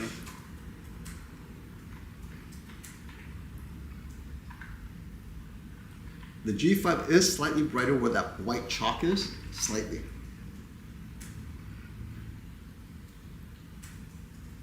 $1,500 nits. The G5 is pushing it because the shirt is so bright. So you can see that pretty good. But you have deeper reds on the Sonys and the Samsung isn't as deep of a red as a Sony. Orange. It's a little bit orange, yeah. So the Sonys, I need a reference monitor. I don't know who's right. Yeah, that's the I problem. need a reference monitor. So that was a great scene. Thank you, Jennifer, for that. So I hope that answers your question. The difference is you really have to have the content to show it and the right content. Matt is saying the super chat got skipped. My super chat got skipped. Oh no. Let me look for you, Matt. Oh, I see it. Thank you. I did skip you. We'll spend some time talking about your question. Okay, hey guys, which TV does the best or has the best mode for making shadow detail viewable in a bright room, like a nighttime scene in a movie? So this is a great scene for this. Yep, that's this one. Okay, so what I'm gonna do is, I will tell you, let's see, which TV does the best or has the best mode viewable in a bright room. So we'll start with the LG, since we know it has Cinema Home, which is specifically raising the gamma or reducing the gamma number, if you want to get technical. So we'll start with the picture mode. Cinema Home.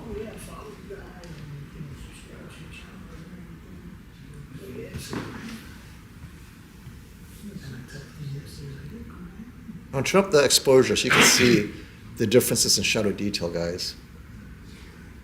Here we go. That way you can make a decision based on shadow detail. Okay, so here we are. It's still not enough. There we go. Okay, we're in Cinema Home. So on the LG, it's Cinema Home, and then I'm gonna put the tone mapping to active, or active, on. So then tone mapping is on, all right. Expression enhancer detail, maybe go for brightness. That doesn't make a big difference. Okay, but actually it does. Yeah, I'll do that. Okay. So this is the LG's to help increase shadow detail without affecting the accuracy to a certain degree. On the Sony, I use standard mode.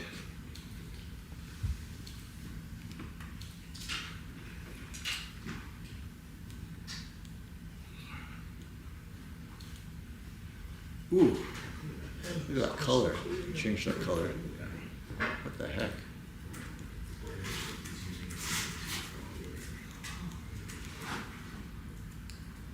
How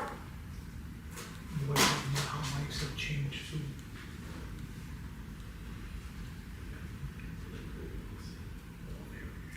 Right. And we'll get a scene that has shadow detail for you. This is not that scene, actually. It's still too dark. I need something with more shadow detail. And on the Samsung,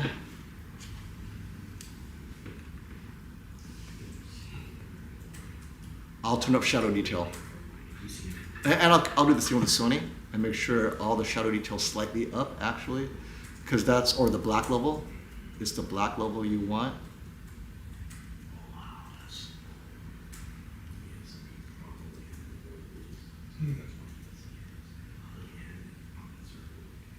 So here, I'm gonna give it 3 clicks to a +3.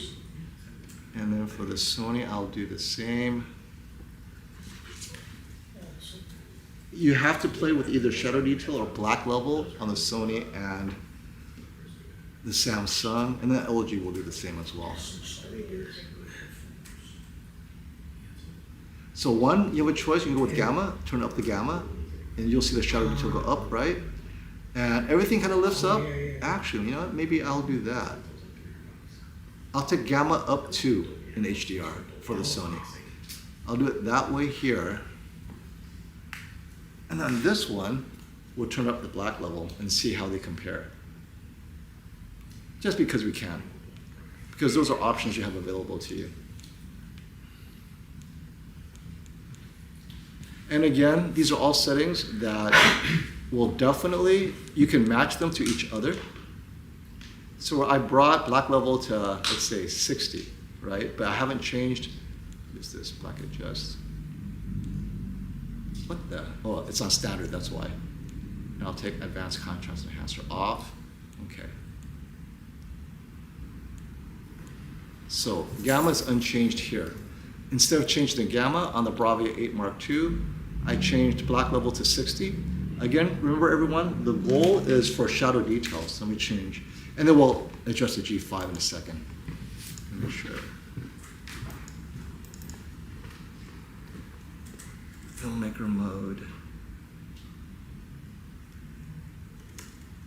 Bright room, increase shadow detail. There we go.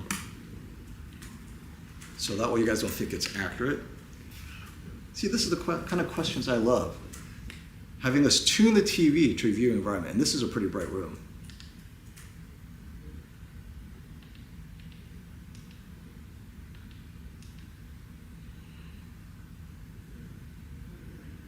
As you can see, the blacks are lifting, but that's why. That's what it means to see shadow detail. You have to lift it a little bit. And you can play with this, right? There's no right answer. I'm just doing what I think could work for you guys.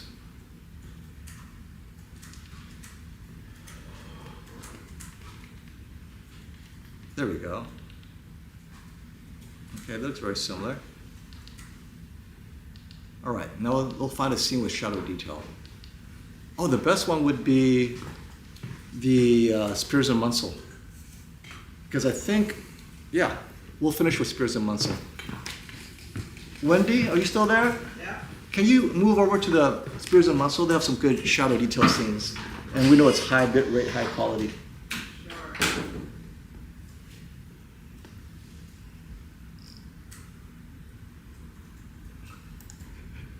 Oh no, FOMO ruined it. Hey, you know what?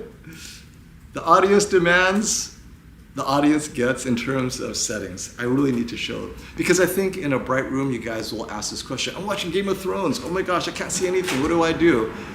This is kind of like your Game of Thrones, Season 8, Episode 3, the beginning, right? The long good night. This is the thing. And we're going to put it in 1000 nit content, which is what, as bright as your streaming is going to get anyway, at best. Let's do that. Let's focus on shadow detail.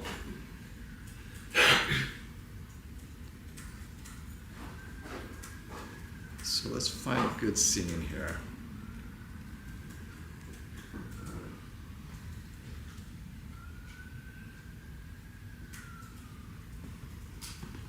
There's one in particular. Here we go, almost there.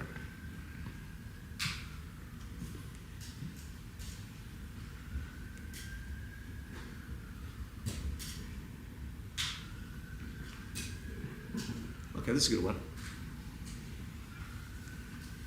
All right. So, we're in a bright room. You can see the shadow detail. What I'm gonna do is, we'll use the S95F as one where I'll put it in accurate mode so you can see the difference between raising the blacks and then having it in accurate mode, right? Because I have to choose one TV to do this. Let's take shadow detail back down. And static, there we go. Okay.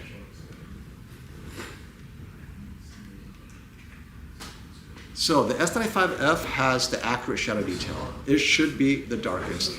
And the other ones have their shadow detail elevated. So as you can see, the G5 is a little bit brighter. I can make the Sony do the same. So let's do that. We'll just increase. Confused which TV is what. All right.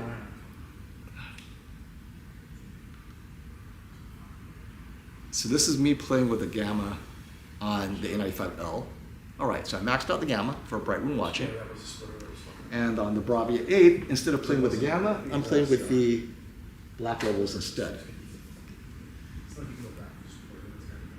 It's effectively doing very similar things.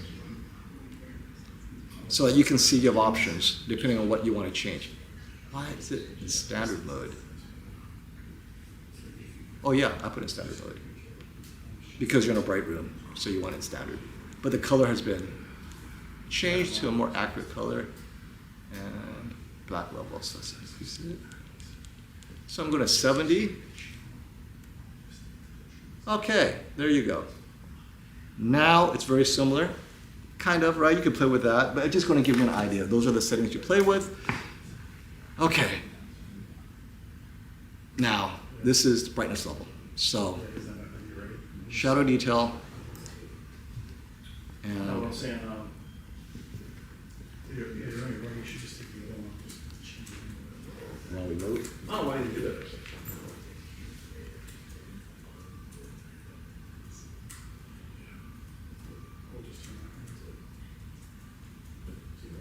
And so there you go. You can see all the shadow detail you want. Oh, look at that. See, it's slightly darker on the S95F, but you could, and in the corner where those trees are, like here you can see all the trees. On the slightly accurate S95, more accurate S95F, you're gonna lose all that in a bright room. And so that's why you have settings, right? In a brighter room, you're gonna have to change it to see the detail, where you're gonna lose that detail on the S95F in its most accurate mode, because accurate mode, whether it's static or professional, gradation preferred, is meant to be watched in a dark room. Complete light control, but mostly dark room. So, there you go. Let's move on.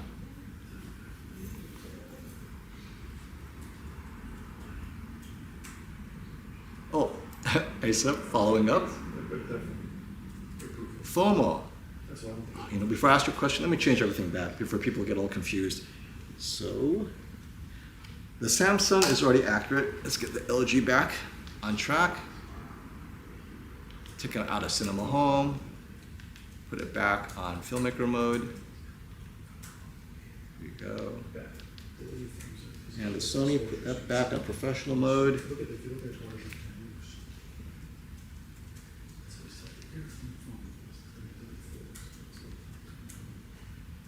Make sure the brightness adjustment is back to regular gamma. Go. And then the other Sony, get it back to filmmaker mode.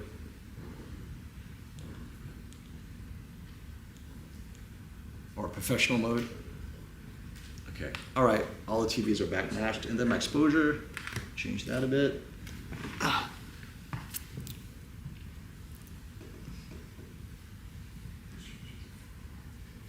Okay, I think we're back to normal. All right, thank you for following up. FOMO, I'm very confused. What TV I should have, LG with amazing tone mapping, or S95F, larger BT.2020, future-proof in 4000 BT.20, what to do best? Okay, ignore the whole BT.2020 thing. I think that is unfortunately very misleading. When you see measurements that say, oh, this TV could get this BT.2020 color volume, it's the best. Ask yourself, if your content doesn't even come close, what's the point? So first question for you, I say, is what is it you watch? Is it sports? I can guarantee you, if you watch sports, there's nothing that's BT.2020 in the sports you're watching. Nothing. That's important, right? If you're watching movies, I'm going to say the same thing. Nothing you're watching in movies other than Mario Brothers, Super Mario, right? Other than Pixar movies. Most movies, I'd say 99% of the scene is within DCI-P3. All 4 TVs are capable of that very well. And then lastly, the BT.2020, it is, even when you do see it, we're talking neon green, neon purple, like colors. So the reality is, where you really see it is in color banding. If it can show all the colors, you don't skip colors, then you won't see the banding. So when there are banding issues on the G5 or the G4, that's where the BT.2020 color space comes in, because it's able to show all of that, but part of it is maybe the bit rate isn't high enough. The G5 and Dolby Vision often addresses that. So it's not so much BT.2020 per se that you're looking for, but it maybe could be color banding in some scenes. Again, reviewers have to look for these scenes to show it off to you. I think that is not something you should focus on. More importantly should be, do you need the brightness in a bright room? Hockey. Oh, G5 gets bright enough. I need to watch that. Or soccer or football or whatever sports in a bright room, you want it to be bright in standard mode. The G5 will nail it. S95F comes close. So I think future-proofing with BT.2020, if you know what color is actually in BT.2020, you'd be like, that's it? That's all I'm getting, right? Here, this content that we're watching, BT.2020. And I've spoken to Stacy Spears. He's all like, yeah, in this entire scene, this little bit is BT.2020. Like right here, this entire scene, maybe that small corner of his eye is in BT.20. The rest is in DCI-P3. So people have this impression that BT.2020 is the entire image. Not at all. I'll tell you where the BT.2020 is over here. And you guys will laugh, like, what, that's it? And this is why you need either a monitor that has the waveform that shows where BT.2020 is, or you have, actually, you have it here. did a great job. Stacy Spears did a great job with this, and I'll show you right now. Actually, yeah, let's do that right here. This is why they did this, actually. Let me show you.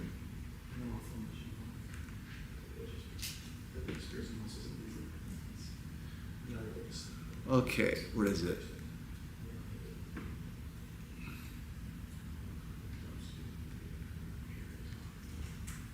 I think it's, is it graded versus ungraded?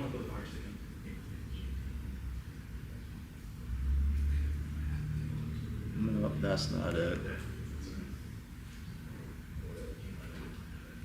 Maybe it's your HDR analyzer.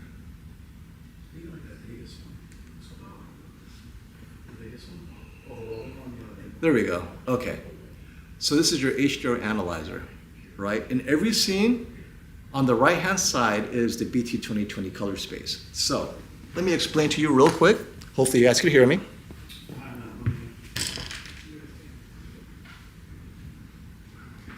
Everything in here, the TVs can show. Out here is DCI P3, right, more color, and out here is BT.2020. So when that rainbow of colors goes into the outer triangle, that's the only time you're in BT.2020. So in this scene, everything is within the range of all the TVs. In this scene, I'm going to pause it, right? Everything's within range in this scene, and this is in a BT.2020 container. So you're thinking, oh, BT.20, look at the center of that triangle. Let me pause right here, real quick. Oops. I'll wait for something that's a bit more aggressive. Because so far, this is Stacy Spears trying to show off BT.2020, but these scenes don't need it, right? So you're all in Rec 709. This is within P3. All the TVs can show this. I'm looking for a BT.2020 scene. Here we go. Come on, even that one's not BT.2020. That one's not BT.2020 either. That's still within Rec 709. As you can see, the contents all look phenomenal. But this is such a good question, Isa. Only because I don't think people realize, oh, look how bright everything is. But guess what? You're still within Rec 709. Not even DCI P3. Rec 709, not even DCI P3. I'm still waiting. There are a couple of scenes, and I'll stop. And then you can tell me, oh my gosh, I'm missing that color. Give me BT.2020, please.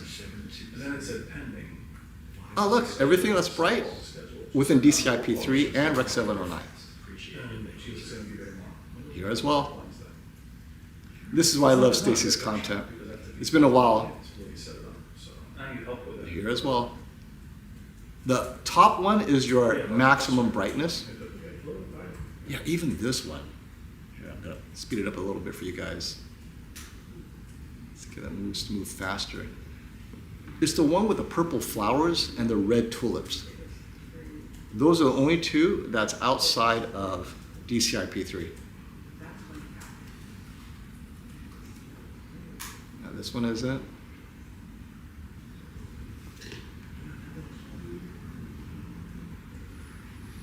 This one's a little bit closer, but not quite.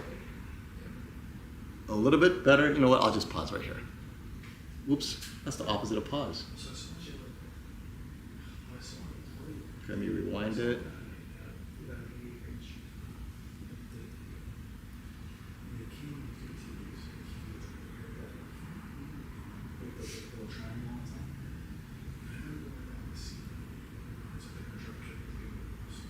Okay.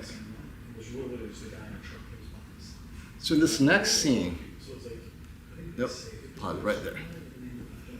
So, I'm going to point this out for you guys. Here we have something that's outside, right? This triangle right here. Now you're at BT.2020. Okay.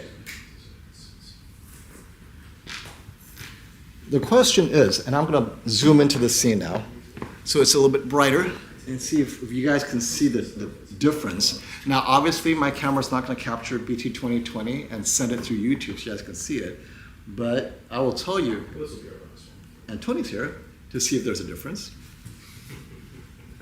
So here we go. Okay, zooming it in. Rewind it.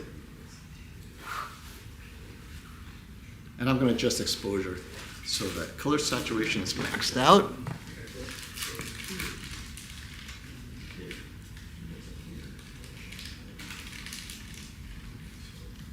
All right, here we are. Pause. I missed it.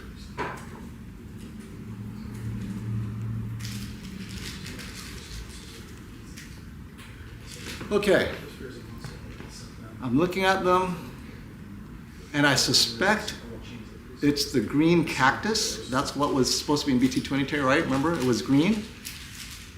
I don't see the qd-oled as being any more green than the G5. And I've lowered the exposure so you guys can see color better. And if there is a difference, you'd need a meter, and the meter would show a difference, actually. It would say, oh, guess what? Your cactus has a bit more green in the BT.2020. It's skipping out on the G5, but for use case, practical purposes, it's overstated. And that's why we use real content. So hopefully that answers your question. At this point, the primary RGB OLED for all content, all intents and purposes, is good enough. Thank you for that question. I think we needed that discussion to be had.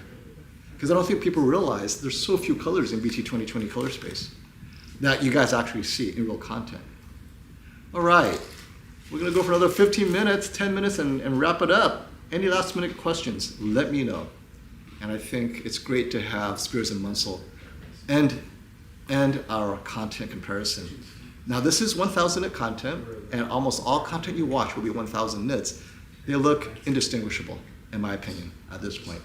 They could all do it, and that's why get either the cheaper TV, the one that you prefer their features, whether it's gaming or operating system, or the ones that you, oh, this is another one. Sorry, I have to stop here. Oh, this one is that purple, that's BT.2020, so I'm gonna rewind that.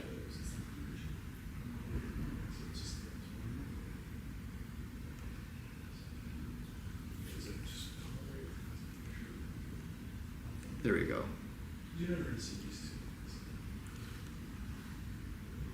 And it's that green. So the green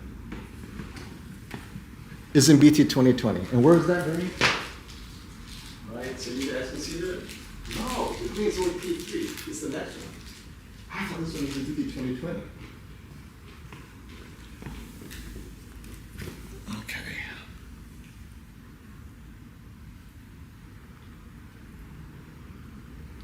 It's just brighter. Nope, see?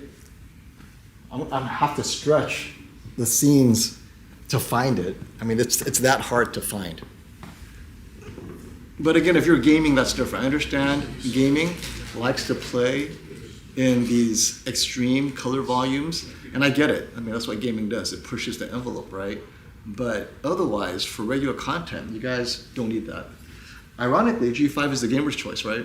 So you can't have it both ways. I love you guys. Okay. Did I miss the gaming comparison? Asks YJT. My friend, not only did you miss it, but we didn't do it. That's why you missed it. We were having trouble with the splitter. It was not properly giving us the full gaming signal on the G5, so it would not have been a legit comparison. It's very splitter dependent. That's why I do not do a lot of gaming comparisons. I have to have a dedicated one-on-one splitter that I use. I use HD Fury, but when you have more than two TVs, so I daisy chain my HD Furies, but it's not a perfect solution. So the reality is, when you do side-by-side 4K 120 motion comparison, now you lose VRR. It's really hard to do gaming comparisons. So I restrict to just HDR. How does it look and so forth. But in this case, yeah, it worked 2 weeks ago. It didn't this time. Sorry, YGT. But in the meantime, if you have any questions, throw it on.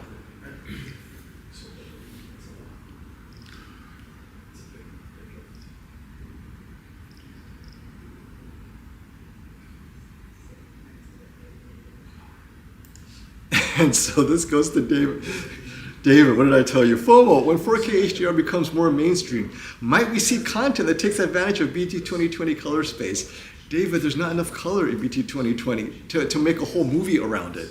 Basically, it'll be a flash here, it'll be maybe a trim there, like this bird is completely in DCI-P3. You're not losing a lot of color in BT.2020. I mean, there's color there, but a filmmaker's not like, is there anything here that's BT.2020? You have to try to find BT.2020 color that makes sense. That's why you have to watch Pixar movies, right? Where you have vibrant greens, vibrant pinks, vibrant blues, right? Everything's gonna be vibrant. Where the BT.2020 helps is if you have gradations of color that covers it a little bit and it's a bit bright and the TV doesn't get to that far, then you might have color banding. But the answer is no, David. I don't think filmmakers will specifically shoot to cover additional color that's not already well represented in DCI-P3. Yeah, I just don't think so.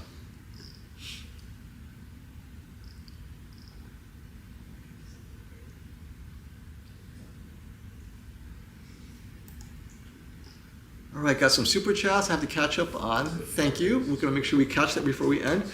All right, Eric Amon, thank you for hanging around. And it's the green frog. 77-inch in a dark room, watching mostly streaming and some Blu-ray. I appreciate the Sony colors and skin tones, but I really like the brightness of the G5. But will that ever really be seen in movies I watch, A95L or G5? It won't be, but sports brightness will be. And so that's the only complaint many people have about non-G4, non-G3, non-G5. If you, let's say 25, 35% sports and you need that brightness in a bright room, yes. If you're in a dark room, they're fine, right? You don't need that much brightness. It's really preserving the color. I'll play this again for you guys.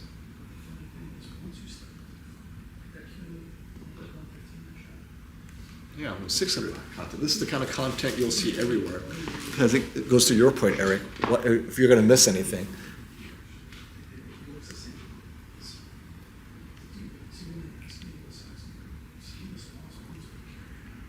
There you go.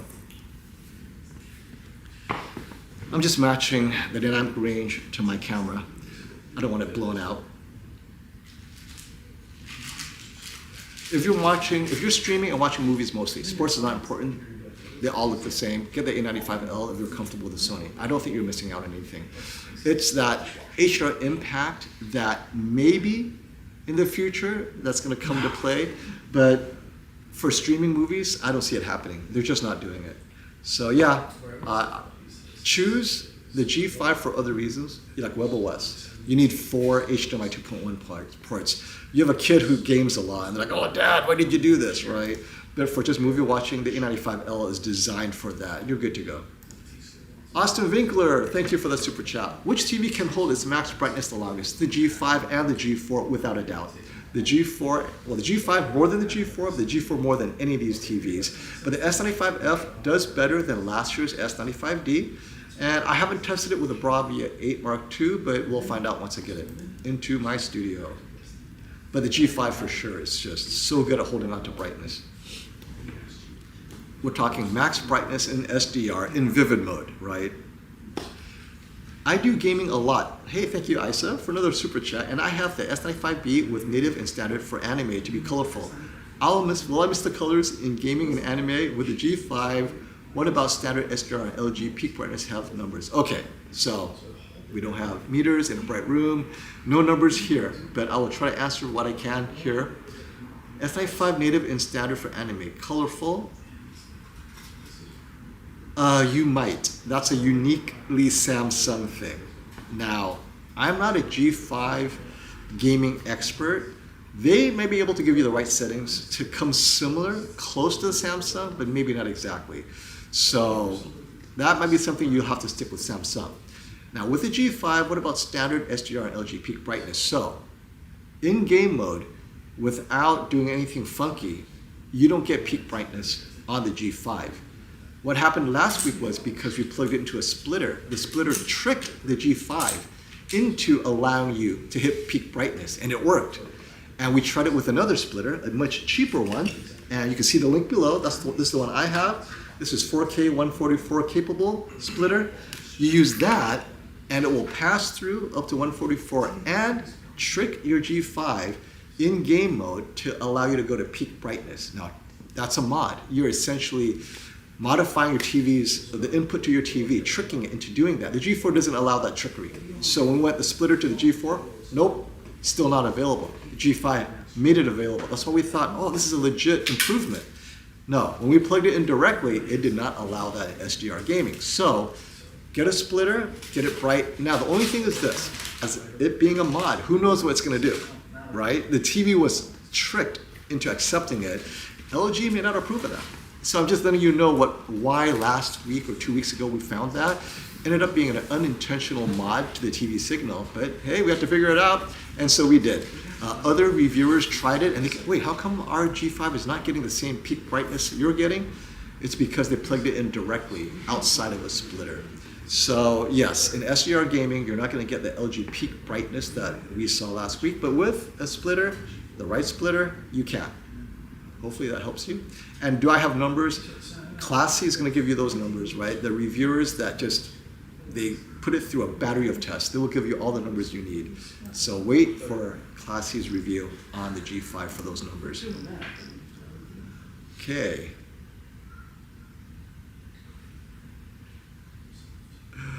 Rand asked, what's the best TV for clarity? The newest TV? I would have to say all three of these TVs, the G5, the Bravia 8 Mark II, and the Samsung S95F, amazing clarity. And the reason why I did not include the A95L is when the brightness got a little bit too much, it clipped a little bit, and that clipping, you lost some clarity in the bright highlights, whereas the Bravia 8 Mark II did not do that. But again, that's bright content. In regular content, like this, at 600 nits, they all look amazing. We're beyond the point where we need to comment on clarity per se. Artificial clarity, 3D pop, that's another matter. But accurate clarity, they're all good enough. And the matte screen did not have an effect at all. Not from this distance, about 15 feet away, I can't tell. If you sit a lot closer, maybe. Now on my review, on my channel, well, this is my channel, but on my review in my studio, where I'm 6 to 7 feet away from the TV and my camera's a bit closer, I will take a closer look, but even then, I don't see the clarity differences. It's the best junk food yet. Ooh, what is this? Ooh. It's delicious. Oh, Robert's trying to kill me with carbs. Thank you, Robert, for your generosity. I will not turn that down. Okay, we're gonna wrap this up. Hey, is Brian still here? Yes. Okay, Brian, we're gonna wrap it up. I have to pack and get onto my flight out of here. Thank you, Robert, for the sweetness. And let me, oh, there you are, Robert. Came in just in time to say goodbye. And here we go. I'll put us down here so that all the TVs are there, kind of. Okay, before we head out, thank you so much for coming. Thank you so much for staying with us. How many hours did we do today? It is 3:30. We started at 11. Yep. So about 5.5 hours. Not bad, right? We're not here to break records. We're here to be with you guys. I would have gone longer if it, well, first of all, gaming is missing. That would add at least another hour. Yeah. So again, I apologize for that. We'll find a gaming splitter the next time. And also, as a reminder, Valley Electronics will give you, well, first of all, price match. Anything online, authorized retailer, let them know, hey, I found it on this, Amazon, Best Buy, whatever. They'll price match it, Sony.com. Not only that, when you say, give me the FOMO deal, give me the Brian linebacker tight end deal, he will throw in a 10% store credit to buy whatever you want. Accessories. Accessories, sound bar. I would go and pick out a Dynaudio pair of speakers, right? Hey, you know what? I love Dynaudio. Now, if you need calibration services, they offer, as part of their package, approximately $650, depending how big the TV is, but I'm just going to throw a $650 out there. Dwayne Davis will be doing it. He will give you different modes for different room brightnesses, from dark room to bright room. He will calibrate cinema home, and you could choose one of those inputs to be game mode, and he will make sure it's Dolby Vision, fully calibrated, whether it's a Sony or an LG, not Samsung, obviously, and HIG is spot on. And that includes break-in period so that they can observe the TV to make sure that's perfect for you guys, right? And that's time-consuming. So it is $650, and unfortunately, the 10% credit does not apply to that. However, it does apply to extended warranty. So personally, I know Dwayne Davis is going to kill me for this. I would take the 10% and apply it to an extended warranty. Because I think that TVs today, after a year, it's at risk. I mean, we only keep our TVs no more than 2 years at most. So we don't see what you guys see, but a lot of people we complain. can't do longevity tests theoretically. Right. So, but other people, oh, my TV died after 3 years. Well, with the extended warranty, you're able to extend it to 4 years if it's one of these TVs. But yeah, so let us know. Anything else, Robert? Any deals coming up that I don't know about? No, but if they trade in their 10% store credit, that pays in full for the 4-year warranty. Perfect. Yeah, that's great. Peace of mind is beautiful. And we have some other little programs that I can't talk about over the Oh yeah, and then they have secret programs that Yes. you definitely have to call in. Yes. Just tell them I want FOMO and Brian's secret deal that you cannot mention on air, and he will give you something special. A little massage. That's too special. And a ting you want. What did you say? And a little tingly. Boy, Knights of Cypher, he's off the my bandwagon gosh. hard, huh? And I agree with Dart Man. He went and got the warranty. Yeah, Terry got the Z9K from here. Yes. And with that in mind, thank you so much, everyone, for showing up. We're going to do this again when I won't be here, but Brian's going to do an 83-inch Yeah, once the S95F. S95F is here, we'll compare. Yes. And the Panasonic Z95B, when it comes here, it'll be just in time for the shootout. So for sure, we'll do a shootout with it. And until next time, my friend, stop the FOMO. Bye, Thank you, everybody. Take care. Thank you.